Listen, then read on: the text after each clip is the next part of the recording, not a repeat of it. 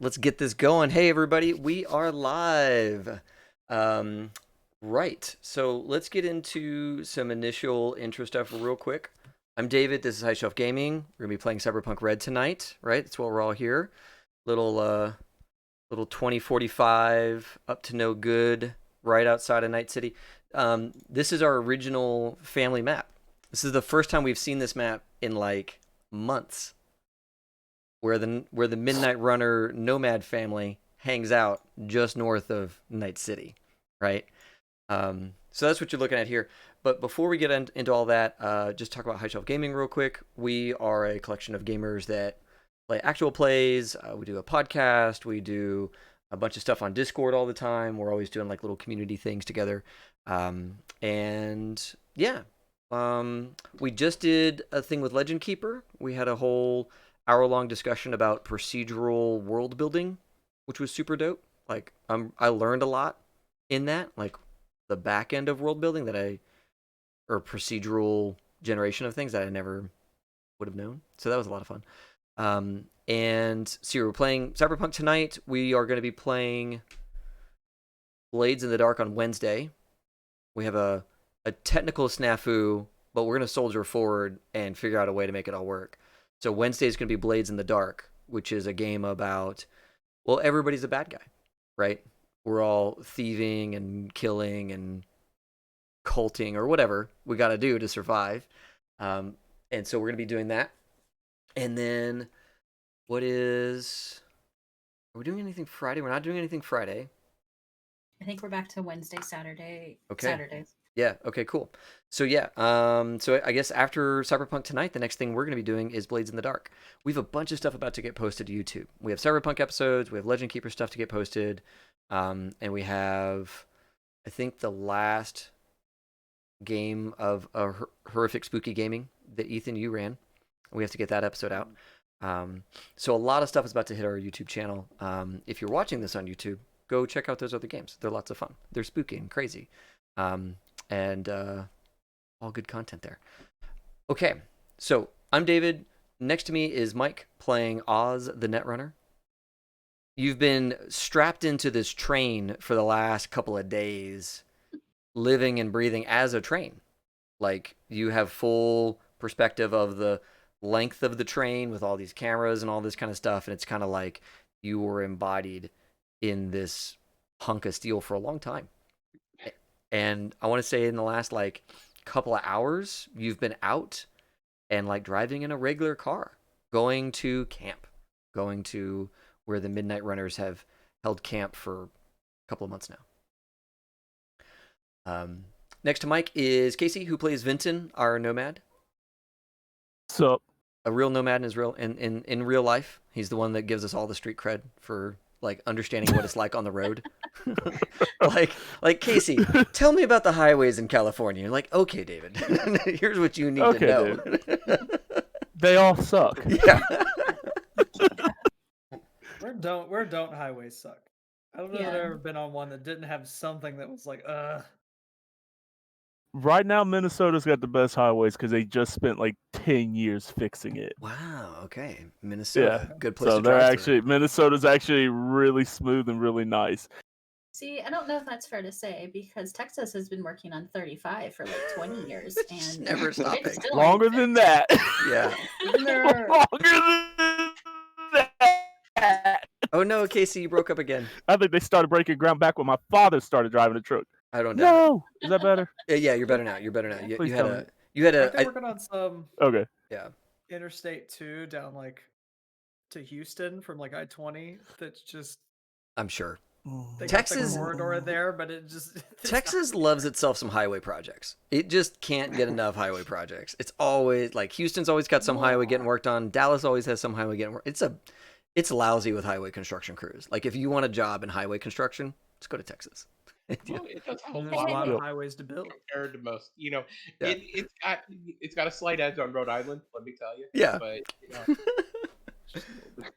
as we have an engineer in our midst, I think yes. It's good to have highway projects. No, yeah, exactly. Like they are needed. It's great. I would just, as a driver, I would like them to be finished in my lifetime. That would be nice. Never. They're never going to be finished. Never going to be done. Yeah. They're always learning, always growing. That's right. Next to Vincent is Ta, our techie of the crew. Huzzah. Yeah, welcome. And then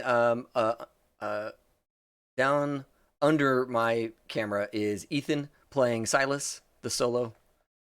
And underneath that is Katrina playing the medtech Vi, Dr. Violet. Okay. You made that adjustment, but Rich isn't here. I know. Ethan See, and I don't necessarily make that joke.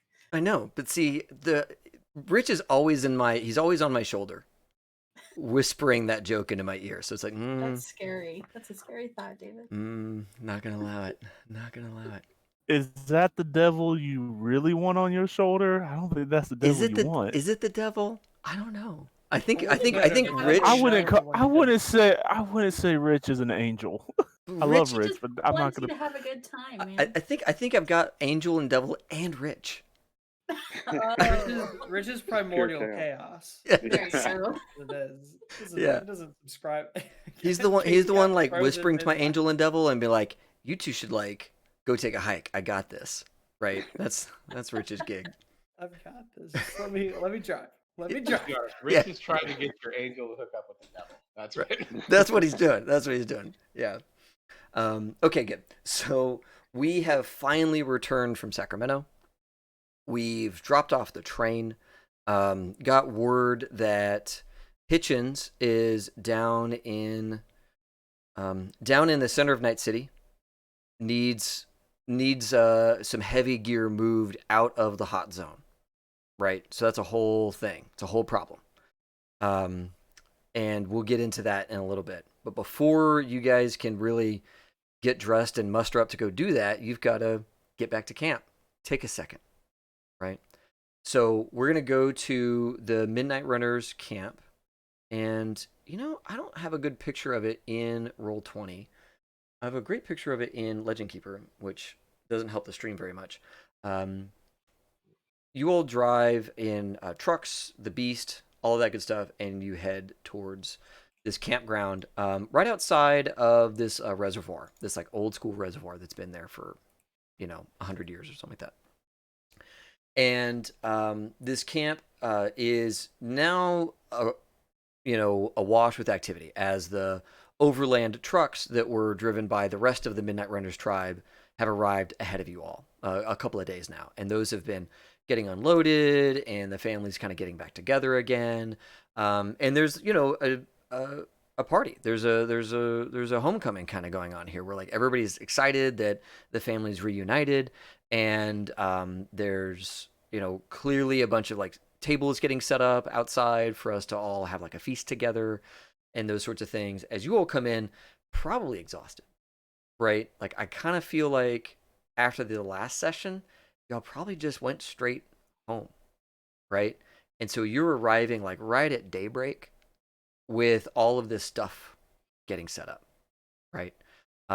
There used to be just 2 towers here protecting the place. Now they're erecting the 3rd tower again. And Oz, you're seeing this for the first time. Their tent city is this sprawling complex of military-style tents. They model themselves after the Haudenosaunee like longhouse. So there's this one very wide, tall tent. It's like probably 18 to 20 feet tall, and probably just as wide, if not a little wider. And it runs, hundreds of feet, and then hanging off that are a bunch of, other tents hanging off of it. Towards the end is a large circular tent, which you understand to be like the mess hall and like the general community gathering place inside. And you can see there's a big tent for like vehicle repair. That has like a big a garage door that can go up and down. And they're all the kind of military style, like high tension tents. So like they're rigid on the outside. And you've got, obviously family units living in some of these tents and other projects like workshops and all that kind of stuff in these like spines of the tent coming off the center causeway kind of thing. and you all drive down. You're on this kind of ruby red road here, and you drive down into this basin where the camp is. The tents and everything are actually below the horizon line. The only thing that crops up above the kind of ring of hills around this are those towers. So the towers can see into the camp, and they can see out of the camp down to the ocean, out towards Night City, north, and all that kind of stuff. East of you is mountain, so it's like going up to a mountain. And then they can of course observe the reservoir as well, which is where the family draws most of its water. And you kind of get down into this. Looks like it used to be like an old junkyard or something like that. Everything's been long since picked over, but you can kind of see where there used to be a tin building, and then like rows of, rusty cars kind of thing. And now that's all been turned into just campground, where these tents are set up, and you can see there's a little pasture for animals and all that kind of stuff. There's a goat out there with a bunch of little like kids, little goat kids around it. And there's a pin for all the cars where they use like those big cinder block road dividers, right? They like pilfered 30 of them at some point and moved them to make kind of a corral for cars. And you guys are rolling up into that and parking, and there's motorbikes and all that kind of stuff here, and people are out getting set up. And in the center of camp, kind of in the center of that tent, is a little circular tent that right outside of it has a tall conning tower, right, with antennas hanging off of it and satellite dishes and all that kind of stuff. And that's the camp as you first see it. The towers probably give you all a bit of a wave as you're coming in, like some fist bumps, right? Just celebratory, like, hey, the family's back, and whoa, look at that car. That kind of reaction probably happens. And yeah, you all are back at camp. The family has a couple of people coming out to greet you all. Probably like some of the other edge runners are there. You see like Hex or Hax is there. Mailbox shows up. A couple of the other like common NPCs that y'all have run into in the past, they all come out to greet you all and offer you coffee, that kind of thing.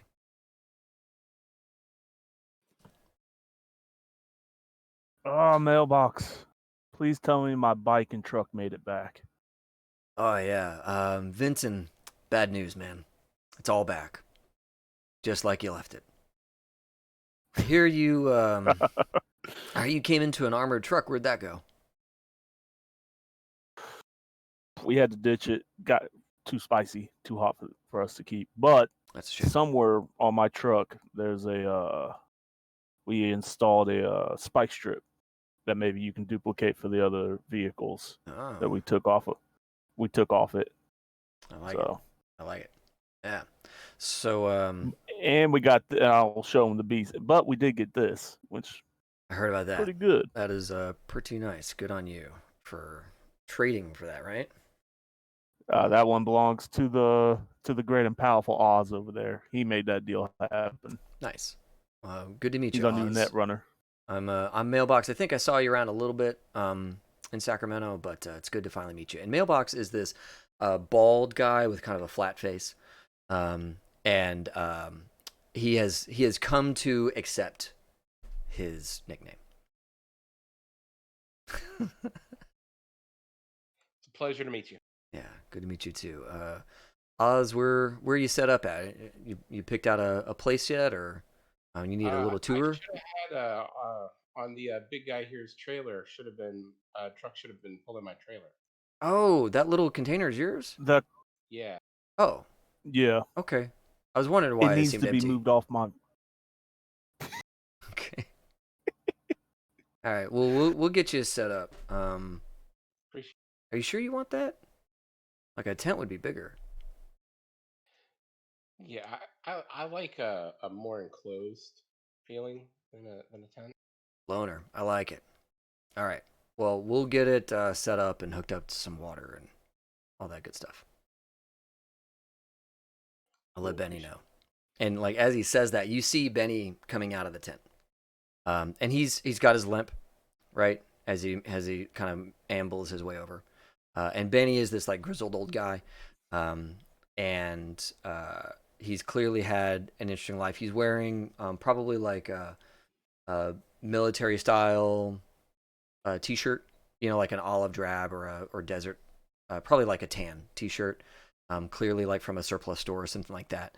And like all down his left arm, you see this like intricate light tattoo with light ink and black ink in there, and it's currently like not active, but you can see just on his skin where there's like obviously light ink is under his skin waiting to light up and do stuff. And he starts making his way over. And So has Violet met Benny before? You've probably talked to him over the radio, right? Benny doesn't go to the compound. And so unless you saw him when you were at school, you probably never actually met him. Okay. Yeah. Yeah. So let's see here. Who else shows up? I guess E would show up. Yeah, E would show up, probably with Benny. And you can see all these other people around. You can see like vehicles from the Bigfoot tribe are here, and they're like chrome and blue. And there's a couple of flags flying here on camp. There's the Midnight Runners flag and the flag for the Bigfoot tribe as well. And they're both like up on their own flagpoles. And yeah, I guess that would be all I'd have to say about that. Benny comes over. Let me pull up Benny real quick. Oh God. That picture of Benny is best. Every time I see the picture of Benny, I just want to say, he's 19. He was 19. He was 19 in chapter 1. Where did I put Benny? Oh, there he is. Like Benny's like maybe 40. And it's like, oh no. Yeah, Benny's had a hard 20 something years. Yeah, he comes over with his like stubble and graying stubble and all that kind of stuff, and he's got this kind of like seen way too much bullshit in his life. Leather face. Yeah, exactly. He comes over and it's like, oh, Silas, good to see you again. You got some new toys on you, I see. Yeah, something like that. All right, well, welcome back, Vinton, Ta. Good to see you both. Congrats on a job well done. I hear that a lot of that is thanks to you, Dr. Violet. Is that right? A little bit. Nice to meet you, Benny. Right? That's right. I'm Benny. Good to meet you. And he extends his hand. She will as well. Says, yeah. Well, thanks a ton for bringing all that home and getting Chromoxy set up. Payments in transit now, so I expect probably by end of the day we'll have our payout and get all the edge runners paid out and all that good stuff. Get you all taken care of. And you must be a great and powerful Oz. I heard a lot about you. That is me. Yeah, good to meet you as well. He shakes your hand or offers to shake your hand. Yeah, shake his hand. Yeah, he says, well, good. Well, welcome to the Midnight Runners, home base for probably the rest of this month. While we kind of cover Chromoxy and make sure that their project is nearing completion. I'd love to sit down and have coffee with you both and kind of formally welcome you to the family. Sure, that would be great. Okay. All right, good. I look forward to that. Well, I'm sure you're all well, you look like shit. You look like you're tired. So it's been a long few days, culminating in last night, so yes.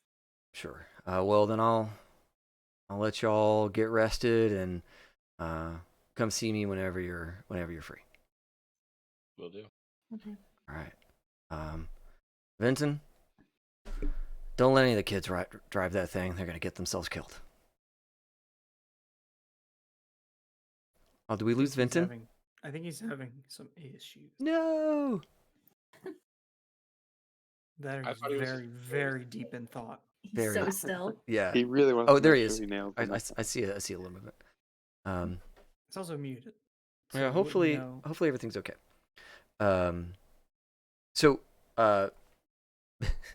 Benny leaves. As we all scatter, Yeah. Violet would like to walk with Silas. Cool. Well. Oh. Is he muted? Maybe. Okay. My thing's showing him muted. I don't know. Yeah. Yeah, same here. No, Casey. Want you back. Want you living. Well, he ain't dead, David. I know, but you know. If he's not online, he's dead. He's dead. I have no. I have no object permanence. Oh, we all shifted. We all shifted. Maybe the no cam thing is what we do tonight. Now Casey. I'm Casey. Yeah, and I'm Ethan. Who am I?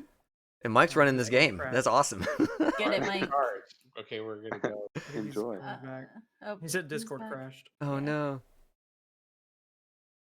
Sorry, folks. Sometimes life on the road is life on the road. It's that nomad life. It's that nomad life. All right, get rid of that.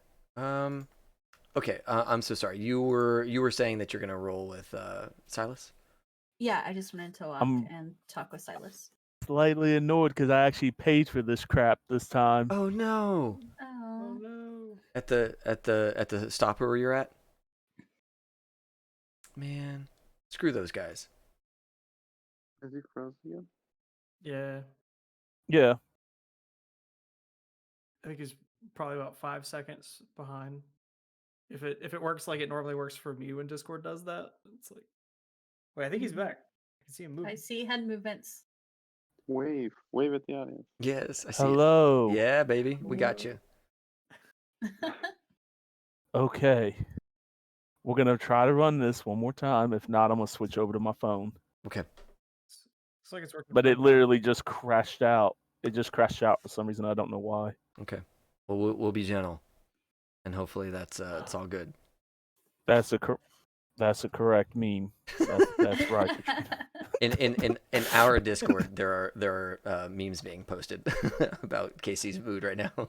Mm-hmm. Okay, so to get back to it, Dr. Vi, you're gonna walk with Silas. With Silas. Okay. Yeah.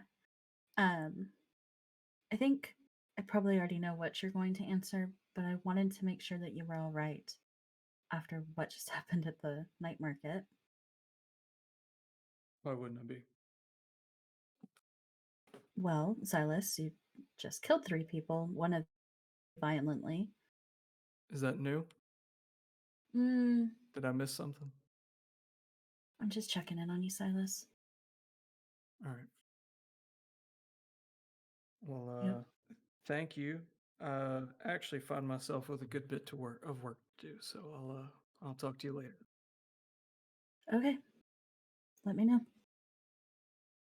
Silas will be going to his tent, which I'm assuming is like back or something. I don't know. Yeah, odds are the one that he normally stays in. Yeah, because the deal is that like these military tents are crazy easy to break down and set back up, right? So like you probably had your tent, and now your tent is back in the slot where you remember it being, cool. Right? And there's probably a because they can like pack all those up and put them in like a container, and then get everything set up in a couple hours, right? And the trucks beat y'all here by like a day and a half. So they've had plenty of time to get everything set up. Your stuff is not where you want it. It's just all in there, right? Like whatever Foot Locker or whatever stuff you had was placed in your tent, but not arranged.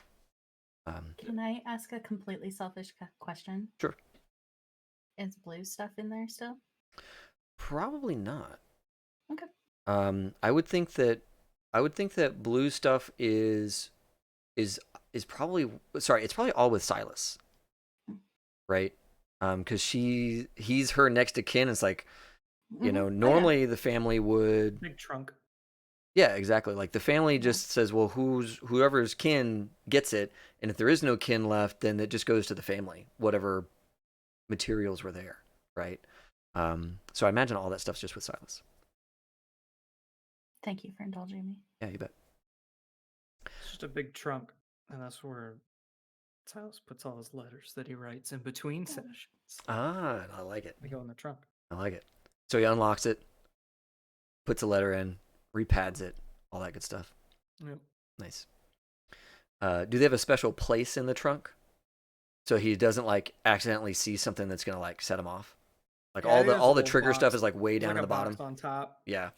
and there's like clothes and stuff in between, and it's just like in the box, close the trunk. That's Mhm. it. Perfect. Mhm. Yeah. So that's where that stuff is. And Dr. Violet, you have a new tent. Somebody from the family takes you there. And it's like all the edge runners kind of are in the same general vicinity. Like you all have your little meeting room with the crappy projector and everything like that. Like that's over at the edge runner end of the tent, right? And then folks like Vinton, who are really like nomads first, probably are your living quarters. Vinton is probably in amongst the rest of the normal family, right? Yeah. So anybody who's like deeply ingrained in the family probably is just like in and amongst those folks. But anybody who wants to be kind of at edge runner row or whatever ends up over there with all the other edge runners. And then there's a bunch of people in like shared dormitories or barracks, kind of, group sleeping arrangements, that kind of thing. I imagine Tal like actually just living in the engineering tent. And it's like always like in the far corner of it. Yeah, you go into the engineering tent, right? And there's like people in here. There's like it's no longer empty. The lights are on. There's like projects getting worked on. Um, like there's some new faces you haven't met before, and they're like, "Oh, hey, you must be Ta. I'm Big Toe. I'm from the Bigfoot tribe. They call me Big Toe because I'll show you." And he like goes to pull off his shoe, and somebody's like, "No, don't do that. It's gross. Nobody wants to see your big toe." All right, fine. It's big though. And then Tal would just point at the corner. I'm assuming so he would be at like the farthest corner and Sure. like and go like, whose stuff is that? Oh, I'm so sorry. I was working on an alternator. Let me get that out of your way. This is your corner. It was unclaimed when we got here. This is mine. Oh. This is mine. I'm very sorry. Here, let me get it. Let me get that off. And he It starts would like be pulling like- some bobbleheads off of a shelf. He's like, I'm so sorry. Let me just move my stuff over to another part of this sprawling workshop. And you see him crowd one of the other techs that's in here as they like now share a bench. And your bench is back to you, like that corner. And I'm gonna turn the lights off. Whichever ones I can turn off that will directly be above me. Sure. Turn those off. Yep. And that all happens. Before we turn in or whatever, I would like to check out the medical tent and potentially talk to E. Sure. Yeah. E was in amongst the people. She probably said hello initially, but had a bunch of stuff going on as well. And so yeah, you go into the medical tent, and there's a kid in there laid up for a broken arm, getting sorted out. And E kind of looks up from her terminal and says, "Oh, hey, welcome to the Midnight Runners. I'm E. I don't know if you've heard of me. I've heard a lot about you, Dr. Violet." She goes over to shake your hand. Yeah, shake your hand. I've heard of you from Dexy. Yeah, same. Dexy speaks very highly of you. Oh, thank you. You as well. Oh, that's better. I mean, yes, but he does speak very highly of you. I wanted to come by, say hello, and just get an idea of what you need help with here. I don't want to step on any toes. Yeah. But I can definitely provide assistance and. Oh, absolutely. Would would love to have you around. You've met Amina before, right? His mother. Have I? I Um, met two people. Dexy's mom that y'all Yes. rescued from prison. Yeah. Okay, thank you. Um, Aunt, mother thing. Yep. Yes. Yeah. Right. Yeah. Sister mom. It's strong. Yeah. Yeah. Yes, I have. Yes. Oh, good. Yeah, she is so good. She's helping me reorganize all of our antibiotics and everything. Quite Fabulous. frankly, we were living out of or doing our work out of like trauma kits, and those were organized in a certain way. And I was breaking those down and getting them into this, and their packaging just isn't meant for like long-term shelving. So Metamine has been helping me with that. But by all means, we do need help because it's me and a junior med tech, and Metamina is helping, but she's not a med tech. So having your skills would be fantastic. I'd certainly like to set up a lab in here because I can synth some pharmaceuticals, which may be better for what we need here. Where to do that? She kind of looks around. You're looking in the tent, and it's like every bit is used, right? Like there's tables for people to be laid up. There's privacy screens and all that kind of stuff. There's storage for all kinds of things. She says, what we could do? I could talk to Benny about getting just another length of tent added to this, and your lab could be at the back of that, if that. That would be good. I don't think I see a cryo pump here or bed. Oh, we have that. Yeah, it's in storage, but I can pull it out. I have one as well that we brought in. So yes, talking to Benny about maybe expanding may be best if you're okay with that. Absolutely, more resources, more space. We'd love that. So yeah, feel free to tell you what. And she goes over to like the lockers. She says, anything personal. Of course, she like opens one. It's like, yep, this one's basically empty. She takes like some soda cans out of it or something like that. This is for you.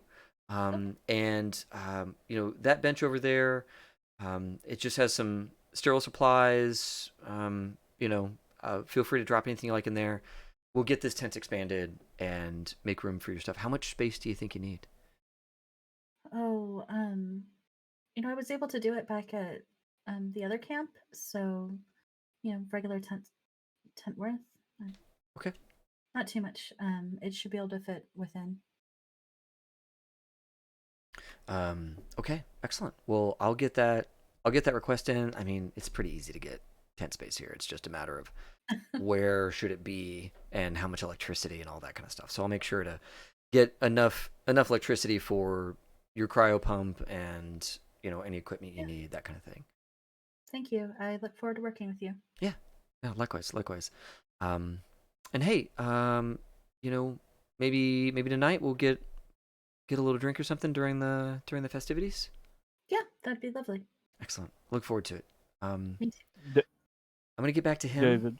Oh, go ahead, sir. Yeah, of course. No, go finish. I didn't know the scene wasn't finished. I was gonna say I got something else. Yeah, we're wrapping up. So, Dr. Vi, you are free to move about the cabin. Do what you like in here. Awesome. Thank you. And I, however, am gonna go take a nap. Yeah, go crash out. I would like to speak with Benny to see what's been going on, what I've missed, try to get a lay of the land. Yeah, you go back to the comms tent, right? And the comms tent is this like little circular tent with a bunch of computers and a ham radio and satellite radio or satellite communication terminal and all that kind of stuff is in here. The satellite terminal is off at this point. It was briefly on when you all had the cool stuff and has since been turned off because the cool stuff got nabbed or traded. You traded it and then it got nabbed by Petrogun. But he still has the equipment to use one, right? He's like, I'm not giving up that. I'm gonna keep one of those. So that's set up in here and all that kind of stuff. And it's darker in here. There's the hum of computers. And Benny's got an assistant who's hanging out in here as well. He says, "Oh, hey, Vincent, man, welcome back again. Good to see you up and running around. I kind of figured you'd go crash or something." Not yet. Just trying to get a lowdown of what happened in the camp since we've been gone, what I missed. Well, big news is Bigfoot Tribe and Midnight Runners are one big family now. So, they're keeping their name and their whole situation. We're, of course, doing our thing, but, we've really gotten to know each other here and kind of fallen in with one another. They're pickers, they're scavengers. Wherever they go, they kind of find anything worth a damn and can, cut up a boat if needed. Yeah. Right? They've got the skills to do all that kind of stuff. So it's a good pairing, and we just kind of really like each other now. So we're, if I'm honest with you, we're kind of on the way to becoming like kind of set up as a nomad family, like kind of expanding a little bit. I got some good news for you as well. Then, that train family, Big Iron Gang or Big Iron Family now that we came in with. Yeah, they're willing to work with us as well. We were able to, that night market went like gangbusters. Dexy really did a home run there. Oh, that's good. That's real good, man. To work with a rail outfit, they're tough to nail down. They're all over the country, So that'd really change things for us. Yeah, if we could work with a group like that. Dex did a number on that and about sold everything they took from Sacramento and sold it all in that short amount of time. So that is good. He did a job. Also, I'm good. It's good to hear that we took in the Bigfoot Tribe. Yeah, I felt kind of bad for what happened to them, being that we originally split that deal that went sideways with them. Man, it wasn't your fault though, right? I mean, Petrochem, they're a bunch of fucking assholes. Okay. Mm-hmm. And that ain't on you. But it's kind of worked out for the best. I know that they still feel the sting of their losses, but I think this is gonna work out. Good. And then they kind of do things the way we do in terms of like talking things out and making those big decisions as a group, and that was good. I think they're a good fit. Good, excellent. I got 2 more pieces of business with you, and then I'll go rest up for a little bit, and then probably get back at it. We have an opportunity with we call them Lobos, but I actually got to know their actual name. David, I forget what their name is. Oh yeah. I'll get you 2 seconds, bro. Sorry. No, you're fine. Not Meat Wagon. That's a whole different group. Sorry. Yodanchi. Yes, Yodanchi. Woo, got it. Yeah. I think. Yep. They might be coming. Oh, Casey, you're breaking up again. In a couple of days, they know kind of what happened with us with Blue. I got you. I got the end of that. So you're saying they're going to come through in a couple of days and all that. Yeah, Benny would be like, all right. Yeah. What's their deal? Are they what kind of family are they? Are they scavengers or farmers, or are they like muscle? Do you know what kind of work they do normally? I think he's gone. Oh no. He's back. I think he's delayed. I'm not quite sure. Okay. Well, we'll figure that out for sure. Yeah. So let's see here. Well, that's good. It's good that you made that contact. Be interested to get to know more about those guys. They're kind of mysterious.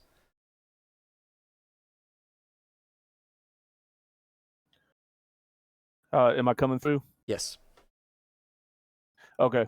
And the last bit of news is might have a connection with I don't know how you feel about this. That's why I wanted to bring it up to you, Arasaka. Or what I would assume is Arasaka. Whoa. Okay. That's not a name I've heard in a long time, man. What's going on with that?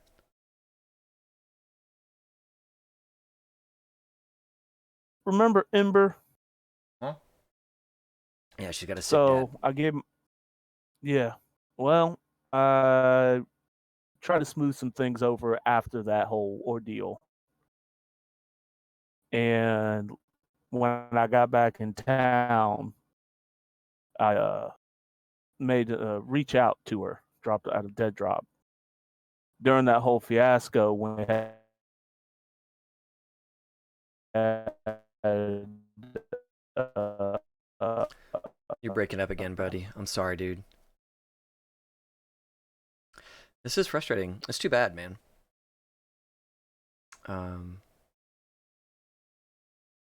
Let's give it like 2 more seconds. See if it gets corrected.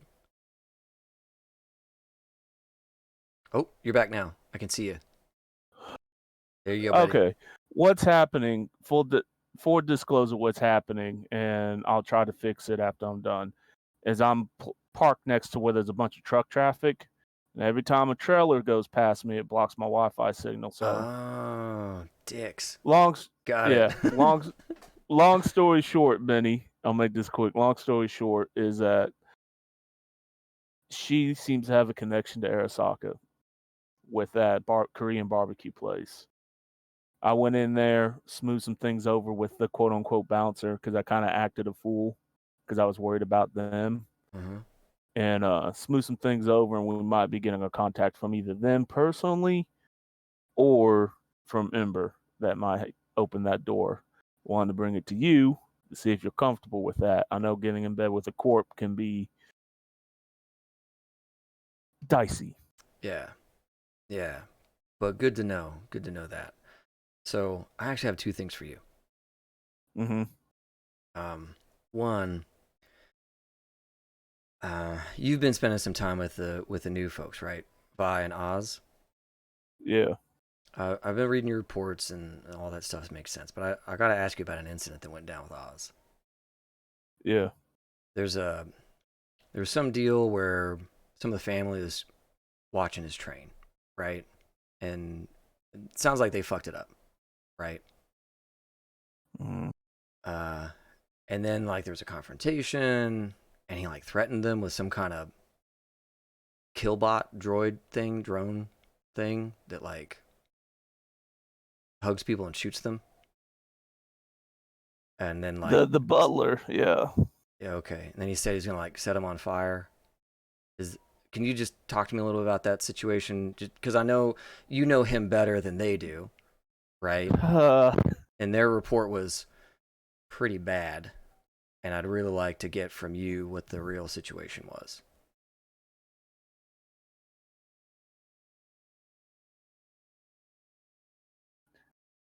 He takes a deep breath and be like, so it looks like a biker gang tagged it. And Oz got kind of upset, but we handled it. All right. Oz is probably more dangerous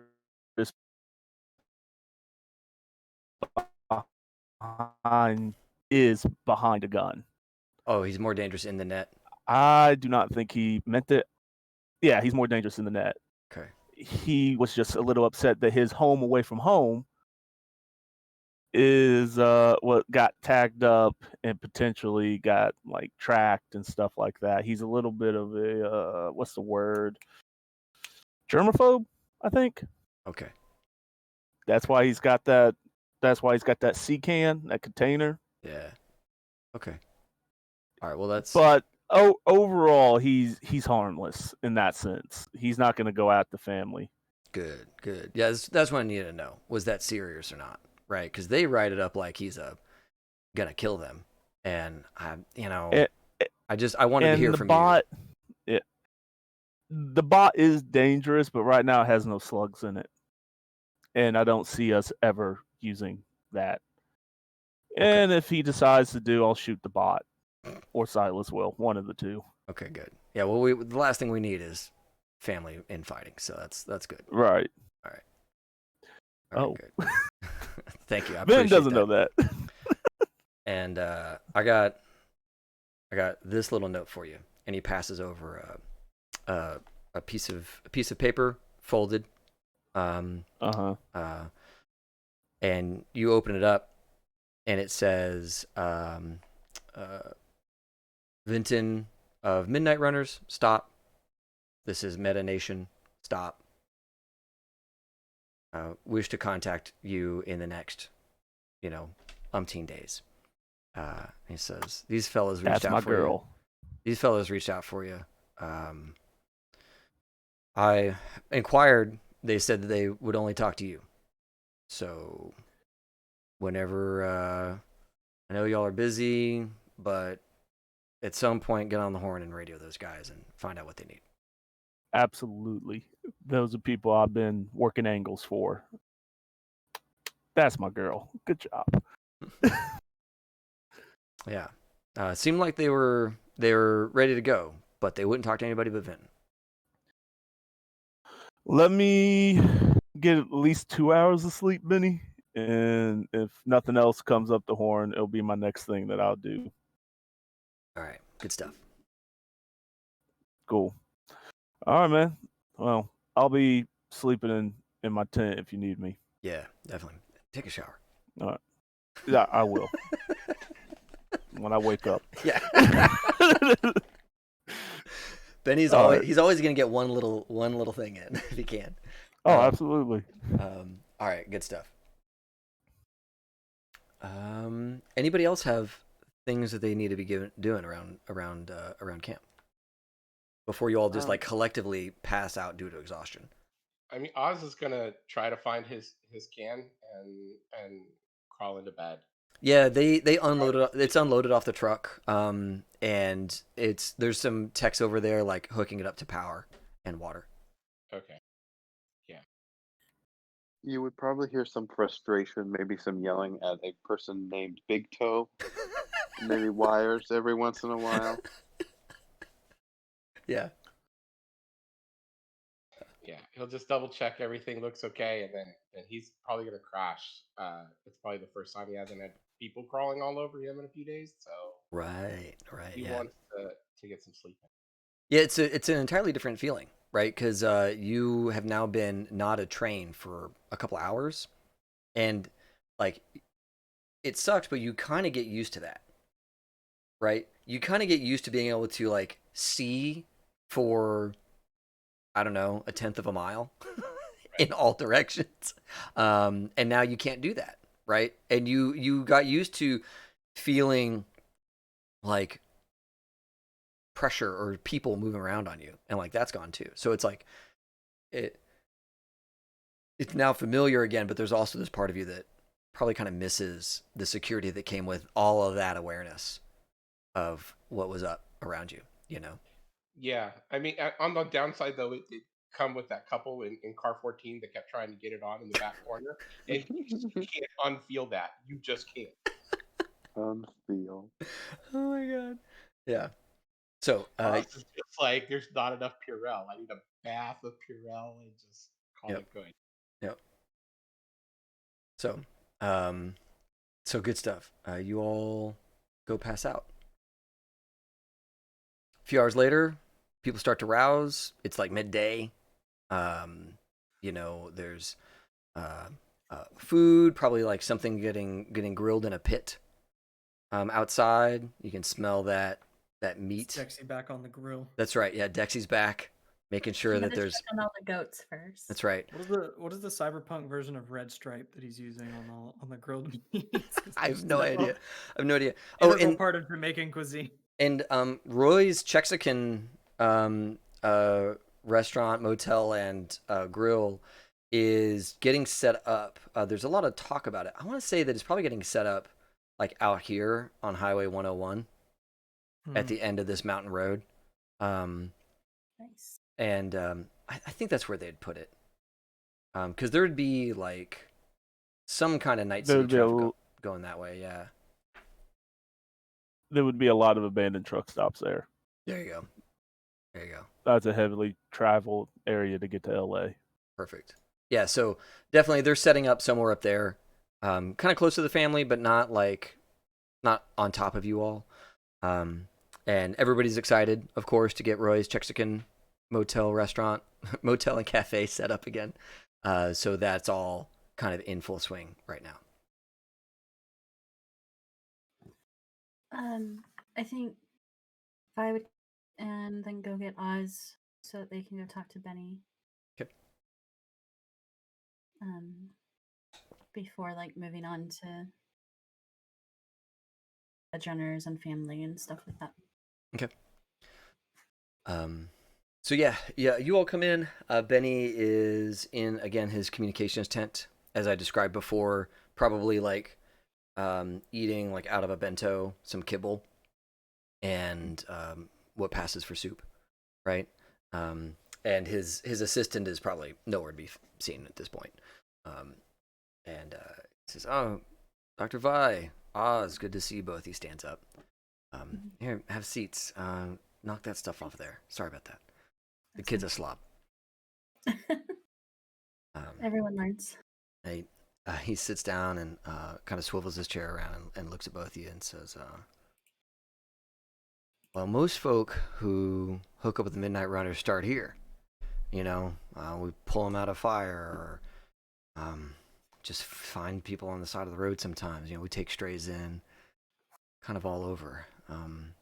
Dr. Vi, you came to us from your uncle Vice, right? Yes. Mm-hmm. Yeah, so old Dr. Vice, he and I go way back. I met him when he was younger than you, I think. He's an interesting guy. What's it like living on the compound? It feels a lot very safe and secure, I'll tell you that, after I'll bet. what I went through in Sacramento.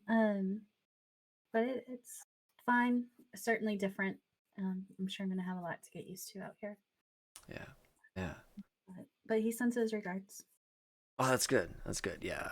If you talk to him, of course, let him know we're doing all right, and you know we of course appreciate him helping us get set up, and you know now we're in the black and paying back all that, and so it's been a good relationship.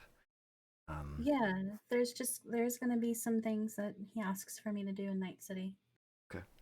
You know, along with Silas for help. Okay. Stuff Anything like that.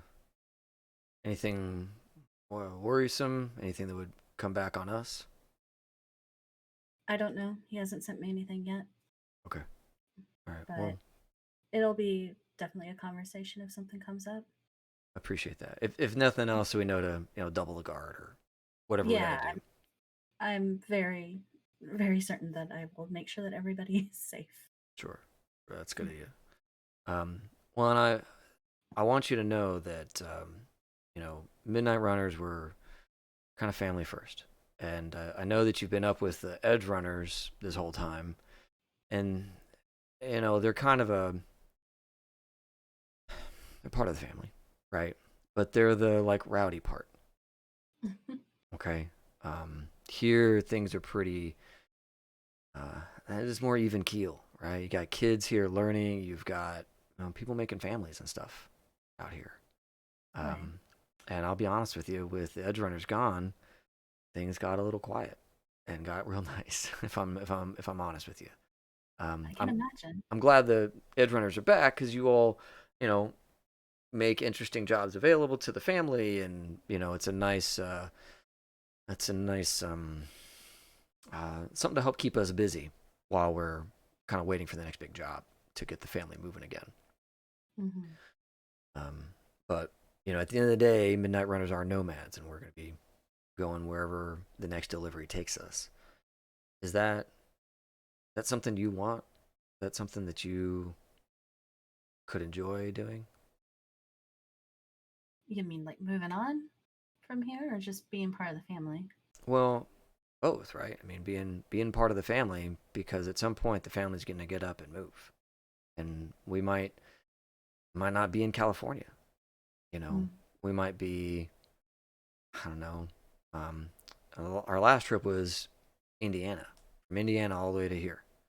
And we may go back there to get more steel, or we may go south out to Texas, or up north, Washington. Right? I mean, we're a long haul family, and that takes, you know, a certain kind of wanderlust to like that in the wasteland. You'd be safe, of course, and we'd look after you just like you would look after us. But I just want you to think about that. And you don't have to make a decision today, but if it's something you want, I want you to know that you're welcome to be here, part of the family. Thank you. And I appreciate that. My intention right now isn't to leave, but you never know what the future holds exactly. Sure. But right now, I see a family that's doing pretty well, but they also need some help with medicine and teaching kids, education, stuff like that. Yep. And I certainly have those skills. And then, of course, the edge runners are bound to get in trouble and need somebody with them, which we have found. So, yeah, some of that mixed up in there too. I'm real glad you're here, and I'm sure E is going to be happy to have some help. Because as great as E is, she is only one med tech, and there have been times, especially in the early days, where we kind of needed more than one. I think things have kind of calmed down now, but either way, it's good to have you here, and I hope you stick around. Thank you, Benny. Yeah. Appreciate it. Of course. Oz, man, I hear all kinds of stuff about you, and you sound like a real interesting character. There's a raised eyebrow at that as Oz is drinking his coffee, occasionally twitching because he's still getting those phantom movements, Of people on him. It's like he keeps checking his leg. Is there somebody crawling up it or doing something to it? Yeah. Um, but he just kind of raised it eyebrow. Interesting, huh? Well, I've been called that before. Yeah, I hear we pulled you out of a tank in the middle of some smud office complex, and that you were a prisoner there. Is that right? Yeah, Smud caught me being stupid at some point in time and turned me in their own personal AI for a few of their security things. So I was happy to get pulled out of there. Well, I'm glad you're out of that situation. It sounds fucking awful, man. And I know that you've been kind of rolling with us ever since, maybe out of circumstance, but I hope that Vinton and Silas and the other reports I've read have all spoken highly of your skills and what you can do. Appreciate that. Yeah, of course. I got kind of a word from some of the people that were guarding the train about a whole incident. I talked to Vincent about it. He vouches for you. And I just want to say that, whenever we are as nomads, I want to kind of explain our ethos, like the way that we treat each other, And I'm sure you were joking. That's what I hear, and I don't want to relive the whole situation with you, but Oz looks very confused. Let me back up. There were some family members that were set to guard your train. Gotcha. And they fucked up. They admitted they straight up didn't do their job, and we don't like that. Nobody likes it when somebody messes up their job, right? We're all relying on each other to survive. Right. After that, though, during the kind of confrontation about it, the way they wrote it up sounds like you threatened them with imminent death with a bot. And Vinton says you're joking. And I believe Vinton. I trust him. And that these guys are probably being a little alarmist about the whole thing. But just to kind of put it out there, for nomads, our capital punishment, the worst thing we do to each other, is ostracization. Ostracization. That's the worst thing that a family can do to somebody, is kick them out. And I think that maybe they got a little freaked out about the whole bot thing. Probably a little unfairly, right? I've rolled with some characters before, and I know what it's like, right? But just so you know, that kind of stuff for like non-edge runners goes over poorly. I think that like you edge runners, y'all kind of talk to each other in like kind of a harsher language, and that's fine. That's between y'all. But like the folks that are just kind of family, they're not used to that kind of stuff, and so just maybe keep that in mind next time. Right. I get that. Though if they're volunteering to go out and do a job, then aren't they part of the edge running group if they're out there on the wilds on their own? And I want to be clear, I feel like I might have gotten a bad rap here, and that they seemed to be upset because or they seemed to think that I was upset because the train was tagged. That's not the case. Anyone who thinks that is an idiot. I'm actually very happy that the train was tagged. Okay. Because that let me know that these guys ran off and left the train there, and that other people came along. Mm-hmm. Because without the tags, and with these guys saying everything was fine, I would have just jacked in and not been expecting the black ice that might have been there. I might not have done a full sweep of the train to see if there were explosives on it set to go off as soon as it moved. All they had to do was watch the train. They put the whole family at risk because they got bored and wandered off.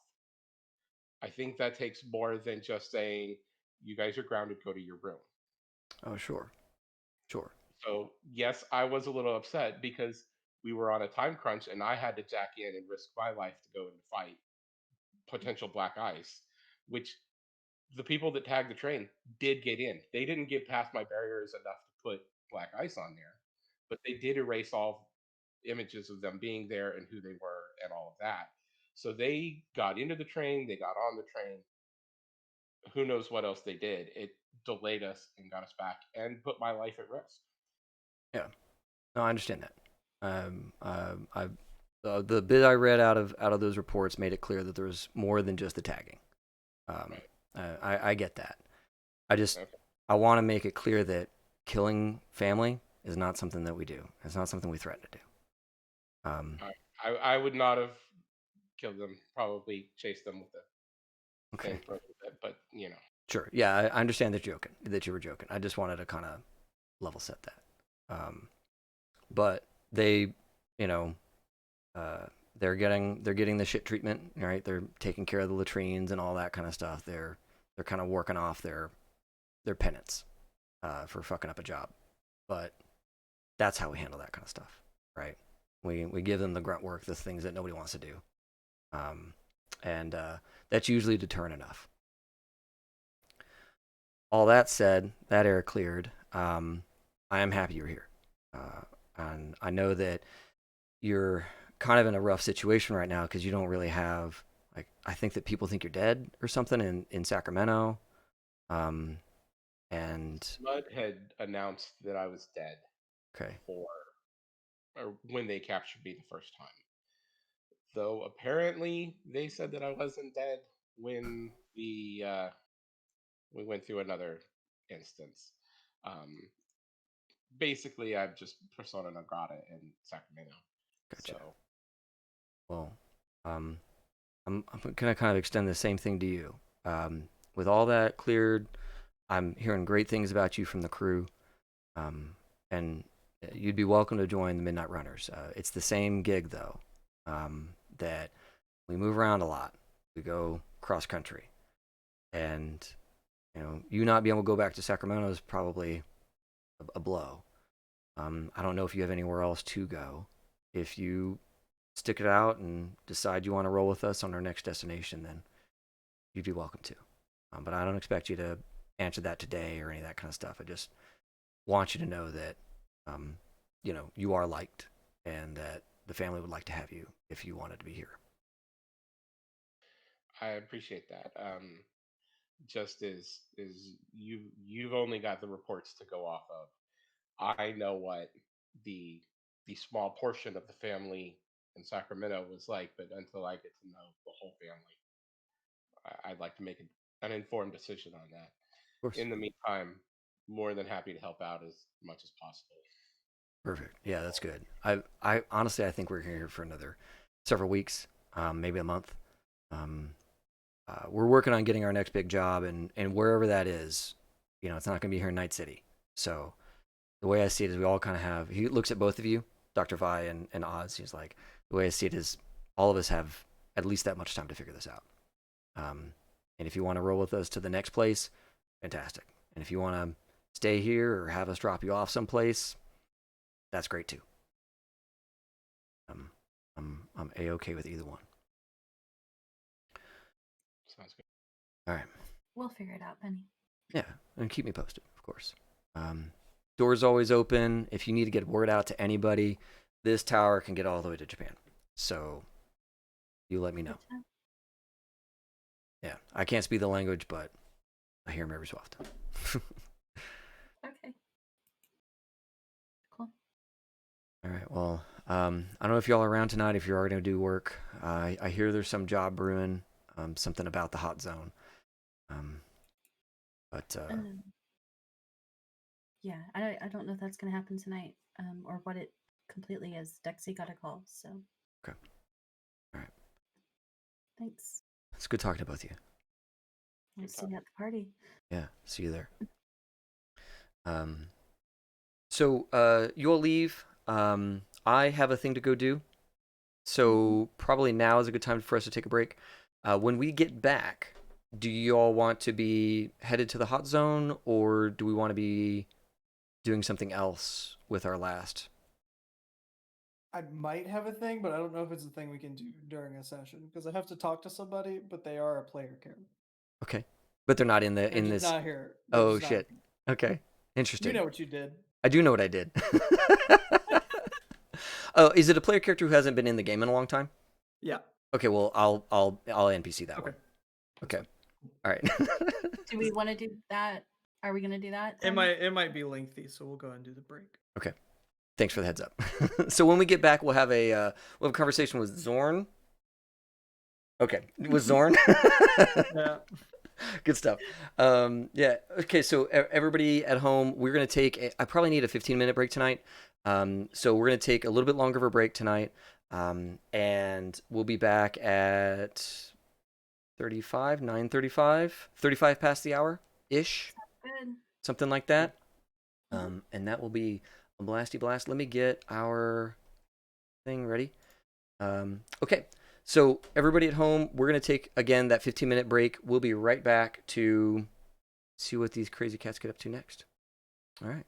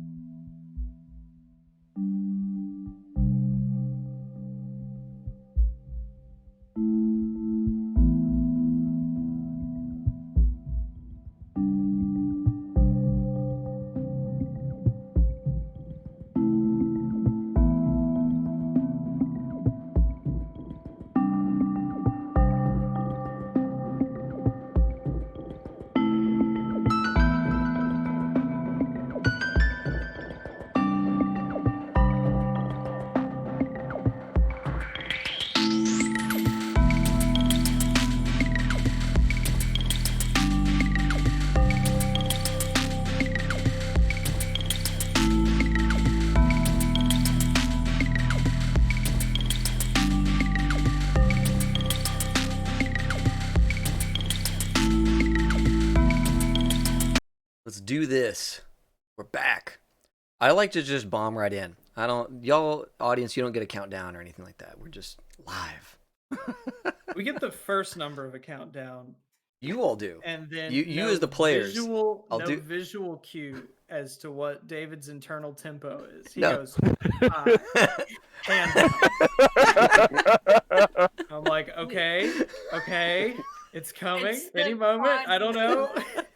The quasi Blade in the Dark's open. Right, Blade in the Dark. Mike is just like, cool, live. Yep. I'm alive. Yeah, well, in other streams I've seen, they'll do like they'll show the audience like a countdown clock, right? Yeah. And it's like it automatically plays, and then it automatically. No, that's not me. I don't have no countdown clocks here. Not for the audience, anyways. Okay. F it, we'll do it live. That's right. We'll do it live. Okay. So we're back in the tent. You all are rousing, getting up. But Silas, you have an action item. You have a thing. Yeah, I gotta go find Zorn and his kid, I guess. Yeah. So Zorn is probably he's probably like on the eastern end of camp, near where the old junkyard stuff used to be, and he's got this like trailer setup thing that's like unfolded, and it's a razor ball rink with like ground stays and all that kind of stuff, and it's like suspended in the air at like truck trailer height. So it's like, I don't know, what is like the normal 13.6. There it is. Thank you. So it's like that high in the air. Fucking love you, Casey. 13 feet. whatever it is. So it's like all splayed out, and there's these guys on it, and Zorn is like blowing a whistle. He's got Zorina with him, and she's got the clipboard, and like he's looking one way, and she's looking the other way, and he's like blowing the whistle, tighten up that, tighten up that hit, and then like on the backside, she's like, fuck him up, as people are scrolling by. And Zorn is giving like a pat on the head, like, yeah, good girl. You can't give him a second. She's like, how old is she? No. She's not 2. She's like 14 or something like that. She's like older now. She's not. No, she's never been 2. Was she? Oh, maybe she is too young. Yeah, we were. Damn. Yeah, right. we were dropping her off. I was like, we were dropping her off. Damn. All right, never mind. That scene is. No, it's still funny. That scene is. There's some other person. No, there's a 2-year-old yelling, "Fuck her."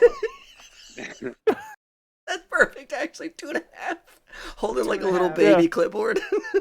It's like the first thing, the first words. With one of those giant, Right. that's the size of her arm. Yes. Yes. Okay, I'm into Like that. the video. I'm into that whole Of the scene. very small like toddler who like throws the baby doll and is like, Yes, I'm into that. I'm into that whole scene now. Okay. I'm so into that scene now. Thank you, Jagos, for the reminder that it was actually a toddler, not a full-grown child. toddler with the same amount of business attitude. Yeah. So yeah, you find Zorn at his mobile razor ball rink, trying to train up the next batch. Yeah, so I guess if he's on like the side would just walk up. Yeah, he assuming sees you that's come in and is like blows the whistle, is like, all right, everybody, do 100 laps fast as you can, and everyone's like, oh my god. Yeah, and the very glad I'm intensive retired. practice to do laps. Yeah. Exactly. Zorn doesn't believe in overtraining. Zorn thinks if you're not training, you're failing, kind of thing. So he steps down from the rig and kind of crawls under some scaffolding and structural support stuff. And comes over, and is like, Silas, come to join the team. No. I actually had something up. You know Major Laser, right? Mm-hmm. Yeah. I need to know everything that you know about him. If that makes sense. Or yeah. Well, Major Laser, he killed my wife. I think I might have known that. Yeah. Or something similar. Yeah, he was jealous of our relationship and little Zorina. Anyways. Good name. Strong name. Thank you. It's the best. It's the strongest of names. Yep. The problem with Major Laser is, he's Night City's best razor ball player. Lots of fans and just suck ups around him at all times. They just got back from a California tour. They hit up all the major cities, LA, San Francisco, I think another couple. But anyways, they just got back, and they won every tournament's fucking fixed for sure. Stupid Laser. Anyways, what do you need to know about this guy? Yeah, not really any of that stuff. I'm more looking for the like, address, Oh, security detail. I can tell you where he trains. I can tell you That's where good. his next games are going to be. That'll work. Okay, I get you all that. He's short, like 6'3", so Right. Very diminutive. yeah. And he's got some hidden cybernetics. That's part of the gig. It's some skin weave, some bone lacing. He's a tough guy. I was on his team. Did I tell you that? I was on his team when he murdered my wife. You didn't tell me that. That's Yeah, we used to skate together. An asshole. significantly worse. that situation. Yeah. So, anyways, why do you need to know this? Oh, just got some side jobs I'm taking care of. Oh. Okay. Yeah. Well, I'll get you that information. I'll go, get it out of the garden. I'll shoot it over to you. Gotcha. Thank you. Appreciate it. Yeah. Yeah. You bet. You bet. Good luck with the all that. Oh man. Hey! Get off him! He goes back to training. Sounds just. He'll kind of probably give like a. He's walking off. Good. That's a lot of baggage all up front, huh? Yeah. Yeah, I remember that Zorn was like that. Like he was very much like that. Yeah, he was A-okay with being like, here's the heavy stuff first, and we're gonna go back to the heavy stuff again. Because we're never getting too far away from, never too far away from my personal trauma. Right. In this conversation. Of course not. Yeah. I feel like what we really missed were the number of times he said his own name. Like Yeah, I think that in playing that character for a brief moment there, I forgot just how self-absorbed Zorn really is. Let's just remember that in that conversation Silas had, that there were a few callbacks to how Zorn was really the best player on that team, and all of that good stuff. We'll just seed that back into the conversation as a little retcon. Yep. Perfect. I mean, you did say that Zorino was the strongest name, so I mean, I feel like in and of itself, that's a little self-absorbed. Yeah. Yeah, that's good. That's got what I needed there. Okay. I guess. As good as I was gonna get, huh? Pretty much, yeah. And of course he sends the stuff to you, right? Like where he trains, what his match schedule is like, and all that kind of stuff. And like where his fan group is, because of course Major Lazer has a fan group, right? And they do meetups and all that kind of stuff too. Cool. I'm actually keeping notes. Beautiful. Like a book. That's amazing. I like giving you a hit list. I like giving you a hit list. Well, like none of the ones that I actually know who they are like simple. So I need to think about it. And Silas realizes that he also needs to think about it. Sure. That's more fun. It is. Who is Silas going to rope up into this? As few people as possible. All right. Let's see here. Does Ta stay in the workbench? Gavin? Absolutely. Okay. Absolutely he does. Because that's when all the engineers are going to leave to join the party. Yep. And he's slowly going to start moving everyone else's stuff away and just slowly grow his bench.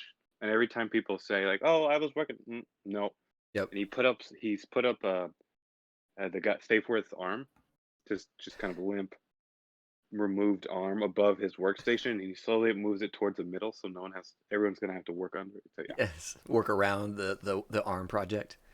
He just goes in and moves everybody's bench 6 inches closer to the door. Yeah. Yeah, exactly.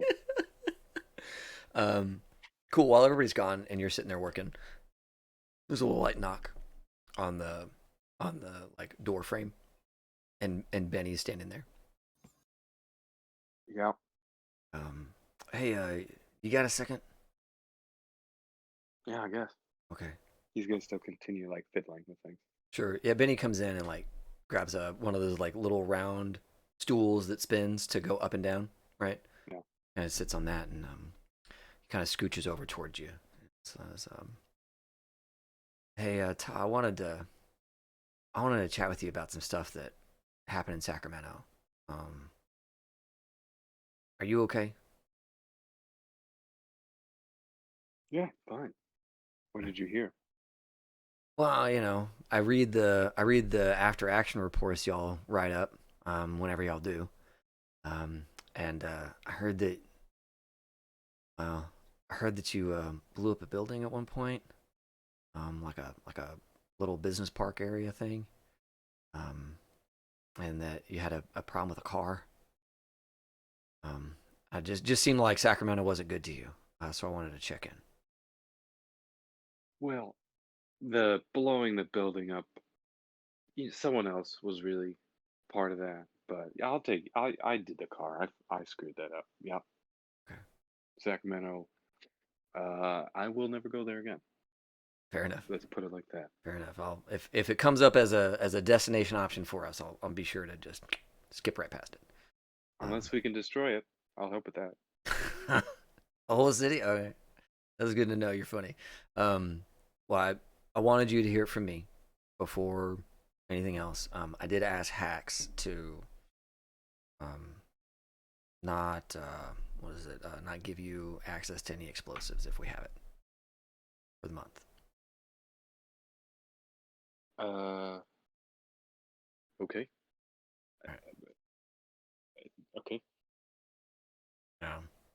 It's just provisional, right? I want to make sure that we have some time to make sure you're doing okay and all that stuff. And I, now that we have this nice armory and all that kind of stuff, it's a shame to take tools off the table here for you. But just for the time being, I'm gonna keep that under lock and key. And I want you to hear it from me. If you feel like you need access, you come to me and ask first before going to Hacks, okay? Okay. He's gonna. This entire conversation, he's been working on something, Yep. kind of speaking at the side of his mouth, Sure. stuff like that. Sure.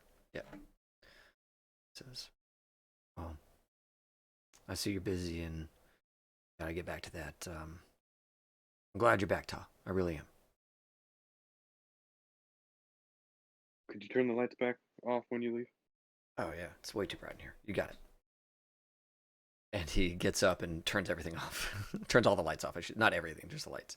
And probably turns the AC down just a little bit lower, so it's a little cooler in here.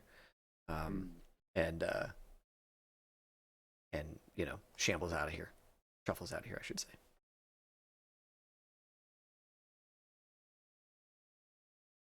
Feel like Ta immediately pushes the small trunk of explosives a little further under his work. Yeah, like the ones I have hidden away, just yeah, the ones that Benny doesn't know about are wherever you keep them, but the ones that Benny does know about are under lock and key at the armory.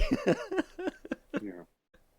And not to be handed over to Ta unless Benny says so. It's funny that in Ta's head when he said, "I'm going to keep the explosives away," I'm like, okay. If I want my hands on explosives, I'm going to get explosives. Right. Yeah. I know. But in Benny's world, he's like, well, I can do something, so I will do that thing. Right. Yeah. While I make sure that Ta is better. Sure. And so, yeah. Whose reports did he read?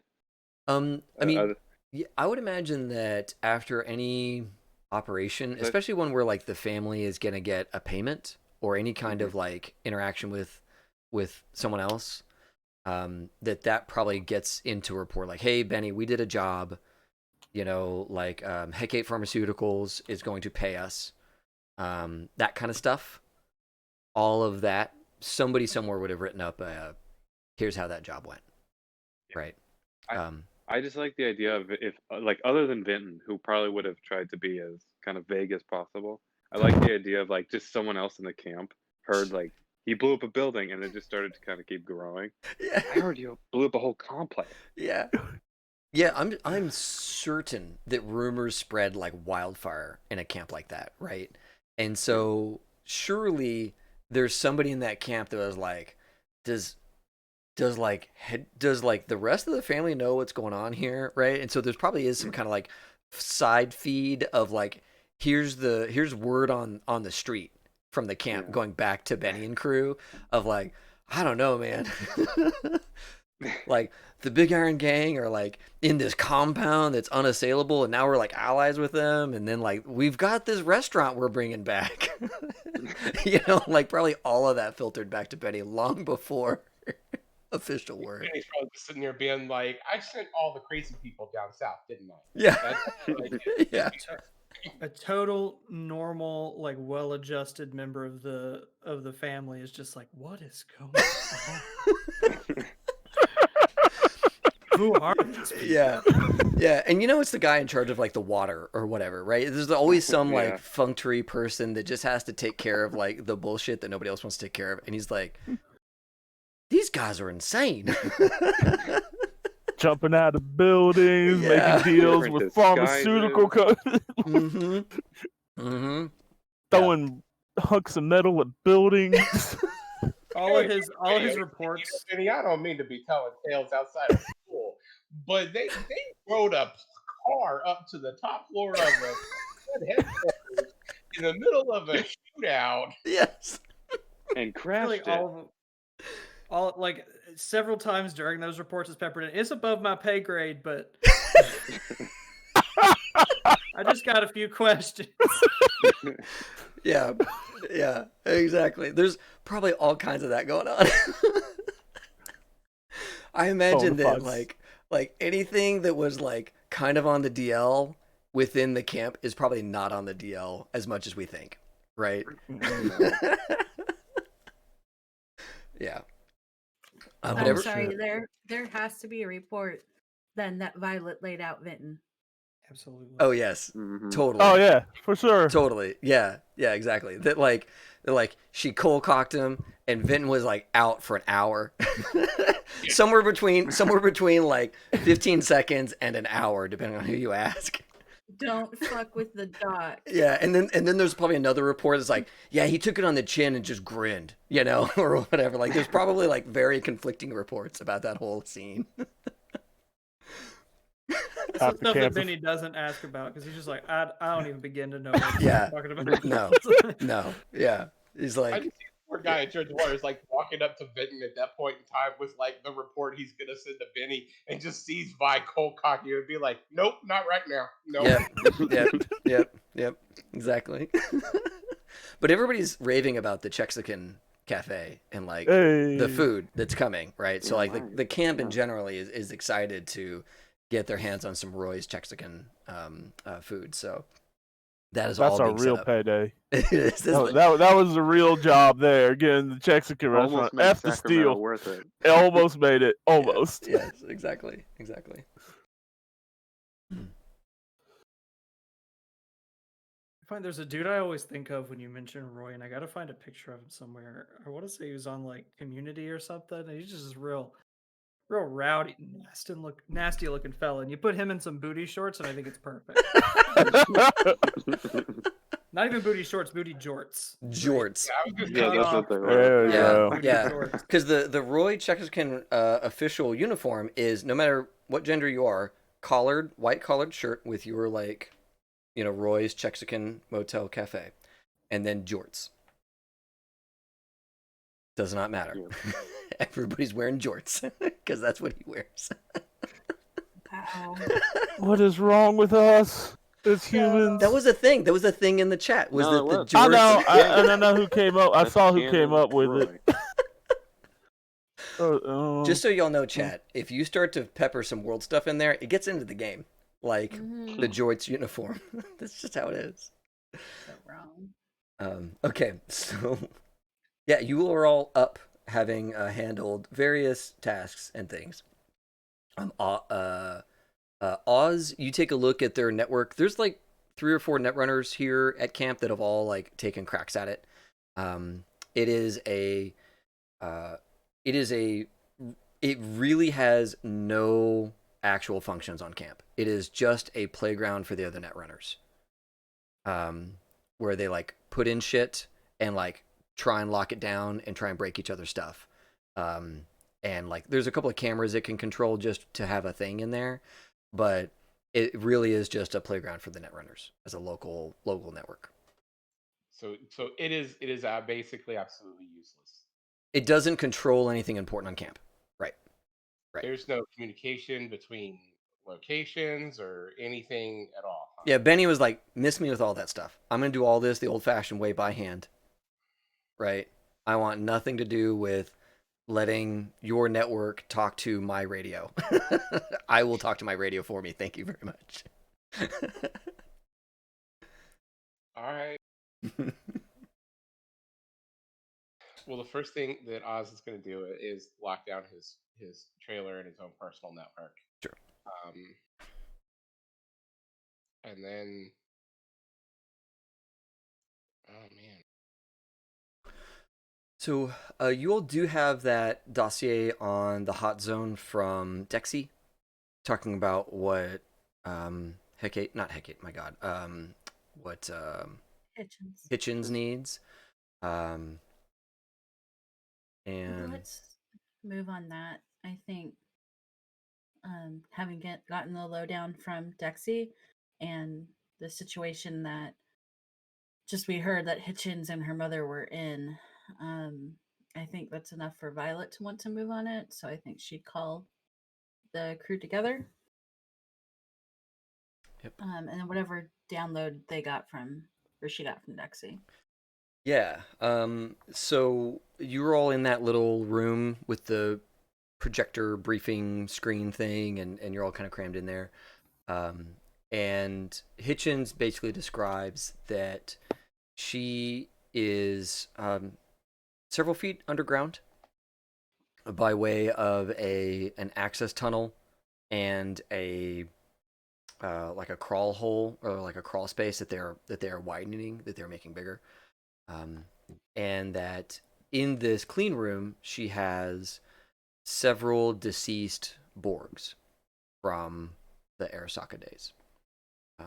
And she says all of these suits are heavy, and I really don't want to have trips coming in and out all the time. I want to grab all of this stuff and move it out all at once while I've got security here, while we have general control of the area. So if you guys can move in with something that can haul all of this stuff along with some servers I have found, I want to do that. I basically have the area secured. I think that when you arrive, things are going to heat up fast because nobody's going to mistake some kind of delivery, or extraction service showing up, right? So we want to be prepared for that. So coordinate with me a little bit on that front. And she kind of gives you the rough dimensions of everything that she's got that she wants to move out. So she's palletized what she can and all of that kind of stuff. And effectively what you need is a truck with a sea can, right? Okay. To load everything into. And that would be enough to move everything that she's got out of there. The hard part is that the hot zone is basically off-roading effectively. Like the roads are jacked, there's rubble still out here. There's just problems out here. And so you need to have something that kind of can handle being off-road while moving heavy stuff and isn't going to get stuck. I got something. Okay, cool. So those are some of the things y'all get. Do y'all have any other questions about the logistics? Because I can certainly assume that she was giving you some information that I, David, don't know to think to give you. Just making sure that there's security beyond us. Yes. In some way that it's basically secure enough for us to move in. Grab it, help as we can. And did Dexy have a conversation with her about what our take is from this? Yeah, let's see here. So, Hitchens is currently offering two forms of payment. You have to kind of pick the one you want. To extract all of this stuff, you can either have 2 Borg sets or the servers. She doesn't know what's on the servers, but that they were clearly in use at the time.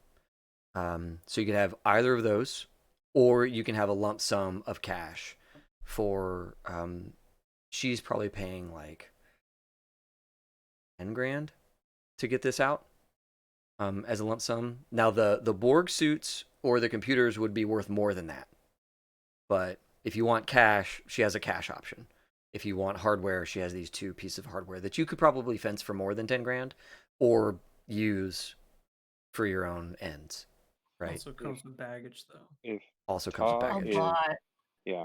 If Ta's in the room, as soon as he heard the Borg suits, he came in really frustrated because some people seemed to be annoying him. but he comes in and you see the Borg suit and like that's the payment, and he's been pushing that. He's like trying to ask for specs they probably don't have. He's probably all getting tech geeked out of like, we need I'm these suits. totally We on need these board suits. with this on the condition that we do the server because we think we need the server. We Mm. don't have Can a we server. get? I guess can the haggle, which is not my skill, be a server, a Borg suit, and some cash? We we can have Dexy do that offline. Okay, that would be. Yeah, and I don't know if Mike is watching this now. He may not be. It'd be I kind of must- fun if he jumped in and did a quick haggle. Actually, you know what? Here, I'll do that. I'll just. I was gonna shoot him a message if you want to. I'll do it. Keep going, Dave. I'll do it because I have that power. Well, Discord is a thing that we all. Oh my god, Uh, I'm breaking rules. Nobody Then takes screenshots. Okay, thanks. All right. While you type that message up, I would like to. Well, no, never mind. Nothing. Never mind. Yep. If it looks like Toss gonna win, then Oz is gonna be like, "Is that somebody moving your stuff out of the thing, out of the room?" And Well, he's I not even think- gonna. Sorry, go ahead. No. Go ahead. Without even looking, he's just gonna yell really loud. Stop it! Just really, really loud. Okay, Todd. We're not- I like how everybody's getting along here. So, let me get this straight. Been in town for less than 24 hours. I love Hitchens. We're going to go right into a war zone. Is that what I'm understanding? I'm gonna walk over to Vin and go, suits. No. I want those. The suit, at least one of those suits, I definitely know somebody who can use that. Is his name Top? Let's not. Me. Let's not part out what we don't have yet. Oh, Yeah, we'll- in regard they're saying, Vinton, it sounds like if we don't help Hitchens, we're out of payday and she's screwed. Yeah, no, I agree. I'm just getting mentally prepped. Yeah. We're going to need off-road. I got to go Mhm. talk to Mailbox. I got to go fit some tires. I would suggest for the Moors that we come in combat ready. So if you got armor, suit up. We know what her security situation is, right? Or Yes, at least so- we found out that information. Yeah. So one, it's all over the news. First and foremost, it's all over the news. Right there at in the hot zone, there is a fourth corporate war Borg that is actively commanding fire teams all around the dig site, and these fire teams are made up of a group of looks like a criminal element that has moved in and has gotten on board with securing this area. There's some gang that's present doing this, and they're a bunch of heavy hitters. And then also in that group is a mercenary outfit of like normal protection service, corporate security type thing. And effectively, Gavria has split them in half. So like the gangs are taking care of effectively the northern end, and the mercs are taking care of the southern end. And like just to keep them away from each other because they have very different approaches and like setups and everything like that. So there's two groups providing security, and at least for now, they've got this place on lockdown. The clock's ticking on all that stuff because these contracts aren't cheap. And when Hitchens runs out of time, she's out of time, kind of thing. So yeah.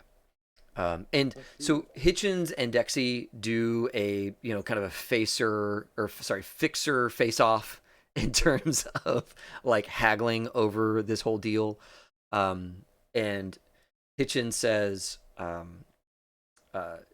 she basically agrees to give one suit the servers, provided that she gets told what's on the servers. Like once you guys boot them up, she wants to hear what's on them. And to kind of know what she's given away.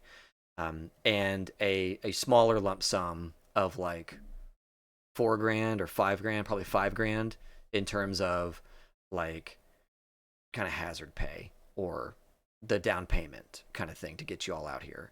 and then once you complete the job, you'll end up with one of the suits and all the servers, provided you give back intel on what was actually on the servers. Sounds good. Sounds like a good payday. Okay. I actually Alright. may have a smile on his face. So let's suit up, get what we need, and get moving. Let's give them some relief. Out of curiosity, I know how things were when we were, out in the sticks in Sacramento. How are things now on? If can I get armor? Yeah. Can I get a shotgun?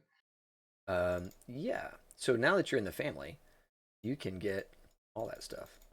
Pull out a little bit here. I'm gonna put that same armor I had on in our last big op. Cool. I got my heavy armor on. I got my light. I'm gonna go with light as well and requisition a shotgun. Also, Casey, Silas probably just didn't give you back that same armor. Vinton would have once you put that on, Vinton would not have asked for it back. That's Yeah, not his he's place. that's yeah. He'd be like, all right, cool. Yep.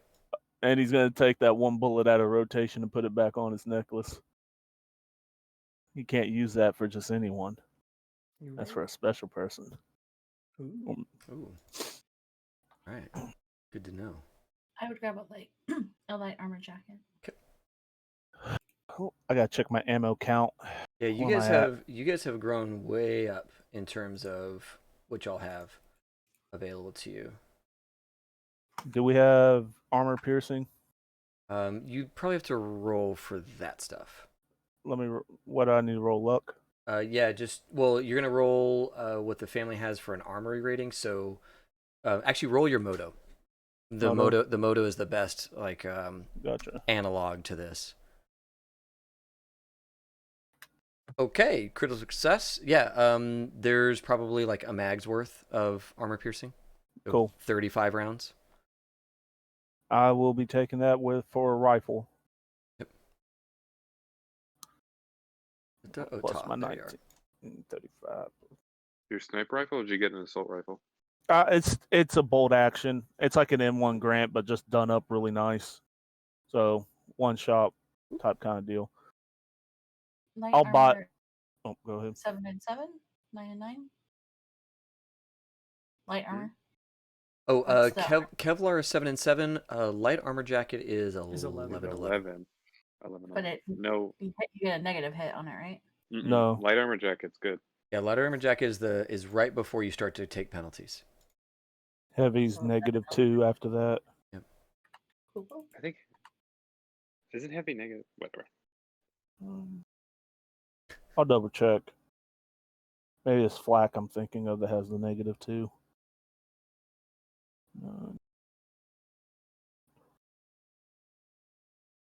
And I'll be taking a med tech bag. Yeah. Yeah. I mean, it's just I normally Good have, call. so Yeah. I do have. Cool. 54? Yes. Yep. 54 rounds. I could do some damage. There you go, baby. Anybody else grabbing anything specific before we bust Submachine gun? Sure. And I'll roll again for armor piercing on that as well. I assume that I'm okay on normal shotgun ammo. Yeah. Yeah, you don't even have to roll for that business. As a reminder, Casey, you're our driver. Yeah, I know. I'm not going to die. I'll be all right. I only need one hand for the wheel. You can drive Yep. with your knees. It's really good. Yep. I could drive with my knees if I have to. Yeah. So I think that submachine gun or like pistol sized ammo that's like set up for armor piercing is a little harder to come by. Mm-hmm. So you get like 10 rounds of that. You get a success, but not like a crit. So you get a couple. All right, 10 rounds of that. And to Taw just being Taw, he would kind of mess with Hacks and say, "I'm looking for some explosives." Cool. Hacks would be like, she would be like, "Oh, Taw, I'm sorry. Nobody told you. I can't give you an explosive. I'm so sorry." She like looks really worried, but she's like, I just can't. Okay, maybe later, and then just walks out. Okay. Do you need anything else? Rude. Some zip ties? And he'll just show his belt and see like I'm all good, and Okay. then lower it. I am specifically getting shotgun shells and slugs, so Yeah. I'll switch those out as needed. Slugs are not too tough. I have my double barrel with 15, and my. I got I'm a good to go. pistol. Boom. I got a pistol and a Y'all- double barrel. So Y'all keep track of ammo. Yeah, you probably should. I actually do because I use so much. Yeah. And David made me when I'm like, I have pistol. And I know I don't shoot pew, that pew. much each game. Like, if you gave me 100 at the beginning of the game, I probably still have some from that original one. That's right. One bullet at a time. Keep things simple. all right. Oh, I don't know if this is gonna come up, David, but I would like to switch my the gambler's tires to off-road tires. Right. Okay. You're muted for some reason. Oh, you're eating. There's my the fault. reason. Mm-hmm. Yep. Okay. Man out. I see how to.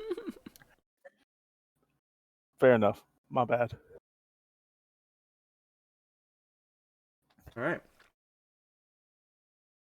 Anything else? I'm bringing my shields and stuff, like my foldable shields. Yeah, absolutely. Are we all going in the big truck, or are we gonna take the beast too? I would prefer we're all in the truck Okay, because that's what's gonna get us out of here. sounds good. All right. All ready? Is Todd gonna ride in the back again? Yep. Yes. Ta, you know it's not armored back there. Like this is the box of armor. That is Swiss cheese. Swiss cheese. Yeah, so to remind everybody, the gambler is this like big black. It's still black, right? Yeah, it's still black. Yeah. Okay, so it's this big black rig with a couple of seats up front, a sleeper, and then it's got this like armored. It is slightly armored, right? It's full. It's heavy armor. It's got 70 HP. It's fully armored outside of the glass. Yeah. You've got this like toolbox that is up high behind the cab that people have in the past crouched down inside of. It's not the most comfortable ride in the world, but it works, right? Yep. The twins have done a lot of damage in that box.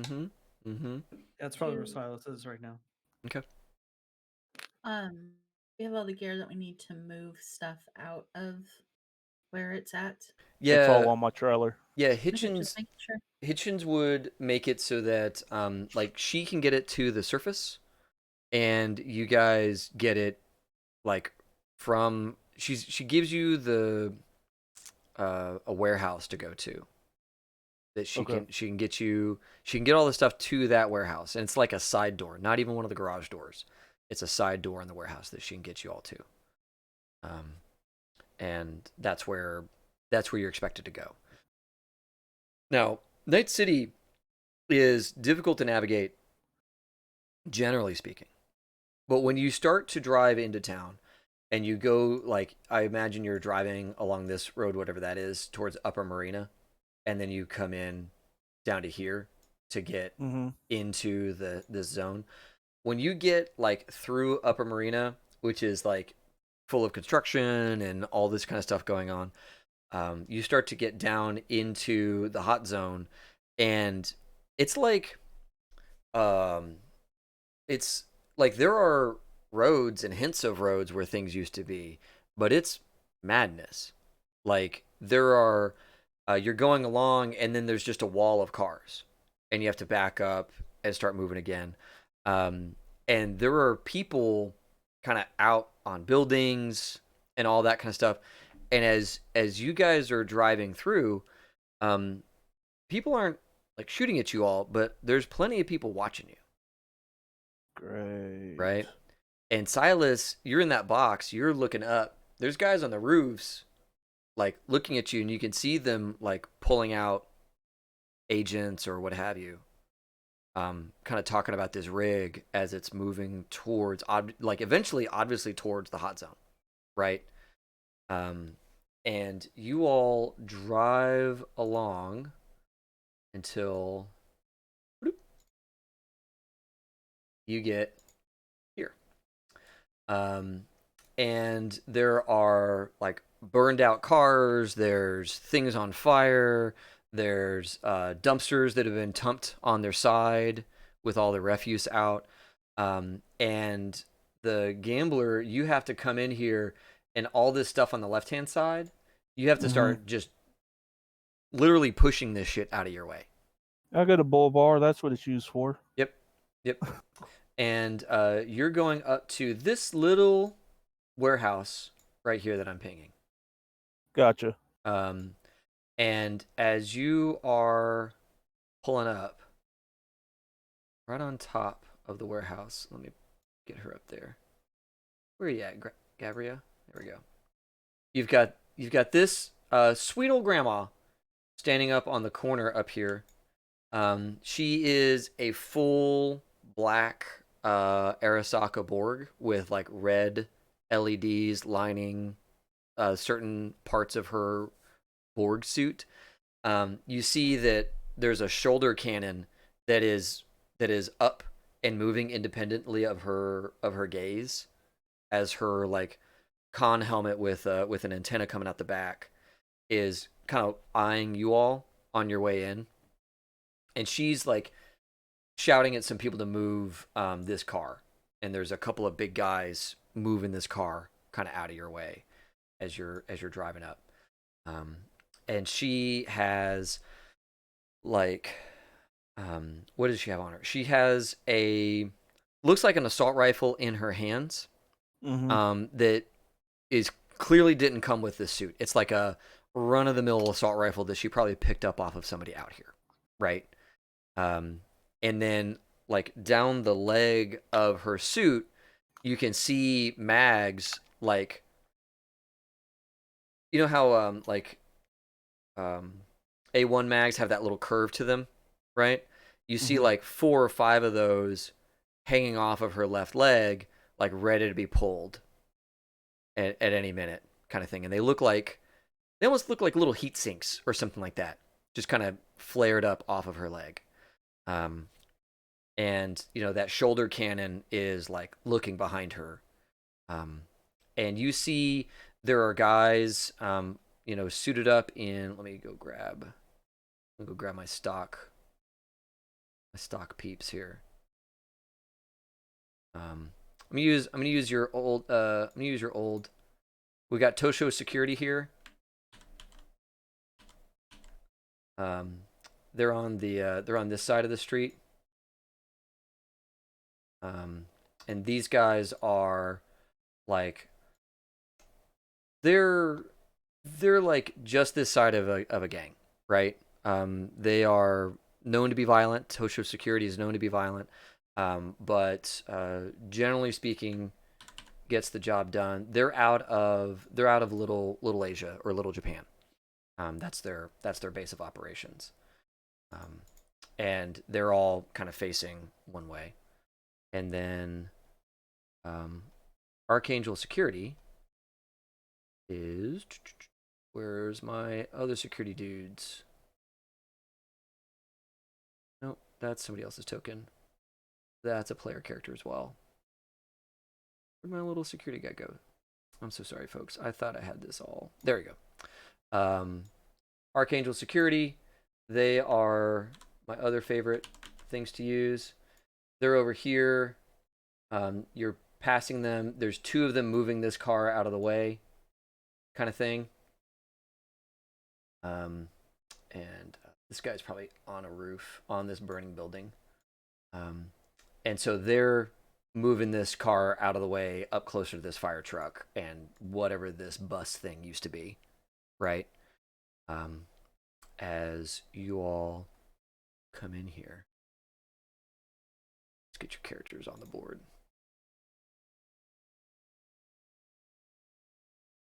How many days have they been doing this now?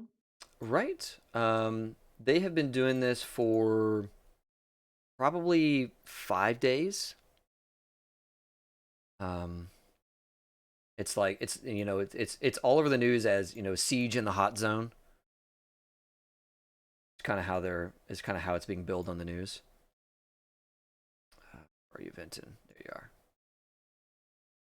Who's sitting in the front with Vinton? What are the other options? There is the sleeper, and then there's the can in the back. Silas is in the can. Okay, yeah. Silas is up in the can. Got you in the back here. Who's with Silas?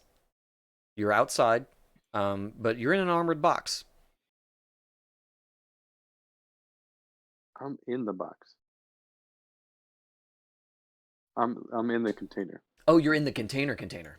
You silly goose. All right, I love it. You're in the container. Because I'm in the sleeper then. I like that. Okay. So, Vi, you're in the sleeper. Oz, where are you sitting? Probably in the sleeper as well. Well, no, nobody else was up front with Vinton. Correct. Okay. Is that where you want to be? Shotgun. Shotgun with a shotgun. Love it. Cool. Yeah. So, you guys are driving up. These two dudes get the vehicle out of the way as your rig rolls up through here. I'm sorry I don't have a rig. You know what I do have though? I have that old ATV. Grab that. Toss that in here. From our Traveler game. Oh, that looks terrible.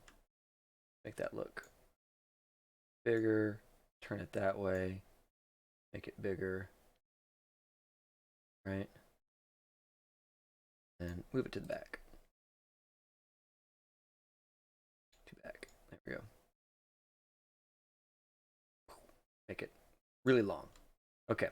So, yeah, you guys all pull up here. And this guy looks like he's walking up to he's walking up to talk to you, Vinton. This security guy right here is. And Silas, you see Gavria kind of watching you all. Meanwhile, her cannon is like clearly on something and like slowly tracking whatever that thing is in the distance. And she kind of turns her head over to you and says, she says, "Midnight Runners, it's good to see you. My daughter's down below." What's the situation, ma'am? She jumps off this roof and lands on the container. Ta, you hear a wham above you as like probably the container dips a little bit. And she like drops down just past you, Silas, and goes to the driver's side door to kind of talk to you through your window. And she's taller than your average human. She's probably another like half foot to a foot taller. So she's like right at 7 feet tall. And she kind of like looks up into your window just a little bit, but not she's not as short as she should be, so it's a little unnerving, right? Because when you're like used to like talking down to people like this, like you're a little too tall for that. But either way, not every day it'll be like not every day that somebody could just talk to me at my window. Yeah, exactly. He moves back to his post. She says, "Situation is everything is getting staged to be moved down below. I think we've got some of the gear up on the surface already, but the room where this comes up surface side doesn't have enough room for everything. So we've got to kind of move things in stages." Gotcha. I don't know if you noticed, but people were watching you on your way in. There's a mass of people kind of moving this way. I'm going to push out the security forces a little bit, but it won't be long before they collapse back to this position. Gotcha. What all do you have with you in terms of people? That man up there, you can pretty much peg anything from a mile away. He's one of our best shooters. You got myself. We got a med tech here. If any of you people need patched up, a net runner. If you got any networks that need to be screwed around with, and a technician that's you probably just scared the bejesus out of because he was in the container when you jumped down on it. So That's funny. Okay, good.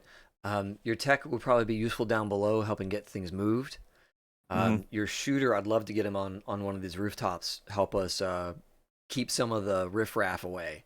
You know, a couple of headshots will probably slow down some of these groups. And then your netrunner, we've got some old comms equipment up here. I'd love to know what those are connected to, just to see if there's anything useful. And maybe we get your med tech inside, just so that if anybody needs triage, we got a little setup or something. Do I notice how tired she is? No, she doesn't seem tired at all. She looks like she Okay. is business, like she is getting shit done. And Vinton would know this. She's on amphetamines. Okay. She's on. Uh, She's not tired. She's alert, and she is like going. She has been going a while, but you're not seeing any facial expressions because she's a Borg, right? right. But you, just in the pacing of what she's saying, and the like tone of her speech, it's like, that's someone on amphetamines. Absolutely. Gotcha. I would lightly suggest, I was like, why don't I have Silas is his name. He can pretty much cover. He's got a pretty good brain on his head with tactics. So do I. Why don't you have my doctor take a look at you just to make sure you're fighting ready? Take a little break, and I'll send everybody else in. With respect, sir, my suit is keeping me fit and in shape, and I've got a biomonitor sitting here telling me I can run this for another day if I need to. So I appreciate the offer, but I sure would like to get your softies inside.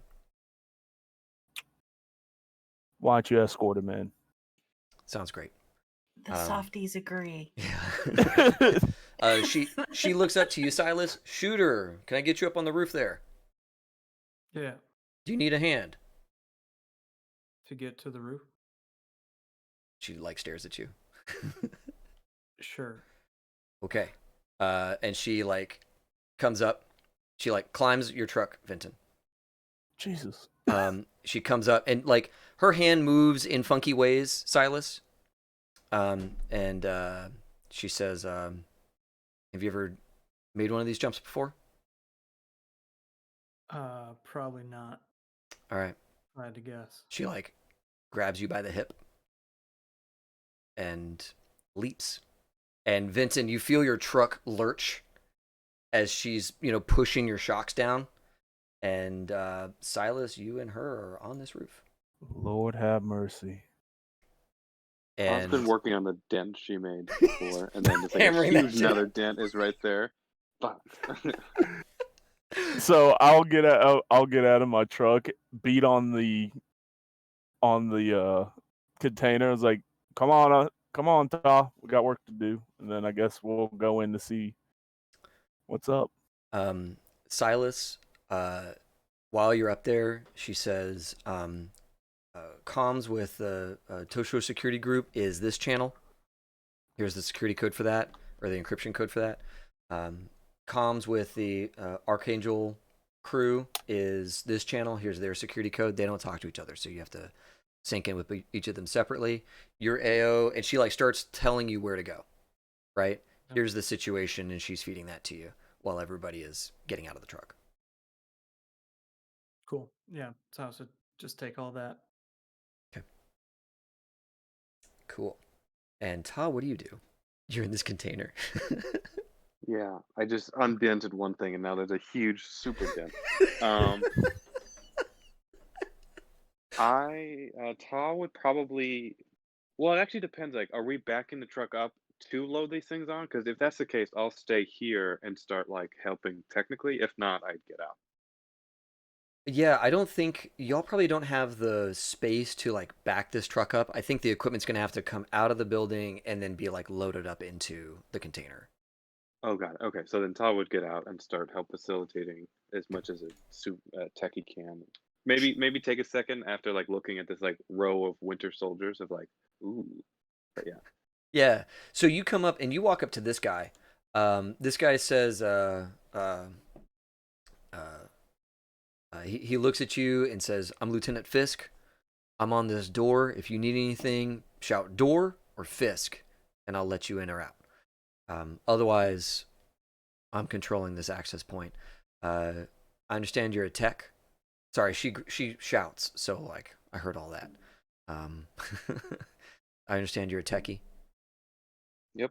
All right, good. He opens the door, and you're looking at like a little maintenance room. It's like 10 by 10 maybe, and there's a hole in the ground that's been jackhammered out, and it's been widened. So probably five of those, like 10 by 10 feet, is all dedicated to a big hole in the ground, right? And you can see that they've erected a pulley system to get things up and down, like a heavyweight pulley system. They've come in here and constructed this frame that can lift heavy shit out of this hole, right? And you can hear down in the hole people are talking. And Lieutenant Fisk says, you can either do your thing from up here or get down in there and help them move some stuff.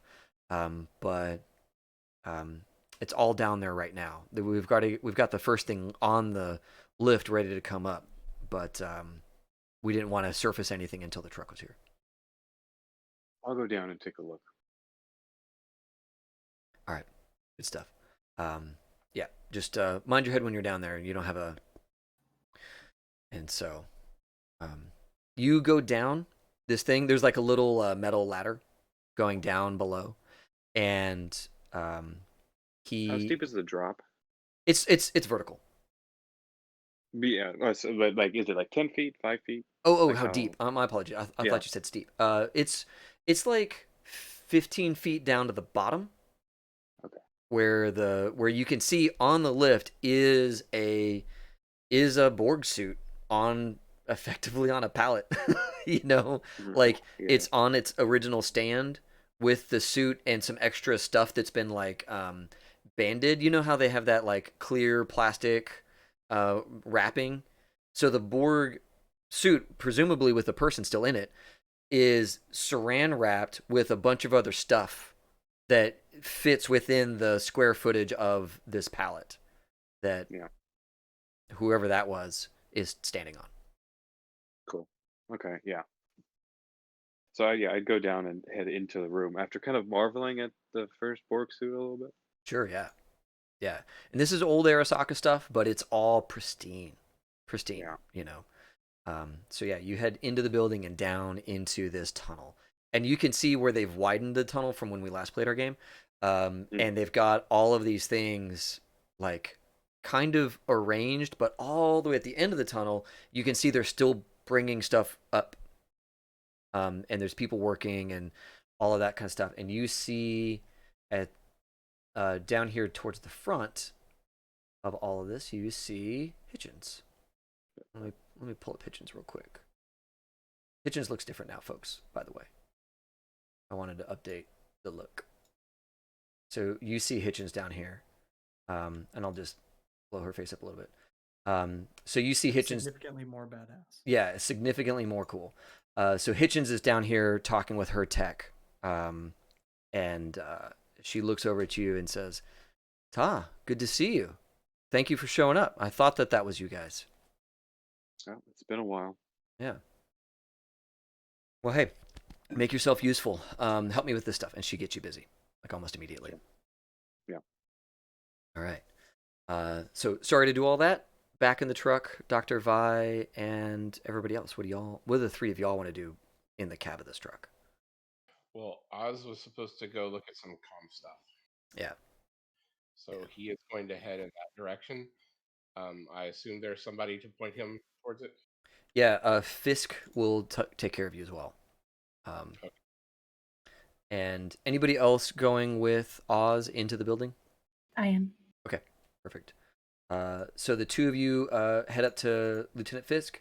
He's like, right, comm system and medtech? Doctor. Mm-hmm. Doctor, okay, great. One second. He shouts up, Gravia! Doesn't even use the radio, just shouts, Gravia, come down here, make a hole. And she's like mid-words with you, Silas, and says, wait one, and then like jumps down. And looks at the two of you. Doctor and comms, right? Yes. Okay, excellent. Yeah, come with me. Fisk, let them. Of course, any of these folks can come in or out as they see fit. And he's like, right. I'll let the one guy know. You two, if you need to get out, just shout Fisk or door, and I'll let you in or out. Otherwise, this door is going to stay shut. If there's something going on and I need it to be shut, I'll let you know. But otherwise, your in and out privileges. She says you can do whatever you want. You can do whatever you want. Okay, thank you. course. Dave, Yes. can I get an inspection of just what my tech brain would like look over her? Yeah, Give me your cybernetics. Give me your cybernetics as you're looking at this like full Borg conversion, and it's an old conversion, right? It's been around a while. Cyber tech. Yep. Okay. Nice, awesome. So, Gravia's equipment is in very good shape.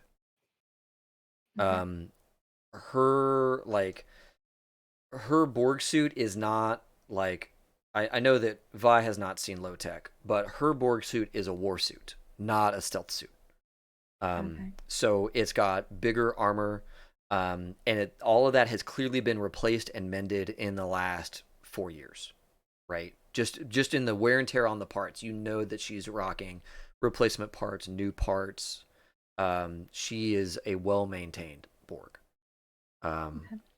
You do get the sense with this, even with this brief interaction, that she's on amphetamines. Like, as a doctor, someone who is certainly working with combat people, like there's a telltale like tonation She's with stemmed. Yeah, exactly. You know that she's stemmed. Okay. Again, you're not seeing a face, right? So you can't read all the facial expression stuff, but just in the way she's moving, you know that her brain is being stemmed. Okay. So Silas, you're up here. You're out looking around, and she takes you all inside. Oz and Vi, it's as I described before. There's a little 10 by 10 room with a 5-foot wide hole in the middle of it, right?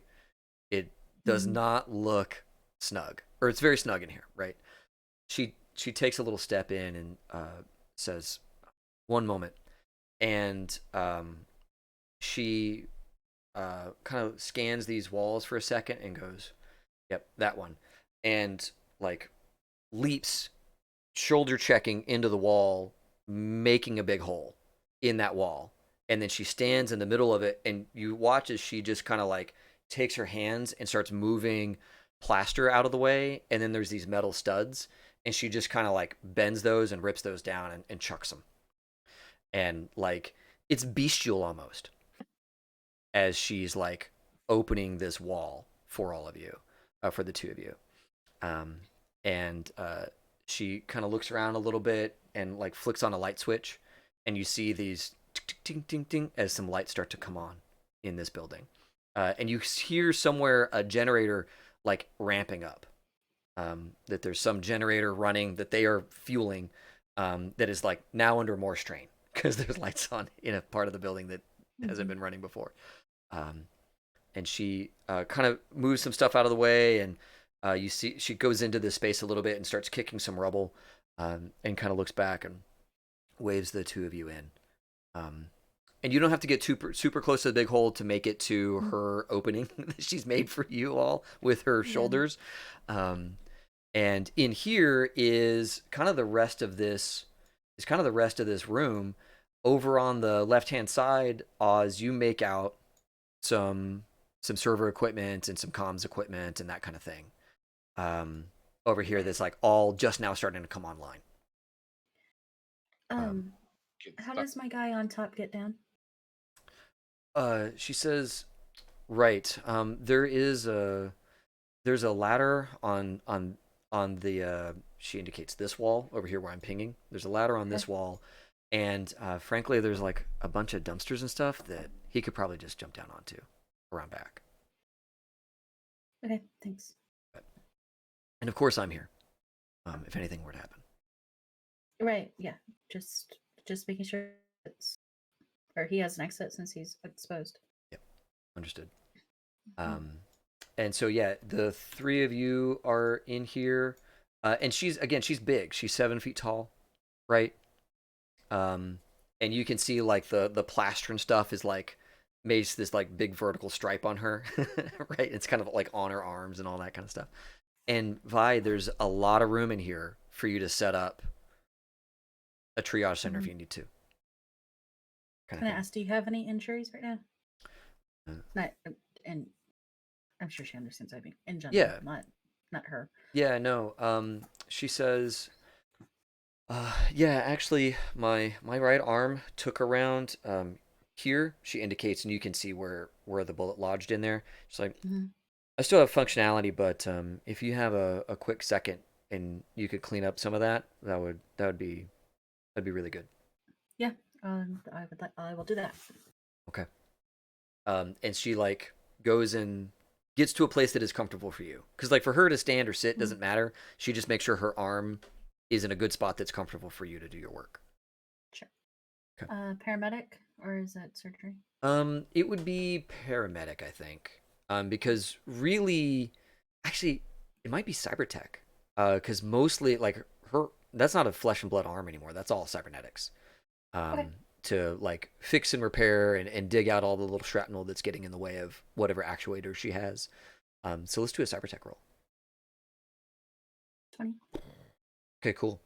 Yeah, within a few minutes you get that out, you get it cleaned up, and you know, do a little bondo or whatever to seal that place, and her suit will take care of the rest in time. Gotcha. While I'm doing that, I'm just checking her bio monitor. Cool. Yeah. You check her bio monitor. It says that it has been 5 days since she slept. Since she's had a REM cycle, or a deep sleep cycle. And that she has, you know, her heart rate is normal. Her brain waves are kind of to the point of someone who's like sleep deprived, right? But less so, because being in a Borg suit, there's all these kinds of little benefits and Scoobies that come along with that. Right. And so like her brain is obviously stressed, but it's doing remarkably well considering it has not slept in 5 days. Okay. With that, Vi would ask, is there anyone else injured? Yeah, one of the Tosho guys got lit up pretty bad. I think they moved him out, though. I don't think he's here anymore. And your daughter? She's down below. Hitchens is fine.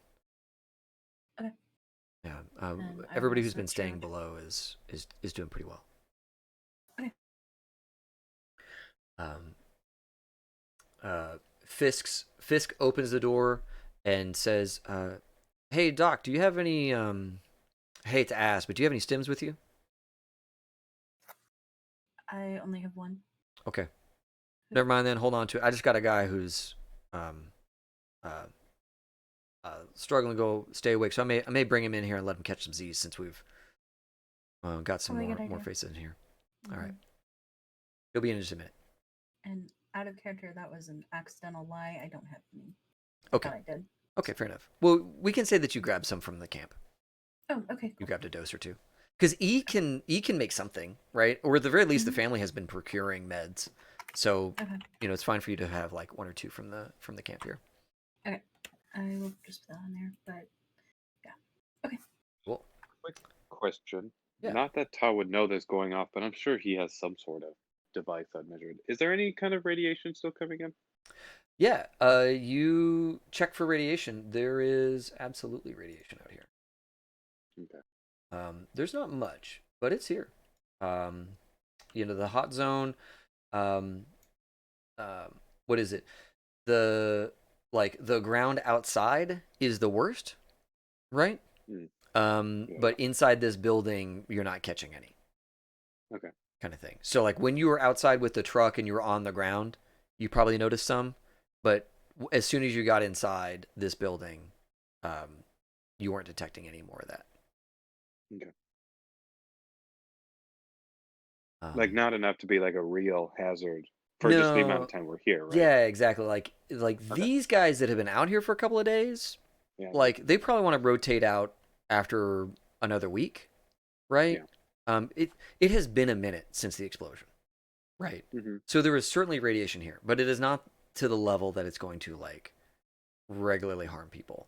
So it's like modern day Chernobyl, where like some places are kind of okay and some places are still a little iffy. Yeah, really like Hiroshima and Nagasaki, right? Like those Oh, are okay. those cities are fine now, right? Yeah, yeah, yeah. And it's been 20 something years since the explosion happened. Okay. Um, Cool. Sorry. no, Just you're wanted fine. to ask. Yeah, no, you're good.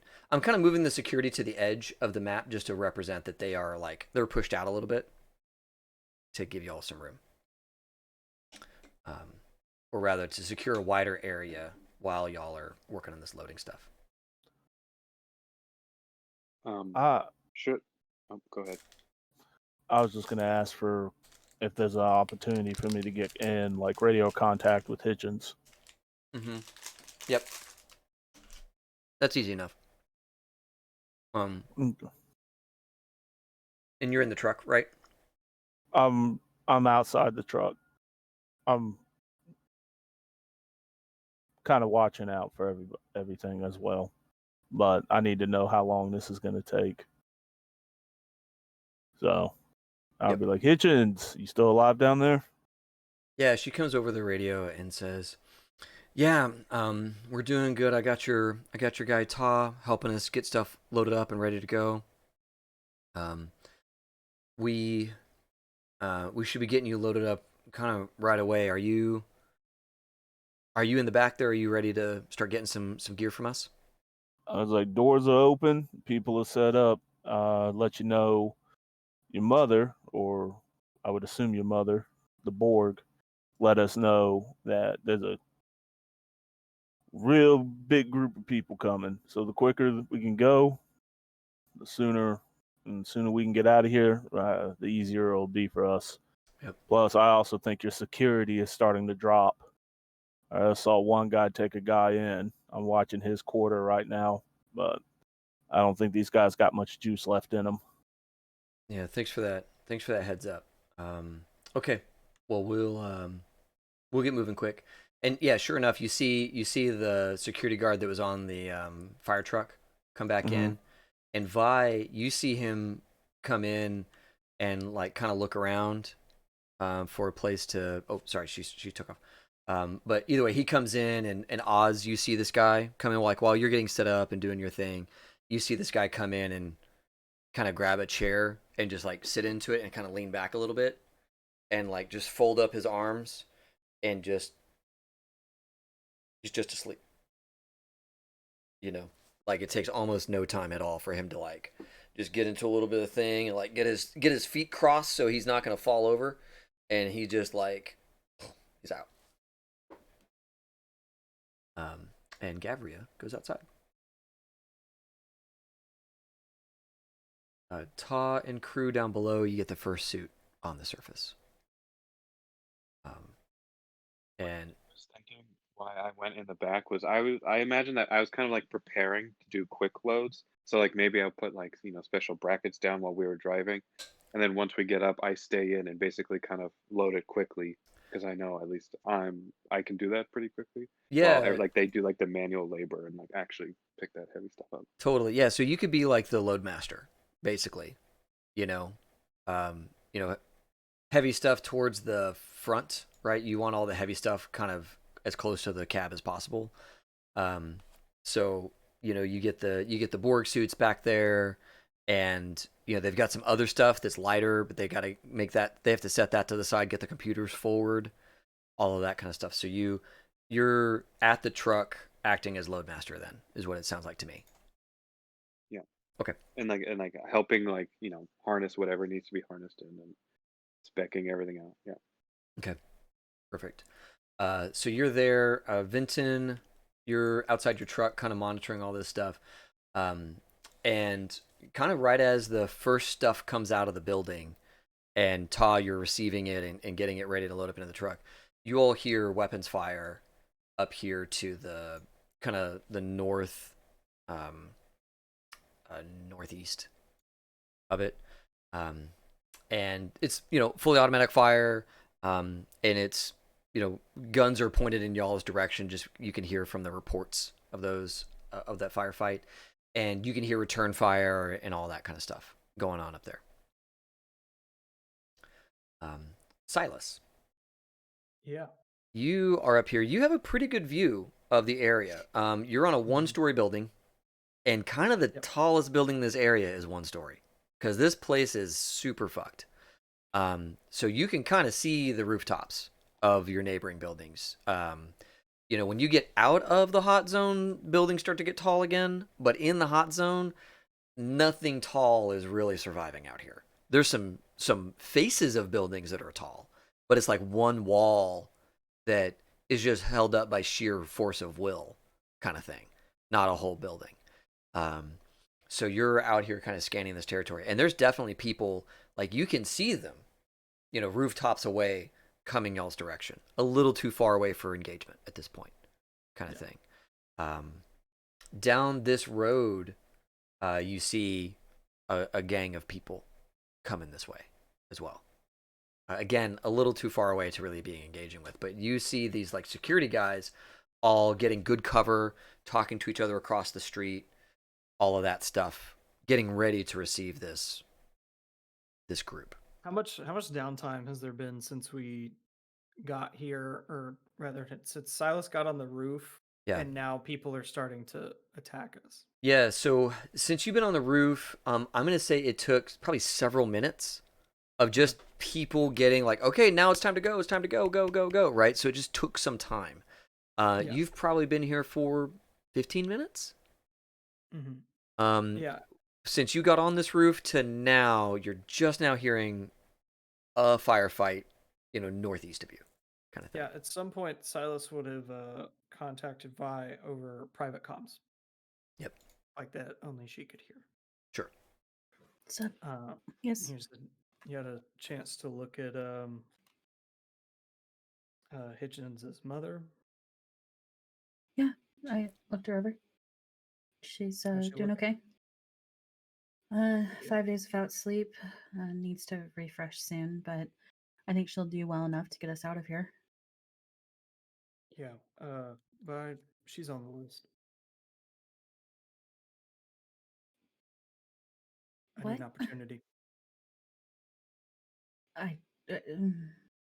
Silas, we can't do that right now. Now's our best shot. Keep an eye out.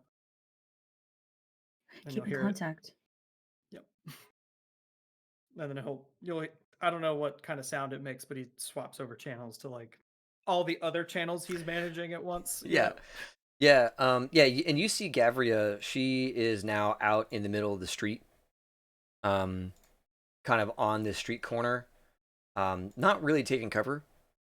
She's just on the street corner. She can look, 3 directions pretty far. She can see some of the security detachment and, talk to a handful of people. At one point, she opens a private comms to you and says, Silas, how's it looking up there? I got a few groups heading our way. Okay. Some of them you said some are on the rooftops? Yeah, you see, like, it looks like not a lot of people are on rooftops. It's more like you see 2 or 3 people on a rooftop, kind of getting to the edge, peering, doing the little peeks, looking out your direction. If they spot you, which Silas, if he wants to be hidden, is probably doing a pretty good job. Yeah, he's probably down. He's probably got like the lip of that building. Exactly. With yeah, like a bipod or something out. And these are big air handlers, right? I mean, these are big industrial AC units. So like, you've got cover up here, you've got concealment. And this is actually a little platform for these satellite dishes. And so you look out across there, and you can see these guys. Like if any of them spots you, they get low. But generally speaking, they're getting to the edge of the building and like checking, and then probably coordinating with somebody else. Yep. About, hey, the alley right here is empty, or it's hot, or whatever. Right? Like that's the kind of thing that they're doing. Yeah, Silas is waiting until anybody gets within like 100 meters. Okay. and then that's when he's gonna open. But Okay. Till then, he's just watching. Cool. And relaying. David, would Vi know or understand why this person's on the list?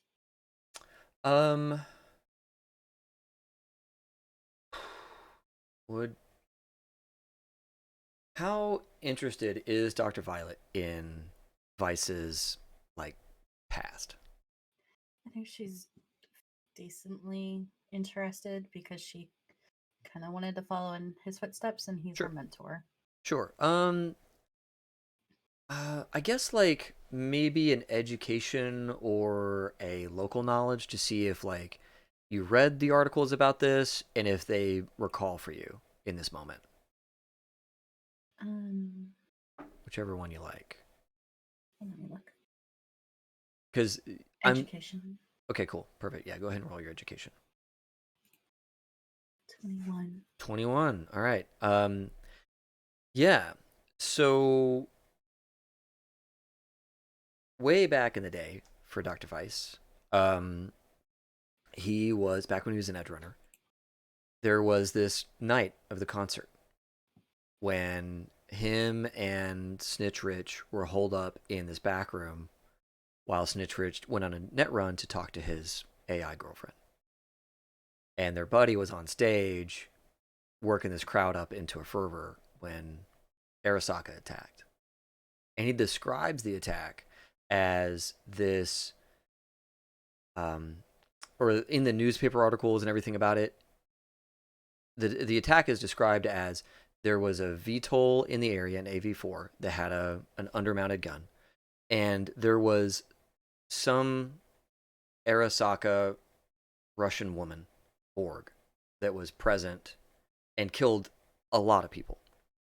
Almost killed Snitch Rich and Dr. Weiss. They escaped, left by way of stage. A bunch of the crowd rushed her, and at least 10 of those are confirmed as killed by her. As her job was to catch or kill Snitch Rich and his 2 cohorts. And Dr. Weiss has probably been hunting for her for decades. The Fourth Corporate War messed all that stuff up and made it almost impossible to find her. But sure enough, that's her suit on the news feeds for the last 5 days.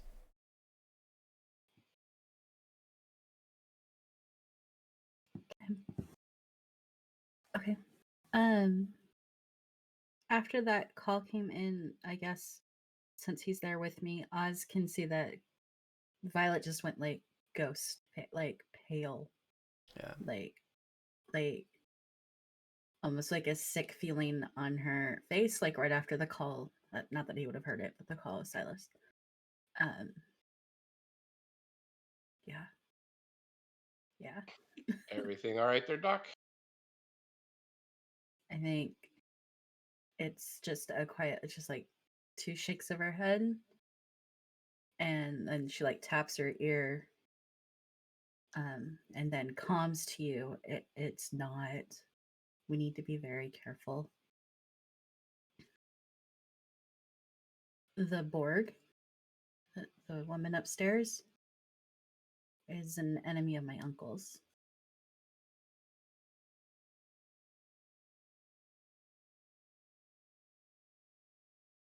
We just need to get the gear out of here. Okay. Yeah. And it's a triage. You get that stuff set up. Just gonna make sure that shotgun is a little extra close, just in Yeah, case. you have your stuff set up and you're getting all these comms things online, and you like make sure that shotgun's real close. And these dishes are 2 of them are useless. They're pointed at nothing. But this dish out over here is connecting with some relay tower out on the edge of Night City, and you're starting to like understand what it's connected to. Looks like this warehouse was part of pre-war logistics center, and what it's talking to is some like old distribution center that's apparently online and receiving, and is asking for authentication in order to connect.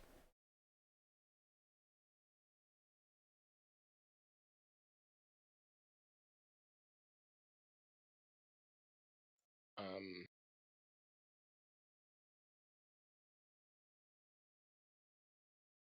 the guy that's in the room with us, is he a Borg? No, he is. He's wearing probably light armor jacket. He's got a rifle with him. He may have some augmentations, but he's not a Borg. Okay. And he is like doing that heavy breathing, light snoring thing. But yeah, Okay. I'm just gonna make sure that I'm positioned so that if anything goes wrong, I can turn around and use the shotgun to turn him into chunky salsa. And sure. Yeah, you gather like there's probably some tables and things or some desks, and you just kind of shift them a little bit so you got a little extra cover, but like a straight line of sight to him if you need it.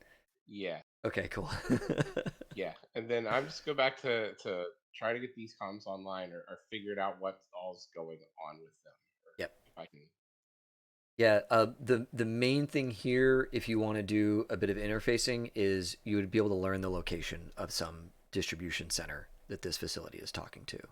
Oh, I'm all about that. All right, cool. Um, Let's so, see. so yeah, you get to work on that, and if you like, go ahead and give me an interface roll just to get you kind of past this initial barrier on the thing.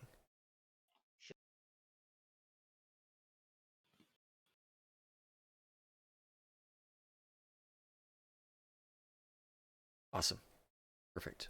So yeah, you're working on that, and you're making really good progress. So you've gotten through like the initial authentication step, and now it's a matter of like unfucking this network because it has been a minute since things have been updated, since things have been checked in on, which is a good sign. Means that it hasn't been tampered with, but you have to spend some time kind of digging through here to find anything useful. Um, Back on the surface, you've gotten like the first suit loaded. You've got the second suit staged. Um, you guys are getting that going when they bring up the first computer. And these server towers are like, I mean, they're gonna go to the top of that can, um, and they're pretty heavy. So there's extra effort here spent on these things as you hear that gunfight starting up north. Um, kind of adding a little extra urgency for everybody here.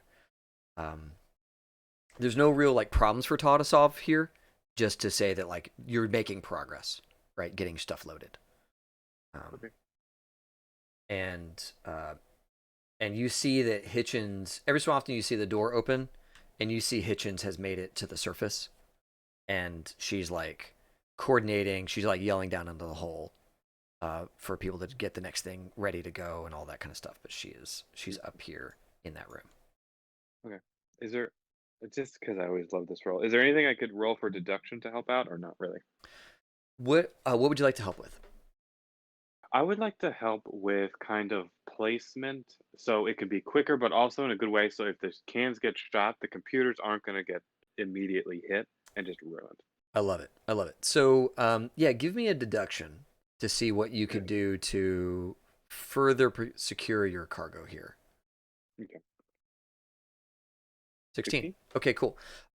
So yeah, your best bet, quite frankly, is to put these computers on their side. Mm. Okay. Because the suits are not going all the way to the ceiling. No. You actually have some room to like lay these computers down lengthwise, and then put suits beside them, and then lay the suits down on top of them as well. We remember Borg armor is thick. It is going to protect those computers. If that's your goal, they're going to protect those computers from shrapnel and gunfire and all that kind of stuff.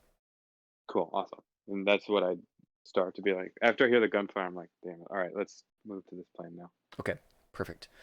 So yeah, you get that one tower like hitched up a little bit, and then you tilt it and then load it the rest of the way in, like almost like you're putting a big like artillery shell into a into a gun, because you've got to like kind of push it from behind, kind of thing. Yeah. Okay. I do want to do a quick time check for everybody. We're at 11. How are we doing on time? I'm very good. Okay. I'm good. Okay. For another like 30 minutes or an hour? Is an hour okay? Yeah. I'm Yeah, good I'm good for for that. however long it needs to go. Yeah. Okay. Okay, I'm seeing some head waggle there, Ethan. I see you. So we're gonna not go too much further than an hour. Okay, cool. So let's kind of advance this a little bit. Unless anybody has anything else they want to interrupt, you've got like a couple of the computers loaded. You've got a couple of the suits loaded. When you Ethan, and anybody who's hooked into the comms, you know that Tosho Security is getting hard pressed to the north, and so a number of them start moving north to deal with the problem up there. These guys are now taking pot shots at the group that's up the street, just to try and kind of keep them from amassing or doing anything.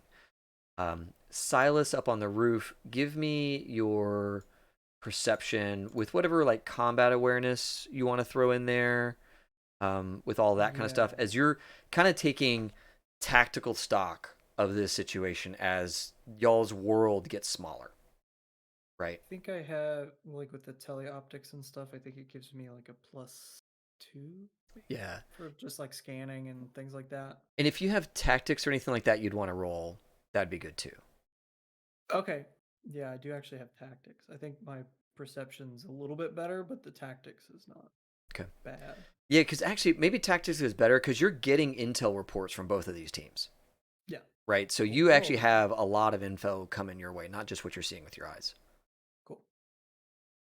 Oh, I can't crit fail though. There you go. So you got a 14, which is a straight success. So Silas, what you know is unfolding here, in listening to the reports and just in what you're seeing on the roofs, like, yeah, there's a firefight to the like far north that is drawing these security guys away. But there is straight up a spotter team due east of you guys that are clearly guiding somebody in. And Tosho is making that a softer spot by moving assets north. Tosho Security is making that sector weaker because now there's, half as many people looking in that direction as there were. And it looks like whatever group is off to the west of you all is currently sated. Currently, like, being well managed by the Mercs, by the Archangel Security. So, yeah, you've got this kind of growing problem. Yeah, to I the think east. Silas would calm that out to Gavria specifically, and kind of be like, they're pulling them out. Like, somebody's trying to pull these guys out. We got a spotter team coming in, like, kind of deal. Like they're like that as a whole, like, Gotcha. For you to be aware of.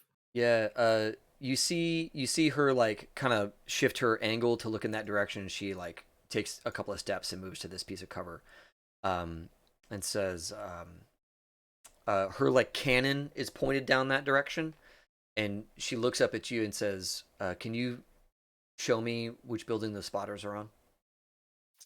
Yeah, and he'd point. I guess that's probably the best he's got. Point the barrel, right? Okay. Perfect. And she asks you, is it one with the red stripe at the top, or is it the just a brownstone building? Whichever one you want it to be. Whichever one. Yeah, Red stripe. There we go. All right. Thanks. And you see as she like tears off in that direction. And you watch as she like runs down that street and grabs like a van, like a burned out van, and starts pushing it down the street, as like the spotters are looking around each other, and kind of as soon as one of the spotters sees this van moving and raises a gun to deal with that. You see her shoulder go kunk, and there's this big explosion up on that roof line. And one of the spotters is like diving for cover. Another guy dies instantly, kind of thing, taking a grenade. And the van like continues to move as this like wave of people come out of the alley, all firing guns at her. And these guys from Tosho move to engage, right, to support her and all of that kind of stuff. But she's like behind this burned out van and in open combat with this gang of people that are coming up. Looks to be probably like 8 or 9 right now, but you can see there's more about to come out. So they're fanning out across the street. They're trying to control both these alleys. And you know what they're going to be trying to do is get around her, right? And you can kind of see all of that unfolding as she's just, full auto into the group in front of her. You see like a couple of people drop, and she reaches down and just grabs one of those mags off of her leg and slams it into the gun and does another burst, kind of thing. This is all going to be within kind of the edge of your range. Okay. Right. And by the edge, is that like the 400 to 800 meter range, or like the sweet spot of like the 100-meter range? Yeah, I think that this is like probably the 100-meter range for you. Oh, that's the sweet spot. Yeah, so if you get to like this corner here next to this satellite dish, that's going to be right at 100 meters for sure. Yeah, I'll start popping off then. Okay. Yeah, so you get set up, get your stuff all tripoded out, and you send like a couple of rounds downrange. And, we don't even have to roll it. We can just cack a guy or two, because they're worried about her, right? Which means there's going to be some people that are exposed to you. And so those are all soft. Like the spotter on the roof, you get him. And this Tosho guy and his battle buddy, you hear them engaged in an alley. You can't really see what's going on over there, but you can hear them fighting in some alley, like on the east side over here, kind of thing. Also, just so you know, Silas is looking for golden opportunity when it comes to his to-do list. His to-do list. Okay. Because cool. he's not stupid. Right. If it ain't there, he just ain't gonna do it. But right. Yeah. So yeah, you start doing that. Ta, you guys have more of this truck loaded. Vi,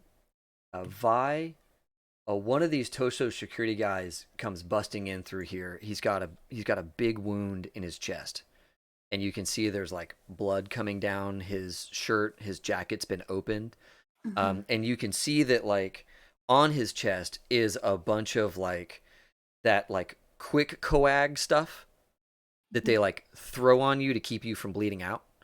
And he's alone. He's like holding it. Instead of somebody escorting him, he just like came back here. And as you hear Fisk say, "Doc, we got one coming in," and this guy like comes in, kind of, you see him kind of making his way around the hole, and he's breathing ragged. And he comes into your like little triage setup. Yep, I'll bring him into Don't the bleed triage. on the equipment. You're over there, we're over here. It's fine. Yeah, what she said. Thanks, Doc. Come on. And yeah, I will take care of him. Okay. You're a medic. Yep, paramedic to get this guy stabilized. 24. Oh, yeah, good stuff. So yeah, you very quickly get this guy settled down. He's going into shock. That's your biggest problem with him. Yeah. And so you, as they do, yeah. So you get him sorted, and you keep him from killing himself from shock. His wound, he'll be fine, right? Like that, he needs surgery to get that round out, but like he's gonna make it as long as you can get him calmed down, right? And he says, he looks at you and says, "I don't think we have a lot of time here. There's a lot of people. There's a lot of people up north, and they're not like really well armed, but A lot of people. A lot of people, yeah. Okay. Open comms to my crew. The little soldier boy here says we have a lot more incoming and may not have a lot of time left here. What's everyone looking like? Taking pot shots, trying to keep them back. How much do we have left to load? You're like 45% done. Yeah, and so I'll tell them like we're just about half done. Yeah. Not even quite yet. Shit. Figuring this out. Yeah, so I was just like, I'm doing the same. There's a lot of them though. Okay. Do what we can, guys. I'm gonna comm to Silas separately. Yep. As soon as you open that comm to Silas, you watch as Gravia takes an RPG. Oh. You watch as her position where her van is, just like you see the trail come in from one of the alleys, and that whole van explodes and it's just shrapnel. And Gavria's like down, like she's down and got her arms around her belly. And as soon as that's done, her cannon sends a grenade back. Just lobs one back at that corner, and you see it get taken out. And now that she's like exposed, there's this gunfire coming at her, and you see her kind of do one of these real quick, and then like roll into an alleyway, and get herself set up in that position right as Vi, you're opening comms with him. Plan. Oh, you cut out for me. I don't know. What's your plan?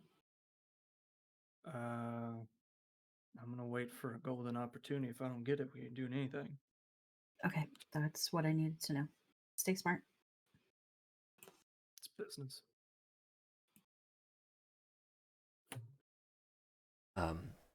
As you all are watching that, Vinton, you see the security team up north has kind of rolled back a little bit, and they're starting to cede some of that northern road to whatever this group is. The Archangel security guys, this guy who was watching out west, yeah, he repositions to assist up north. And you watch as he like takes a knee and just like scopes and then just goes, just starts letting off rounds. And he's just like, all right, well, if they're going to be out here for me to shoot at, I'm going to sit here and shoot at them kind of thing. But he's like kind of constantly putting bullets up north from you guys.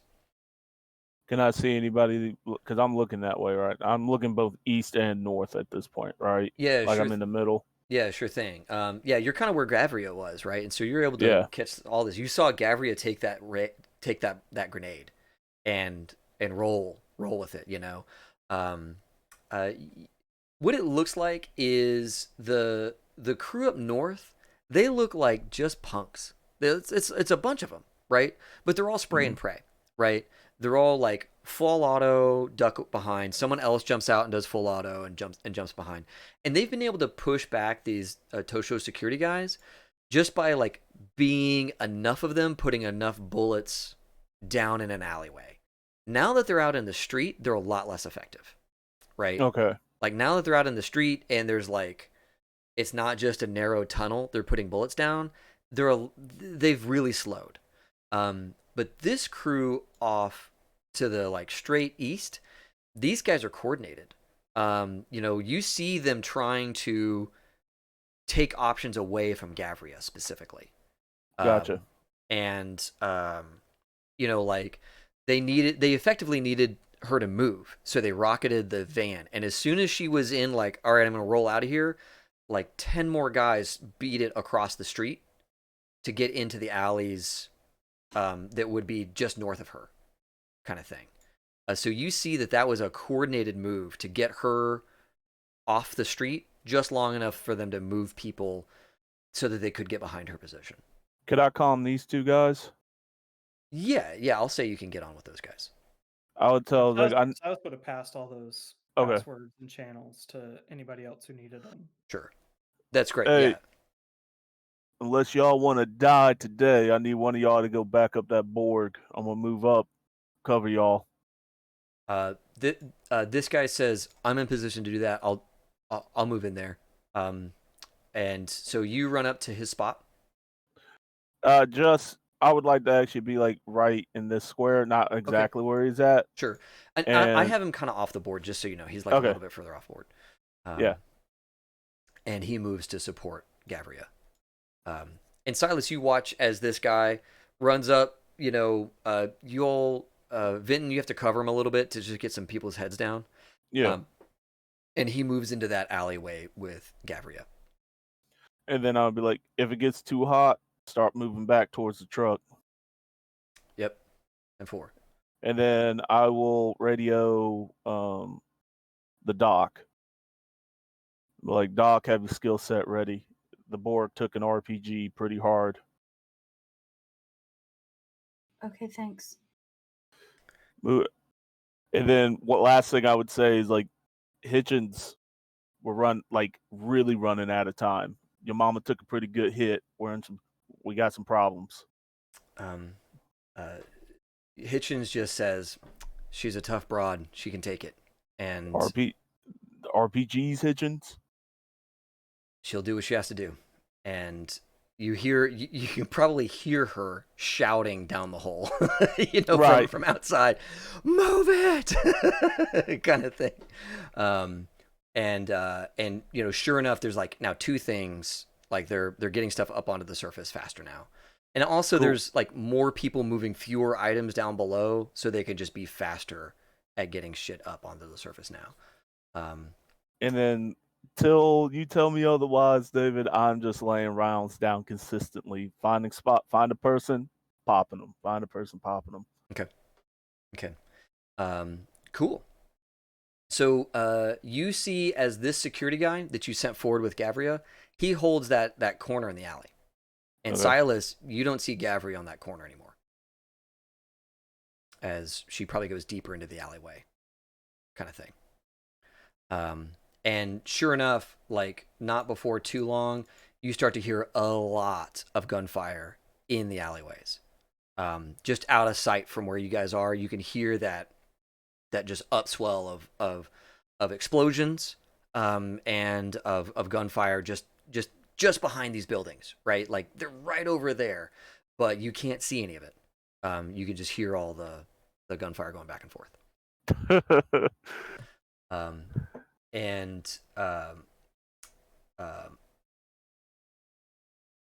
What is it? So this group over here, they move this guy on the south end. They move him over as well to assist, because this group off to the west is not. It looks a lot less organized, and so these guys are. You see them kind of getting up into positions so that they can cover multiple sides, and they've got a battle buddy with them and all that kind of stuff. And it looks like the Archangel security team is able to like kind of keep this crowd at bay. Meanwhile, you see Gavria pop her head back out. She's at the end of this alley, kind of closer to you, Vinton, and she kind of whirls around, and you see that like the cannon, the shoulder cannon, has gone back down, and she's firing with that. She's probably firing with a different gun now, something that she's found, and she's firing with that back down into that alleyway. And she grabs this guy. She like grabs him by the shoulder and says, "You here, shoot that way." And he's like, "Okay, I'm doing what you tell me to do." And you see as she starts walking out this way to check in on this guy. I will start making I'll be like, "Ma'am, you good?" I would call him as I'm walking up. Yeah, you start walking up towards her, and she kind of she calms to you while she's like looking and scanning. She says, "I think we're gonna lose this. We're gonna lose this building in about a minute. So I'm I'm hoping these guys can hold them off a little bit before we have to do something terrible here. Terrible. What do you have planned? Well, I got two of these, and like a little compartment on her hip opens up, and you can see she's got a couple of like grenades with her, and she just says they'll make something white hot for 10 seconds. Thermite. 10-4. How you doing? How's the loading going? She like heads up to this guy. Pretty sure we're over half, and then I'll let your daughter know what's going on. So let me check real quick. Ta, where we at? Where are we at? Yeah, you're probably 70% done. Yeah, 70%, almost there. Yep. 70%, ma'am. Almost done. She says, "Gotcha," and she like just takes out one of the thermites and like shouts at this guy and says, she says, "Get some cover," and she calms to these other guys and says, "Fire in the hole." And Silas, you hear that too, as she just like baseball like rainbow throw chucks that stuff, and you see this grenade go over the building and down into the alleyway. Silas, you watch as this like thing kind of bounces down in there, and then as like just this huge gout of heat comes out from back in that way.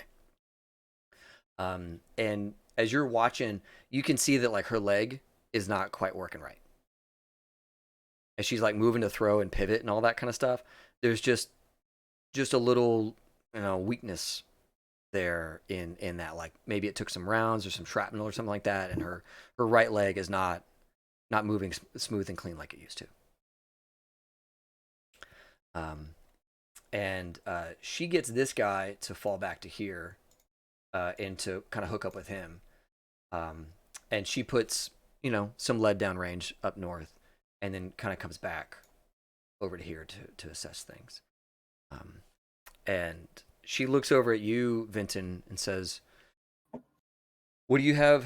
What do you have with you? Just that rifle?" I'll pull out my submachine guns. Like I got 10 rounds of AP and a ton of regular rounds. If you got extra rounds, I got this as well. All right. Yeah, she comes up to you and hands you the assault rifle. Appreciate it. And she like takes the last mag that's on her leg and hands that over to you and says, "It'd be real nice if you help this guy out for a couple of minutes." Got it, ma'am. All right. And I will load up and start moving that way. Okay, cool. Yeah, you head over to help him. And when she gets back down here, this guy is falling back to like this piece of cover. And his friend over here is helping him with cover. And kind of as soon as she shows her head again, Silas, you hear like a heavy rifle go off, and you watch as her shoulder takes a huge hit. And way back up on that road, there's a sniper perched up that has gotten into position on one of the buildings, and is laid out with a tarp over him and all that good stuff, and basically waited for her to come back. And this was the first shot he's taken this entire fight. Was that? Hopefully the last one. That's who I'm focusing on now. Okay. Yeah, you beat in on this guy. He's probably like, from you, he's probably like 110 meters out, 120 meters out. But from her, it's a little bit closer for him to be shooting at her. But yeah, he's way out there. He's prone. He's got a nice spot back just a little ways. He's not like right on the edge of the building or anything like that. And actually, I kind of like the idea that he's inside the building firing from one of the windows. Yep. On the ground floor. Shot. Okay. So if he's in between 100 and 200 meters. That's a 16 I got to hit. Okay. Gonna go for a headshot because I imagine that's pretty much all I can see. Probably. Yeah. If he's set up right. Yeah. Yeah, exactly. And I'm gonna put, I don't know, 4 luck into it. Okay. Why not? I never use it. I Right. always forget to use it when I gotta be very accurate. And I don't know if that, it just says luck spent, so I'm gonna add that into my other modifiers because I've got my like smart link and then the targeting scope is it active, so I'll add that 4. Awesome. Cool. And I And guess you we can't always fail. do that. You can't And crit I fail. I can't crit fail, so that puts my minimum pretty damn high. So we'll see. All right, we'll see what we got. 24. Awesome. I think that's your number, right? I mean, that's like because you needed a. Well, no, that's with the minuses and the pluses. It all factors in on the sheet now. Oh, nice. Nice. Yeah, I got my other modifiers from luck, and then my cyber, and then I clicked the headshot thing. Fucking A. So- Love it. Love it. Okay, cool. Yeah, do a wow, that is really complicated in there. That's great. So do a Yeah. do your damage Cool. on this guy's cranium. 22 and 2 6s. Whoa. Okay. There's no head. It's gone. Oh my god. I mean, Well, we still gotta look it up on the crit yeah, table. yeah. at Roll least. roll Right, roll that's what we 2d6 gotta for me, sir. 2d6. Roll 2d6. Okay. Yeah, right? 8. Um I never get the good ones on. critical. Da da da da da. Nope. Where's the thing? Is it a handout? Oh, it is. Yeah. Yeah, it is a handout. Whiplash. Whiplash. I'm mean- sure. Yeah. For a few minutes. Yeah, yeah, for the last couple of seconds of his life. Yeah, that's death save penalty increase. Whatever that means. That's Oh, increased by 1. So if he had to roll a 10, he now has to roll a 9. He has to roll like under a 9, right? His body is not a 10, right? His body is something way less than that. So yeah, sure enough, this guy is dying, right? With all that damage, this guy is dying. And he starts off at like 4 or something for his death save. And he'll probably die. He's probably gone. As long as he's not pulling the trigger anymore. Yeah. I'm not really concerned with what happens. Yeah, no, absolutely. And just through the scope, like you cleanly hit this guy and kill him, right? And you see there's someone else in there like trying to save him, right? Like they have to assess first, right? But you see that he had a spotter with him. He had somebody protecting him. If I can see them, next chance I get, I'll take a shot at that one too. All right, cool. Yeah. And so you guys have this going on. I want to get back to Oz real quick as you're like checking on this like rando network that you've run into. Right. This little facility, you have gotten to the point of understanding that this used to be part of Militech's outfit, and that there is some like distribution center kind of out in the mountains that this thing is talking to. So if you would please give me an interface roll as you're trying to get in through, like, let's do like an ID. You're trying to like understand maybe where it's at or what the security of it looks like and all that good stuff. Oh no. Okay.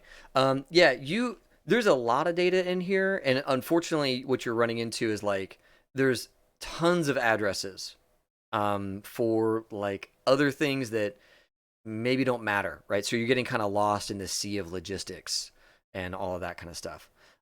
But you're in a good place to figure out where this facility is. If nothing else, you can just like copy all this down and figure it out later. But for right now, anyways, to like just walk out of here with the address, you haven't quite gotten it yet. I'm definitely copying all this info down. Yep. To worry about it later, because that's going to be the smart thing to do. Yep. Okay.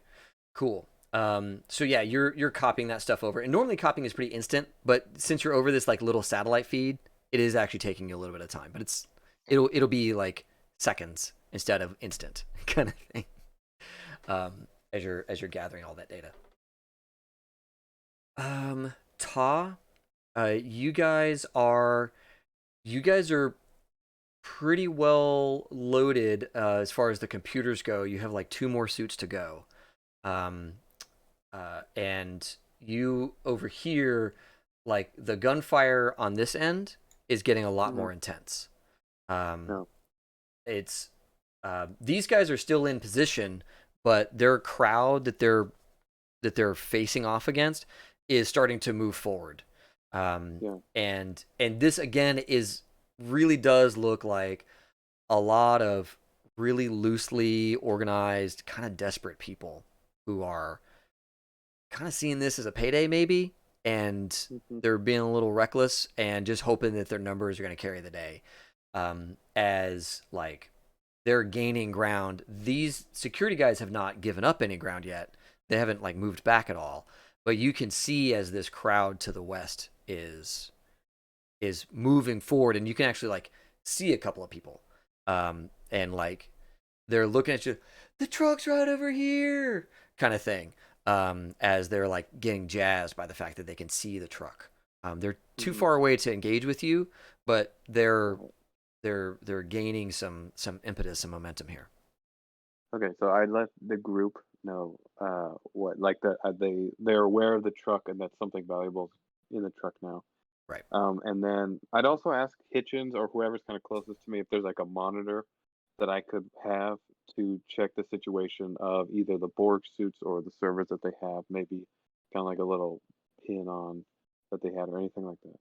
Yeah, I would imagine that Hitchens and you would have exchanged like just a loadout list, right? Okay. Some kind of like thing, and so you're checking what you've got, and you've been tallying everything up. It's like, all right, I've got all the servers. The servers are accounted for. I've got most of the suits, and you're like, we have 2 suits and then like a pallet of miscellaneous stuff left to go, and you radio with Hitchens, and she confirms the same thing. She's like, I've only got 3 more things to get up, and out to you. All right. Well, we better hurry because they're getting really close. She asks how close. I think they can see the truck, and I think may be able to look. Not enough to shoot yet, but they know we're taking something big. Okay, got it.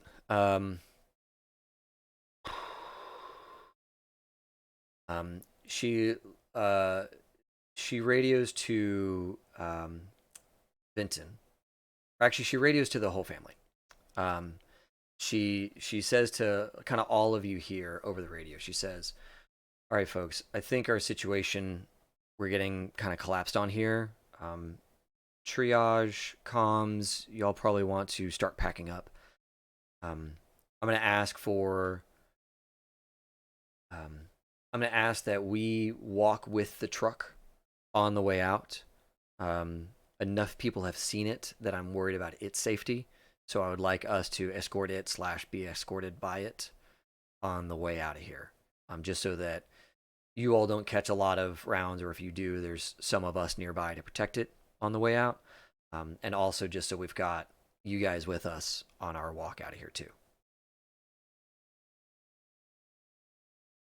10-4. Copy that.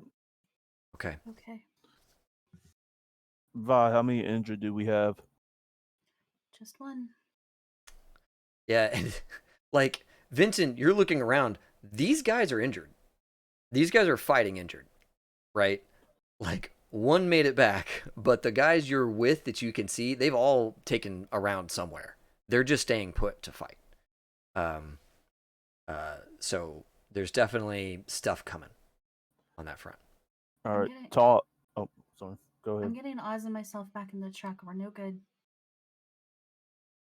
We're no good to you outside of it. Understood. Oz, let's move.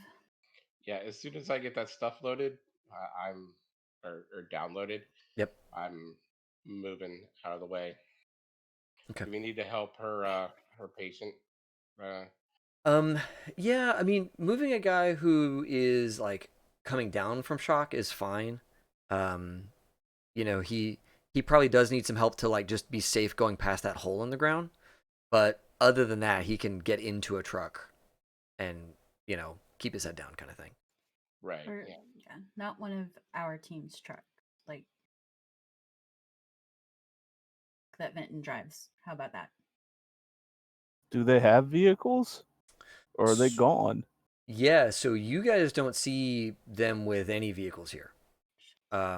They, if they showed up with vehicles, those vehicles aren't here currently. Are we transporting them? Well, that's what she just talked with you guys about. They're gonna she's coming literally along. walk out of here. Yeah, they're gonna literally walk next to your truck out of here. Well, this guy's not really in walking shape. No. Yeah, we'll put him in the sleeper. We'll set him on the fender with some duct tape. Vinton, I need to move this guy into your truck. That's what I was asking about. Put him in the sleeper. You may have to reupholster later. You know how many times I've done that already? Just put another blanket over it. I don't want to. I want to know. I just to help the guy through there. I just kind of got, ooh, that looks bad. Probably gonna have to amputate. God, Oz, what is? Also, real quick, Todd, let me know when that last Borg suit hits the truck. I don't care about the pallet, but I need to know when that last Borg suit. Do I know the palette of miscellaneous stuff? Yeah, you haven't seen it yet. Okay. Yeah. All right. No, then I'd be like, yeah, sure, we'll do. Okay. Cool. Silas, you gonna be able to move with us? Yeah, so that's what Silas. What he said. I'm either going to need another lift down from here, or about 6 seconds heads up. As Silas, you see that other guy has that other guy in that shadowed room has like abandoned his effort and pushed the sniper out of the way and is like getting set up with the rifle. Yeah, I want him to be down before he gets set up. Okay, cool. Take that your way, shot. at least he's busy. He didn't have to look at it. So you're having that conversation while you're like taking this guy out. yeah. I'm not gonna do any luck or anything this time. Okay. I forgot about something. Oz goes, oh shit. Leans the guy up against the wall. Says, don't move. Runs back in the room and wakes up the guy that's asleep. Thank you. Nice of you. Thank you. Yeah. He like opens an eye at you and says, hey, we're all leaving. Did you want to come or did you just want to stay? "Hoorah!" He like gets up. 21. 21. Awesome. Yeah. When you frown like that, like you still hit him. So he. So yeah, he's up with you guys. Go ahead. Go ahead. Oh my god. 26 with another crit. Oh my god. Roll the crit table. Oh, also it's actually 28. I forgot. I have my what's it called? Extra damage. Spot weakness. Yeah. It's 2 extra damage on the first hit in the round. Good lord. Solos, man, solos. Look, it's what I'm here for. Oh, that's a 9. Oh wait, that one was fun. Oh, what was that one? I think that one was fun. But is that a body or a headshot? So, a cracked Headshot. skull. Cracked skull, yeah. Oh man. Oh, man. Oh well, that's if you need another hit. Yeah. Increases the multiplier for headshot damage. Oh my god. Nice. Yeah. That's rough for him. He don't need it. Yeah, no, he's gravy in there. And with a cracked skull. That's awesome. So yeah, Silas just radio over after that and he said sniper positions down.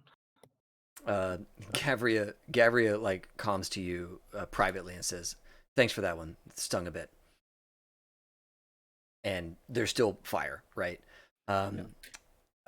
Gavria and this position with the other guy takes another RPG. You see it strike in. This time she doesn't have her cannon up to respond. This guy takes a fair bit of damage. Yeah, you see him get thrown against this vehicle, and he's like face down on the ground. Gavria kind of staggers a little bit, and like just returns fire on that position. And Vinton, you and this guy and this alley, what you're dealing with back here are like a bunch of people hiding behind dumpsters and moving them forward and taking shots and all that kind of stuff as this like movement of dumpsters are getting closer and closer to you guys. Gotcha.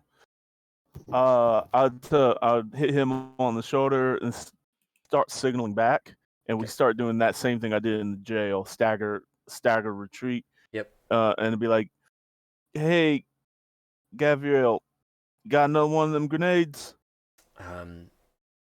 She says, I got one more in the can. I'll leave it up to your judgment, but we would really love some hellfire. All right. You two take this street. I'll go up there and do that.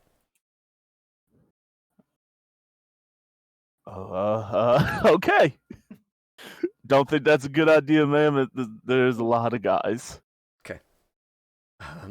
She gets this guy to like put rounds down that alleyway while you two move away, right? Mm-hmm. And she comes up and she doesn't like expose herself. She just like stands there with the grenade in hand and like just like hurls it around the corner, right? And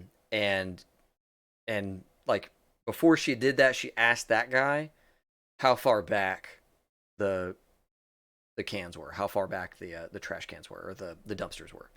And he gave her like an estimation, and she was like, "Okay, thanks," and just chucks it down that alleyway. And there's like some gunfire, right? And she like comes back and kind of shakes her hand a little bit as that second grenade, her last grenade, goes off in the alleyway. And the guy over here is like, thumbs up. And Vincent, you're pretty close to Gavria now. You can see that like her body is having a lot of problems now. Her whatever is going on with her leg has like ground up a little bit and is getting a little bit worse. And her what is it? Her left like shoulder obviously has a big round in it. And you can see that like that whole thing is like moving really loose right now. It works, it functions, but you can see like that shoulder joint situation is moving up and down a lot more than it used to, as whatever was in there got chewed up by that round.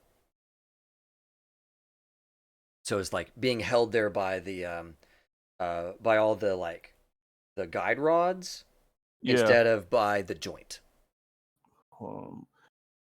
Man, maybe you should start taking a back seat so we can get you out of here. You're looking pretty torn up, and I know you Borgs are tough, but you ain't gonna do none of us good dead. I'm gonna need you to cover fire as we walk out of here. She says, right, we're walking. Okay. Well, you need to get in your truck too, right?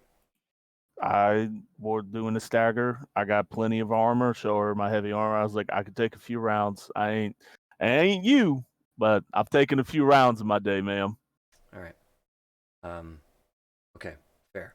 So she gets kind of back here and continues to try and marshal this. These guys start to fall back, knowing that we're getting close and their whole situation is getting a little bit worse now. This guy who is in here comes out. He's rested.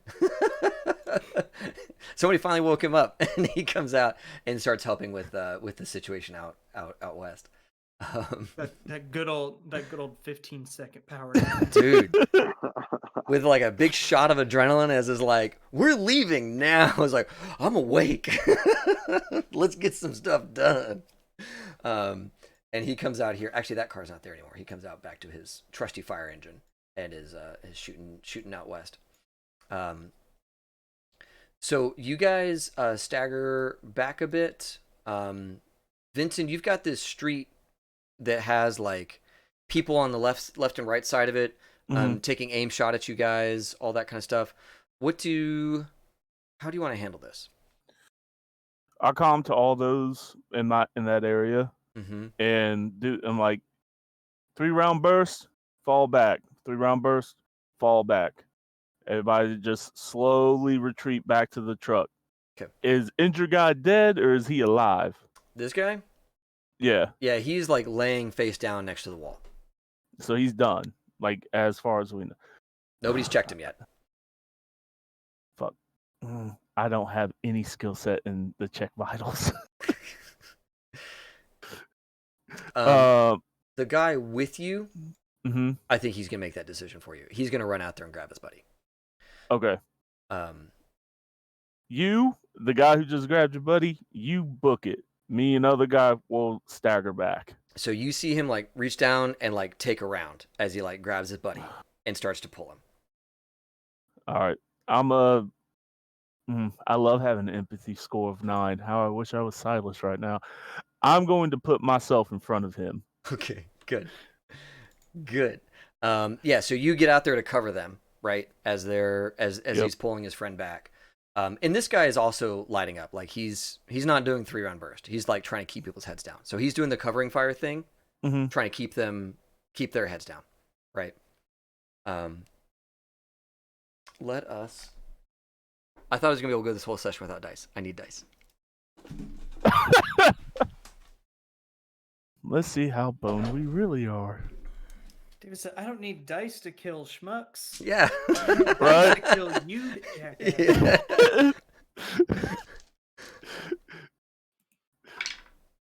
Okay. All right. So Vincent, you take a 3-round burst. 2 of the bullets hit you.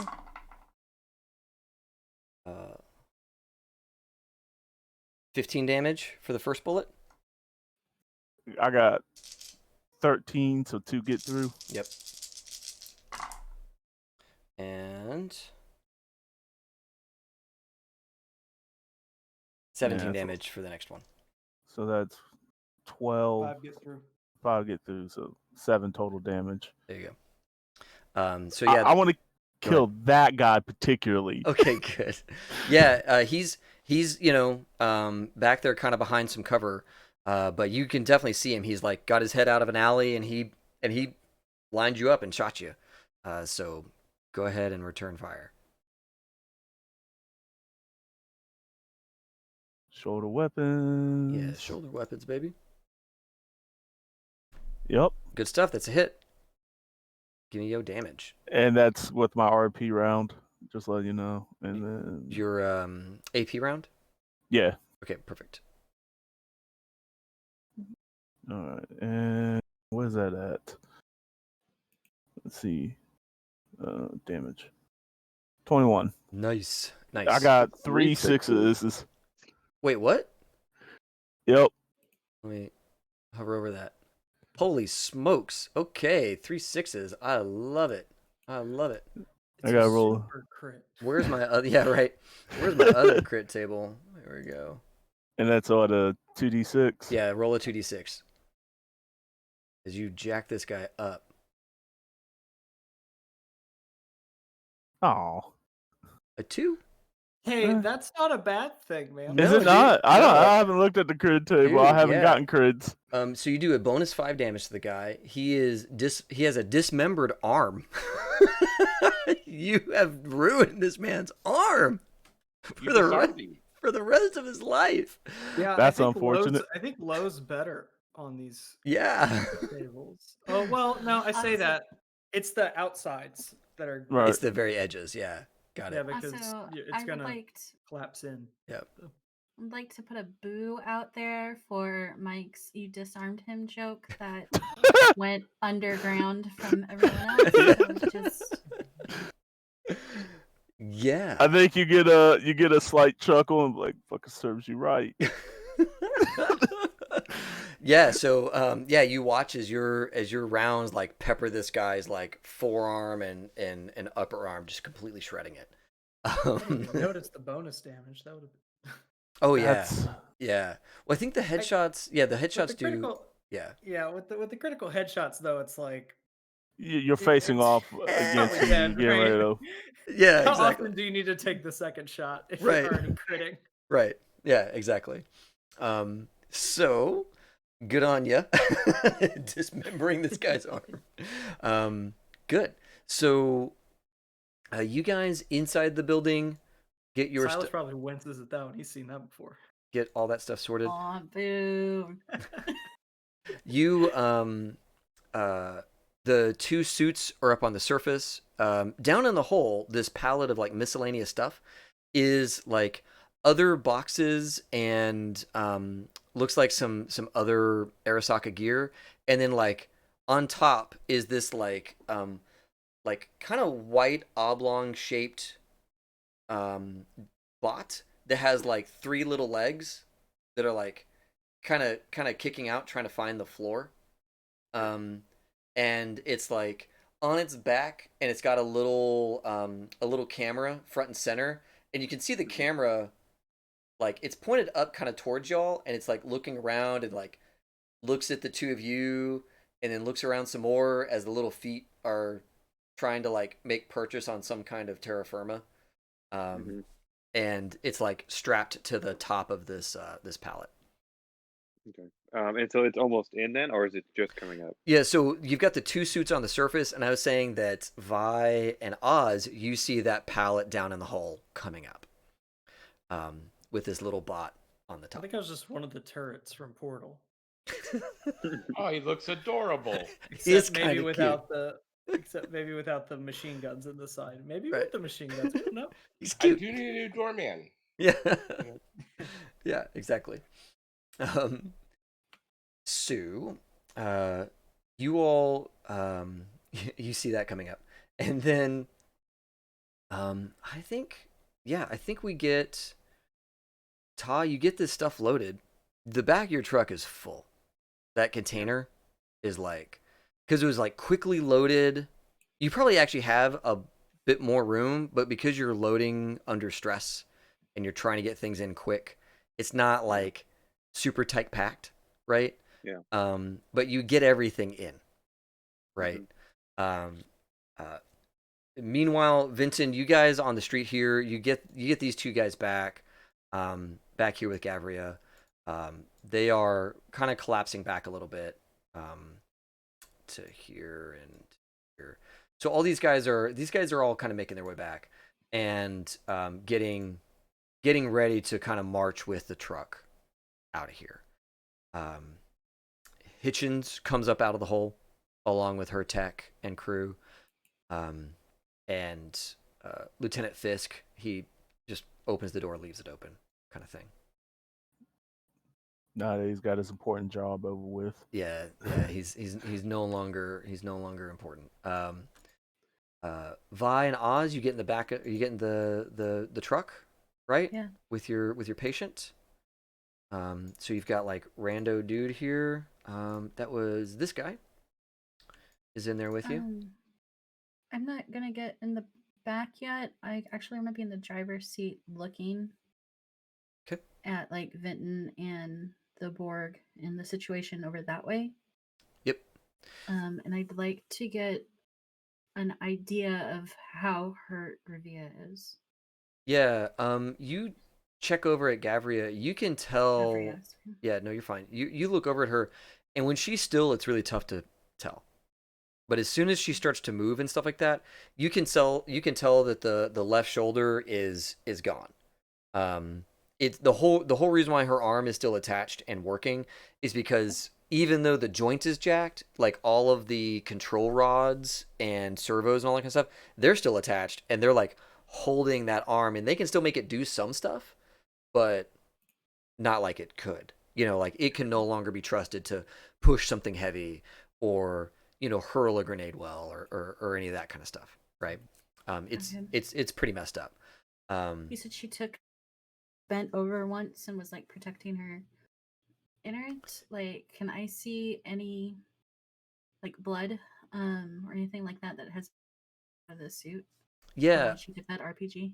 You look like kind of at the ground around her, and she is absolutely leaking something. Maybe not blood, but probably like coolant or something like that for the Borgware. Okay. Thermal paste, right? Whatever it is. Whatever it is they Liquid have in them, cooling. yeah, is getting seeped out the bottom. Oh, that liquid metal stuff that they have now for like CPUs. Right. Mm. Yeah. And you can tell that, like, that, like, those suits used to be able to repair themselves over time and all that kind of stuff. So, like, with maintenance, she'll be fine again. But right now, she's really hurt. And all that stuff. Can I estimate what it would take to down her right now? Yeah. So you imagine that what would be needed is a belly shot. Okay. Like a solid belly shot would probably do it.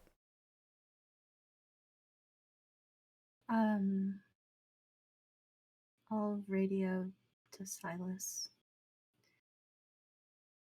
I took a look at her. Strong shot to the stomach should do what you need to do. Gotcha. Obviously, click channels to something else. Sure. Yeah. And then Ta is going to kind of see the situation. He's going to run over to Hitchens and say, "This pallet isn't fitting. What is the most important thing on this?"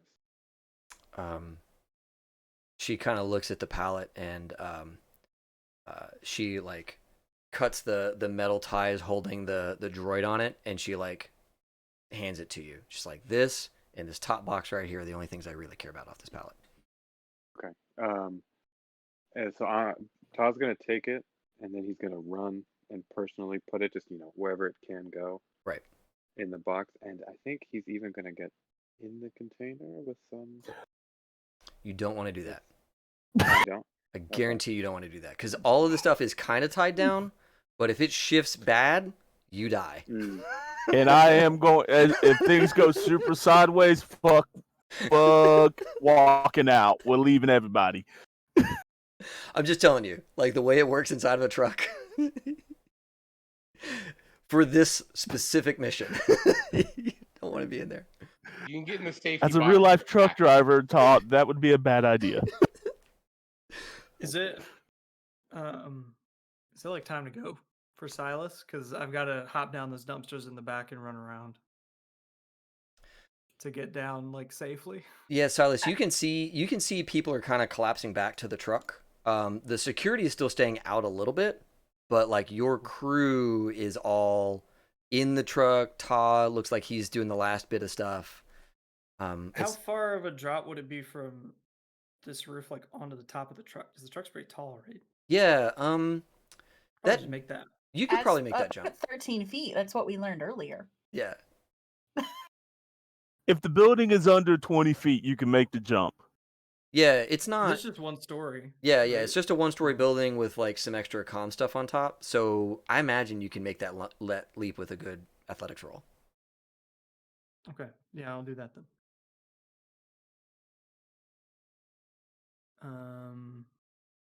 Cool. Because I don't want to run all the way back. Yeah. Athletics is I. Thank you, 15. chat. That's hilarious. Cool. Boom. You're on the container. You take it, slides, and stop. Yeah, I'm trying to get into that kind of crow's nest situation. Mm-hmm. Yep. Yeah. It's not too tough for you to get up into that crow's nest. I would probably piss that someone else is jumping on top when he's like inside, kind of like moving stuff around. If there's another huge thud. Not nearly as big. Not nearly as big, but still, like, this is like a full thing. So he thought like maybe it was like a ricochet or something. And then so yeah, if I is not advised to contortion myself in there, then I'll probably just get in the van after securing everything else. Okay. Are you going to be in the cab of the truck? Yeah, I don't have really anything to do. So yeah, I would. Okay. Perfect. So that's 1, 2, 3, 4. I can fit one. I can fit one more if Hitchens wants to get in. Sure. I'm pushing people back into the sleeping area. Need to get out to help. So obviously help someone. Okay. Gotcha. So y'all can have fun back there. I don't know, but have fun. Okay. Yeah. Hitchens comes up and goes to sit in the passenger seat. I push her into the back too. If It can fit. I'm thinking of the truck I have. She could fit. Yeah. She says if you don't mind, I'd like to kind of keep an eye on things up front. then all three of us up here does.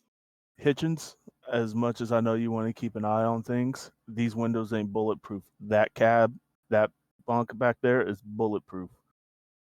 I would prefer to get you out of here alive. She says, I hear you, Vinton. If it gets hot like that, I'll move, but I really want to make sure that my team is doing well. I'm gonna be 100% honest. Just drive, Vinton.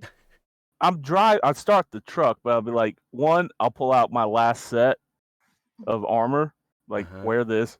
Two, if it gets hot, I'm dropping gears and disappearing. Like I'm not gonna stick around.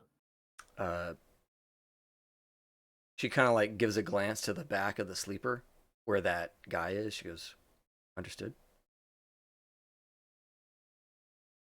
Okay. I'll be watching and she, that guy after she did that. Yeah, exactly. She's like, okay. And that guy is like awake. He's like, we're not leaving my buds, right?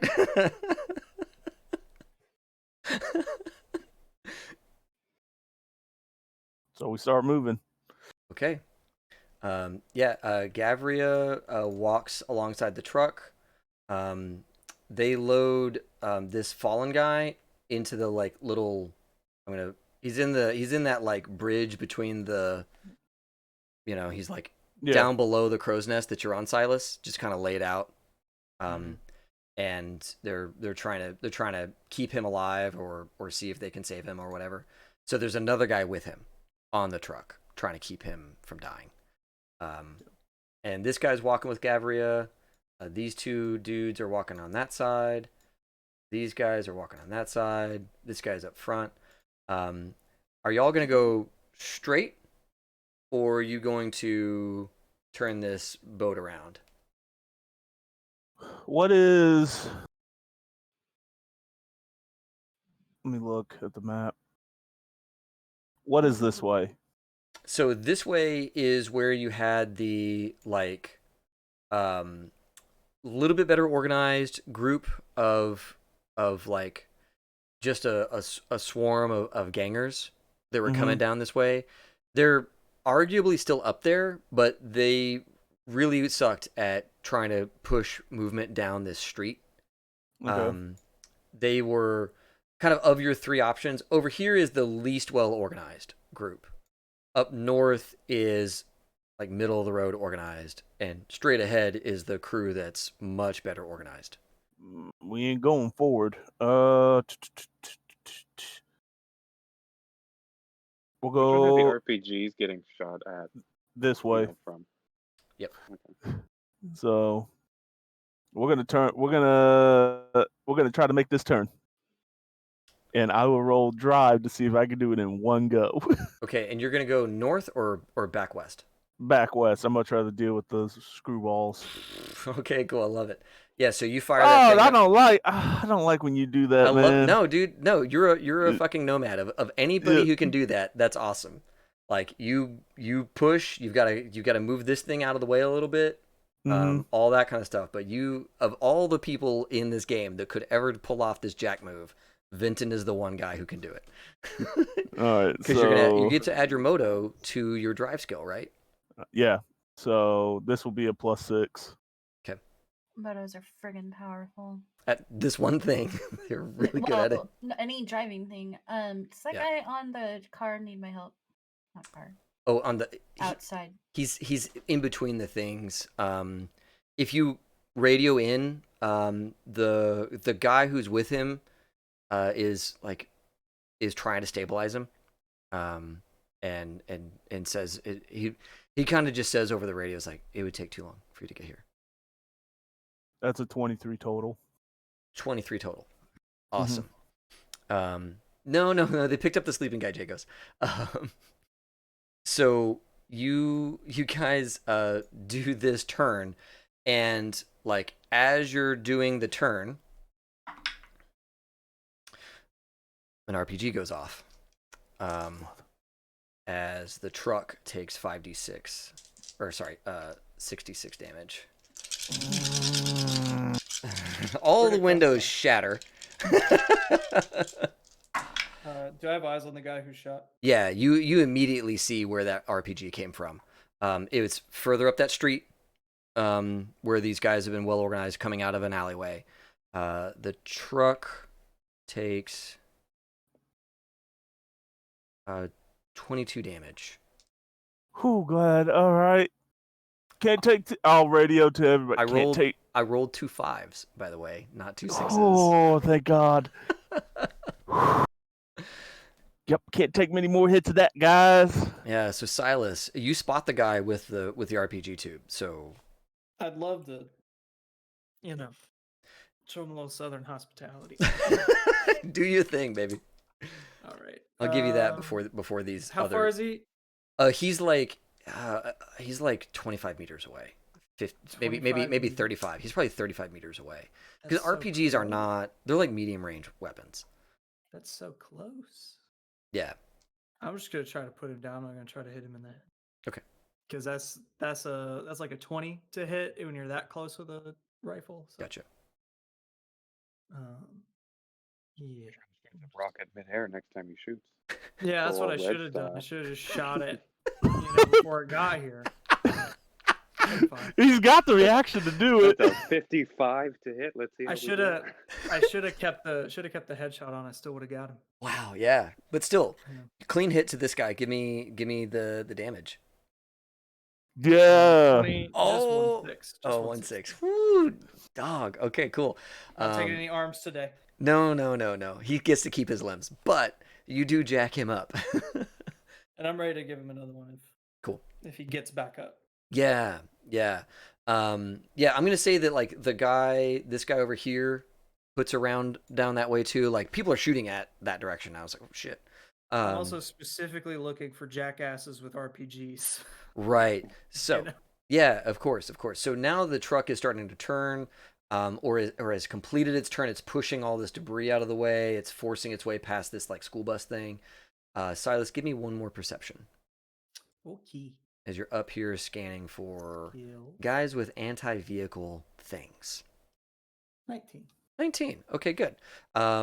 So yeah, this crew over here, there is a guy who like starts to lean out of an alleyway with another RPG. So you spot him before he can really get a firing solution on you guys. So give me your shot. I want to get him.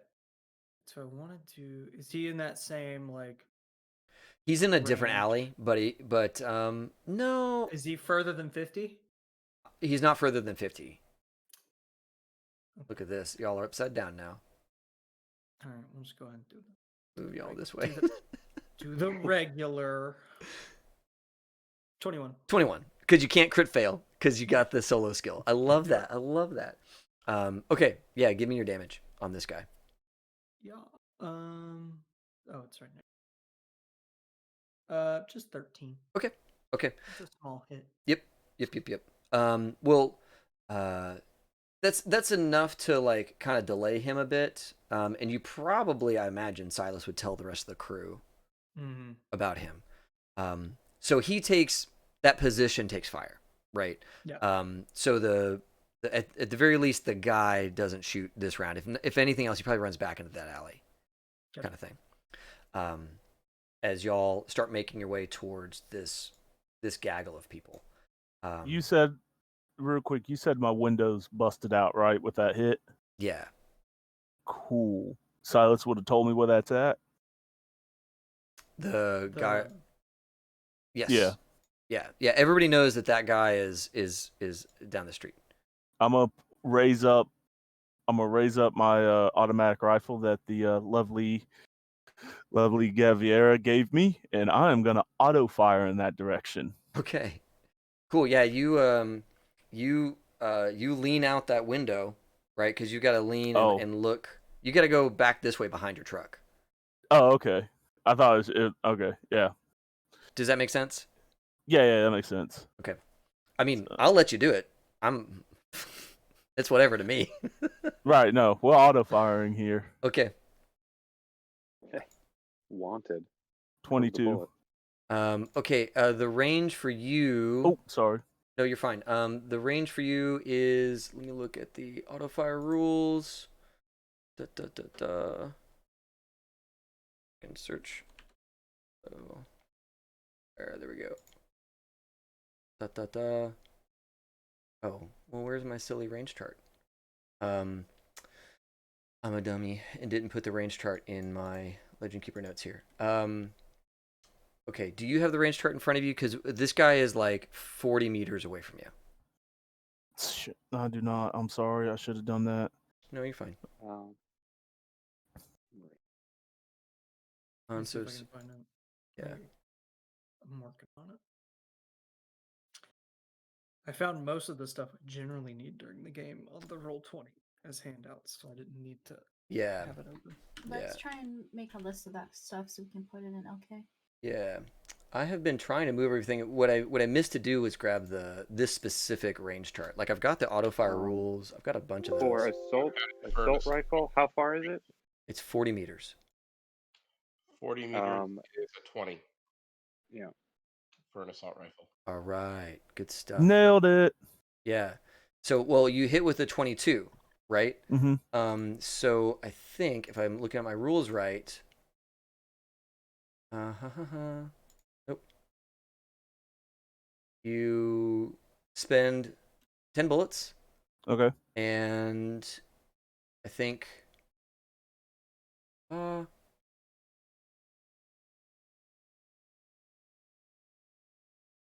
Okay, cool. So you hit and roll 2d6 for the damage. 2d6 10 times. No, you roll 2d6 for the damage, and then we multiply that by. Okay. Yeah. Okay, cool. So you did. By 4 for assault rifles. Right, exactly. So you did 8 times 4 to this kiddo. I'm bad at math, so 32. You did 32 to this guy. Goodbye. Yeah, that's a person not no longer combat effective is what they call that. That's a nice way of putting it. You just see him put the assault rifle back down on the floor and start grabbing more gears. All right, that problem's dealt with. I like it. Thank you, Jagos, for doing the math with me. Okay, so yeah, you guys start to move out of here. This guy, you've got basically like 2 of the security people in front, 2 of them kind of behind, and some people kind of like staying close. Fighting through this group of people, I don't really want to like belabor it too much, but there's going to be a lot of rounds coming in. And they're going to be shooting at like Vinton. They're going to be shooting at anybody in the front cab of this truck. And they're also going to be shooting at people outside of the truck. So anybody who's in this like front cab and anybody outside or exposed is going to take hits. Because that's the situation we're in. We're not going to take a ton of damage because again, they're not like super well organized. They don't really have the means to like, let's focus on one person as a group. That's not what they do, right? They're going to be shooting at all of y'all. So I think like, yeah, go ahead. Sorry. I'm just going to calm the Silas one more time. I'm about to go hide in the truck unless you need me to do something. So I was feeling, no, head down. Stay safe. Silas I'm going looking... into the sleeper car. The sleeper.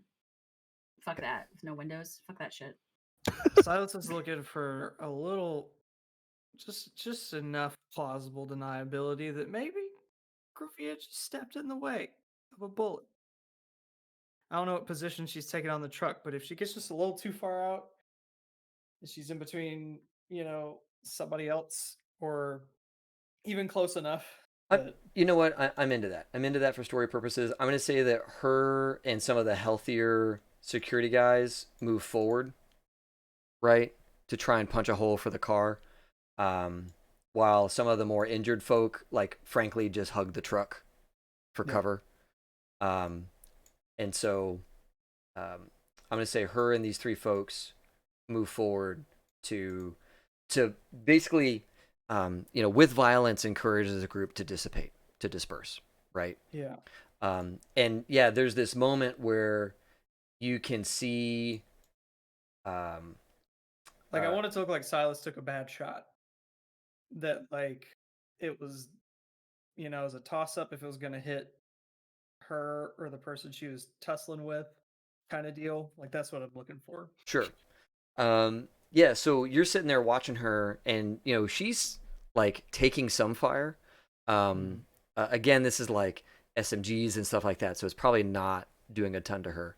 But I mean, I fully expect there's probably going to be a moment where like some people step out from behind her, even, kind of thing. Yeah. And so like there's this period where there's just kind of people out and around, because she's so tough that she probably feels like she can overextend quite a bit, especially against people who are not well organized, and aren't sporting like big guns. And so there's probably a period where visually she's cut off a little bit from anybody inside, on the ground, kind of thing. Even better if I can actually hit somebody else and then hit her, because that just looks like an accident, right? Sure. But I'm not gonna push it that far, because that might be a little too generous. No, I like it. So yeah, let's put her like right at 50 meters ahead of y'all, kind of clearing this crew, with these 2 other security dudes. And yeah, give me your called shot. What is so just the called shot? It's as if you're doing a headshot, because all called shots are now the same. Cool. And is it in my good spot? Yeah. Okay, that'll be good.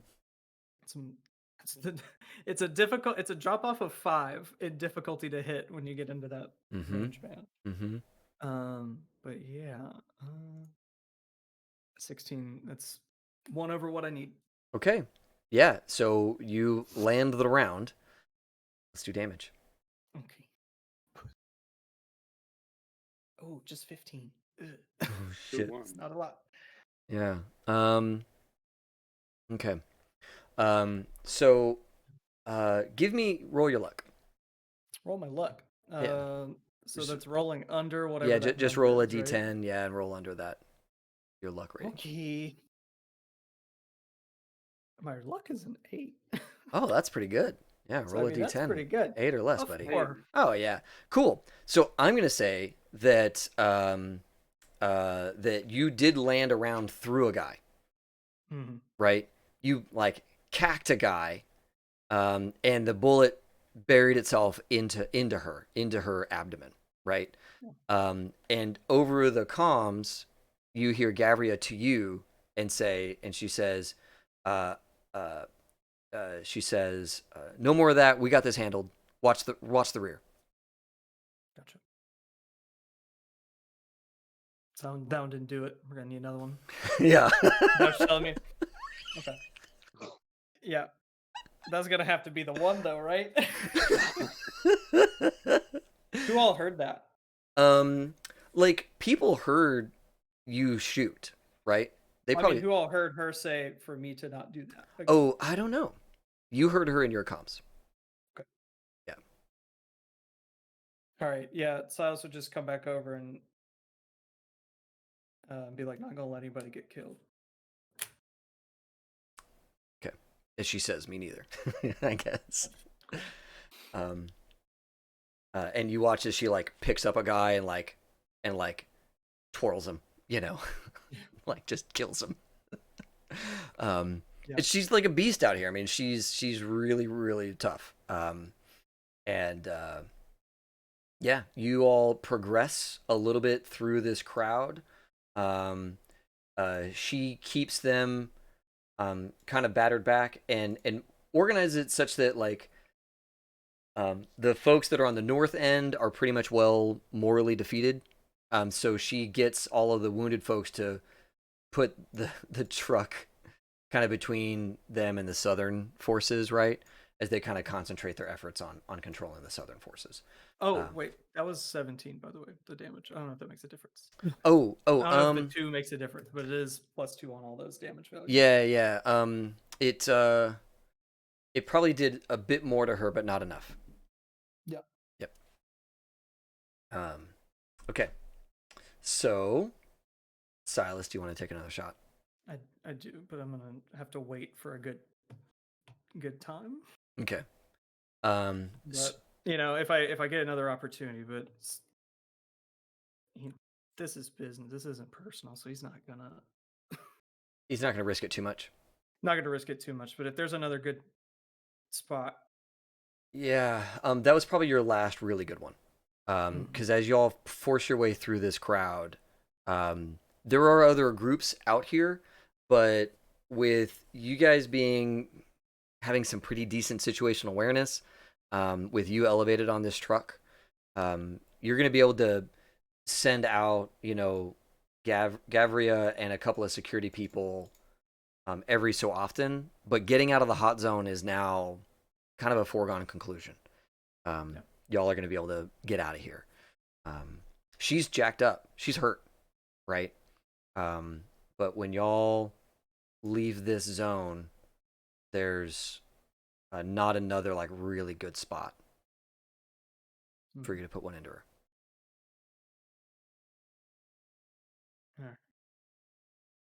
I'll roll you some luck that some idiot thinks he's brave.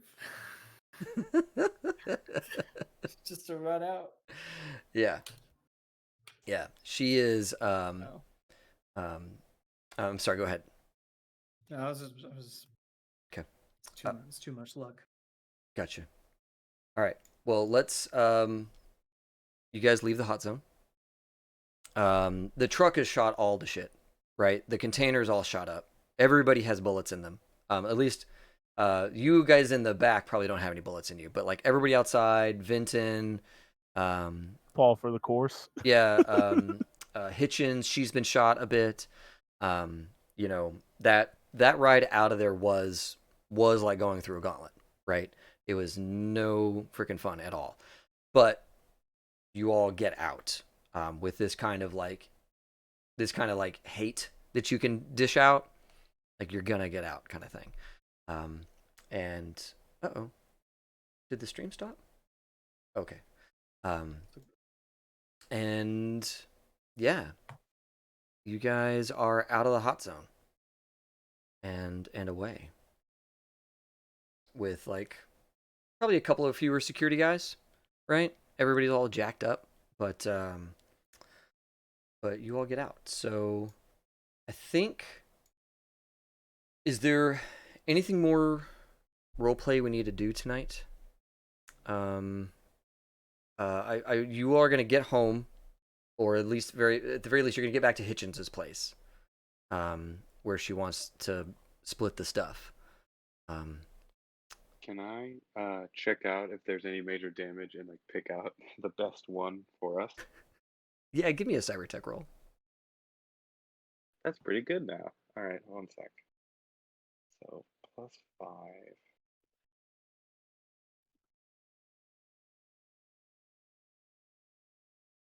The one that has the least amount of shrapnel and junk in it. Mm-hmm. Yeah. Oh my god. Oh shit. Dang, dude, you are good at cyber tech. My base is 21. Wow. Okay. Yeah. You know exactly which one is the right one to pick. That one. I want that one right there. Yeah. You write your name on it right away. Like, this is the Midnight Runners one right there. Bam. It's probably the one that's like it's like probably the first one you loaded that's closest to the cab, right? Yeah. On the northern side, kind of away from that hail of fire and all that kind of stuff. That was probably the right one to grab. Cool. I'll start moving it. Or being like looking it over.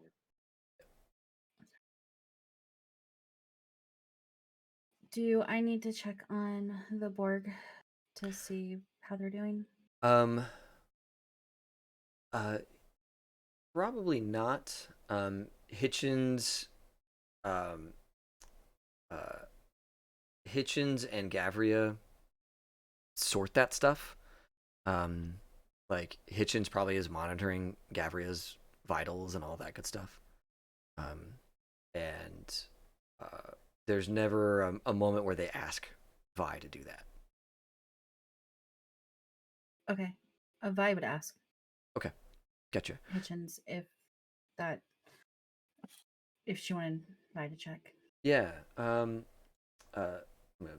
You all being upside down freaks me out, so I'm gonna flip you back. Yeah, please put it back. Yeah. So Hitchens, just zoom in a little bit. Hitchens is,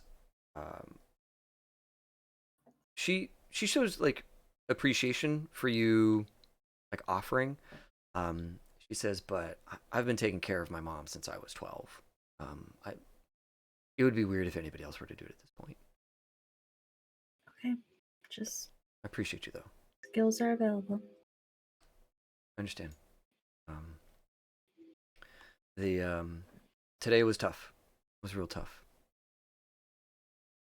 And this is the first time she's really had to work in a long time. So I'm really glad you all were able to make it when you did. And got us safely out of there. So thank you. Yeah, I'm glad we got your crew out of there. So Yeah. I think one of them didn't make it, but that's it's a shame. Yeah, part of the gig, unfortunately.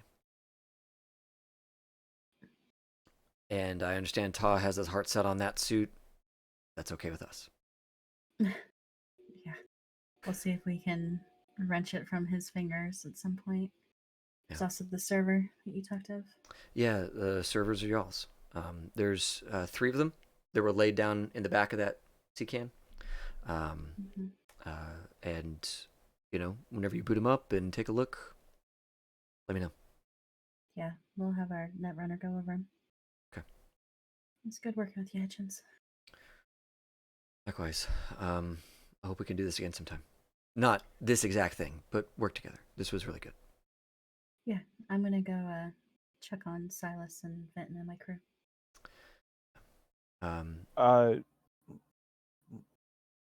Hitchens comes over to you, Silas, at some stage. Like while we're all kind of milling, getting everything parted out of the truck and everything like that. Yep. And she comes up to you, and she's got those remember that black chrome arm, and that it was like a cream colored, I think, arm was her other arm. And she comes over and kind of looks you up and down and like, Silas, I always told you I wanted to dance with you, and now I see you've already found a dancing partner. Shit happens, I guess. Yeah. Do you mind if I take a look? I'm really curious who got to you. Yeah. She hold on his arm. Yeah, sure. She kind of looks at it. Oh, okay. Pieces of this, pieces of that. This is good work. Wow. So he's damn near the best. Oh, they must be really good. Who was it? Can't say. I respect that. Okay. Well, you take care of yourself, Silas. It's good to see you again. Good to see you.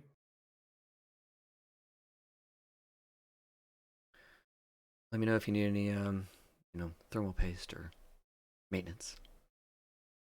Sure thing. And she goes back. Yeah. Is this her normal little office? Yeah, it's that Brick World place. Yeah. Y'all went back to Westbrook and to Brick World for sure. I'd ask for Silas another is still bottle. keeping his eyes out for opportunities. Sure. Like maybe she's standing a little too close to a window and I can take a walk kind of deal. Yeah. It's pie in the sky, but he's on the job for sure. If it's gonna get done, it's gonna be tonight. Yeah, is kind of the deal. Yeah. Go ahead. I was gonna say once everybody starts milling back out, I want to talk to Hitchens in a private setting. Sure. Yeah, that's pretty easy to get her alone, like just kind of like pull her to the side kind of thing. Hey, how you doing, Hitchens? Good, Vinton. I'm real good. I'm glad to be out of the hot zone, man. I've been there for a long time. It's been a while since I could take a shower. So I glad to be understand. out of there. Yeah, that was quite a haul you found there. I can see why you needed us. Yeah. I got 2 pieces of business, and then I know it's late, but remember before I left for that job up in Sacramento? How's that information coming? As a GM, what are you asking her for? I threw out like the last. I think I threw like 500 eddies out there to get information on Splatoon, where they're at, location, where they set up, all that. Yep. Okay, good. So she tells you. Ooh, I don't need to look on that map. I need to look on this map. She tells you, yeah. I have checked in on Splatoon. They're in Upper Marina now. You have an exact location, or is it just that's where we got? No, I can get you. I can get you kind of where they're held up. It's a they're in some old school house kind of thing. Oh, a house. Have So, the mighty have fallen. yeah. Well, it's a schoolhouse, I should say. It's like a little, I don't know, little 1-story thing. And I think they got about 20 people there, 20 people. Well, maybe I think less. that it's going to be less. No, not even a full 24 hours. Silas and me already cacked 3 of those motherfuckers. Oh, wow. Okay, well I can get you the address. I appreciate it. Next thing, we have a train. Like it's fully ours, free and clear. The train you, yeah. The train that train, one of our net runners and some paperwork got pushed through, and it's free and clear ours now. So Great. keep our family in line if you have anything that you need moved. On top of that, we got some other connections. I don't know if he's called you yet, but there is a line that I got opened up for Sacramento. It's a shit town. We're not going back. It would be unwise, but there's that line of communications for you. Okay. All right. Well, that's good to know. And I'll keep that in mind. Okay. Also, cut my take in half. Make sure everybody else gets what they deserved, but cut mine in half. Okay. I know that shit ain't cheap, and yeah, you got a Borg suit, but I've done these deals before. You've probably had to give up a lot to get your mom out of there. So take what little Eddie's, take half of what I was gonna get, keep that to help your mom out. I appreciate that, Vin. Thank you. Hey, got to keep my contacts happy, right? That you do. You're doing good. You're doing real good by me. Thank you. All right then. Well, sorry. I'm gonna go crash for the next 7 days because right. I've been full tilt. So best of luck. Let us know if you got something down the pipeline, and I appreciate that. Likewise. Okay. And last thing, and then I'll be done. I'm gonna go to Silas. Silas. Yep. Here's an address for you. Silas, you're all distracted. Like, man, I can get in a window for me, and people keep coming at you. Yeah. Nah, I got a question. Would I be with some empathetic or human perception? Would I notice what Silas is trying to do? Like, would I have finally pieced it together? I think that's up to Silas, because he can be pretty discreet if he wants to be. Yeah. I mean, the only thing he's done is take one shot and actually hit a guy who was attacking. Like, Right. You know that's what? the only thing he's done. Other than that, he's just eyeing a Borg. Yeah. You know? Having flashbacks. Yeah. Something like that. Yeah, that's scary pieces of tech. Anyway, while you were doing whatever you were doing for whoever you're doing it for, or whatever, I did some groundwork for you. I know exactly what Splatoon's at. head count and everything. You let me know when you want to jump on that, and we'll go in this as soon as possible. And I'll give him the information that. Yep. I told you I was going to help you out.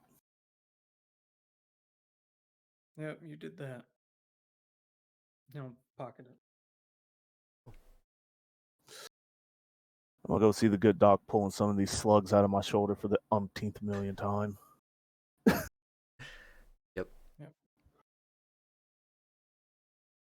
All right.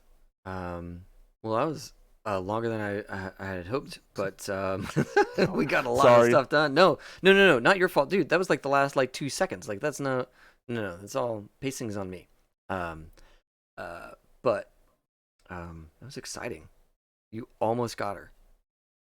And I don't think another opportunity is going to happen tonight. Yeah, it's gonna take another one like this for him to even try because it's not. Yeah, it's a bit out of the range. Yep.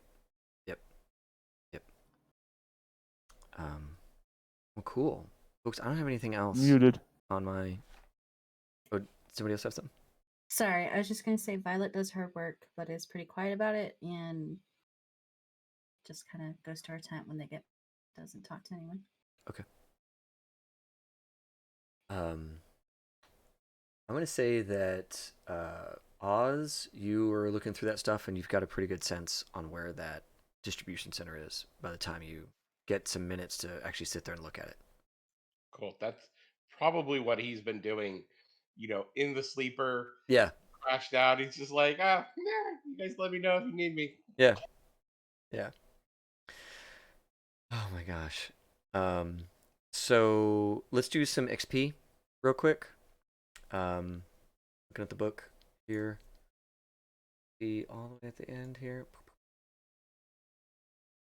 I think we could easily do this as a group thing, because this was like y'all did a bunch of role play and everything in the beginning, which was fantastic, but the op itself was a resounding success. So we could either split this up as a bunch of individual stuff. I'm kind of on the mind to do it as a group XP thing because of the mission. Yep. Yeah. I even said the word resounding. I think 35 is pretty easy to get here. Group mission was a resounding success. You lost one guy out of the whole security detail. Gavria's jacked up a little bit, but the crew all made it. The gear all gets out, right? And so were the servers okay? Yeah, I mean the servers were they probably got dinged up, but they're gonna boot and you're gonna know what's on those. Cool. I want to do those in a subsequent session though. Cool. Yep. Cool. All right, 35, not bad. I was gonna say, what's the actual number? Yeah, 35. Okay. Yeah, because you all worked really well together. Everybody moved out and did their specialty, and all that good stuff. That was great. Okay. That was good. Yeah. That was lots of fun. Okay, so everybody at home watching this, yeah, that was fun. Getting to put Gavria here. Okay, so let's see if we can find somebody to raid. It's late, but maybe.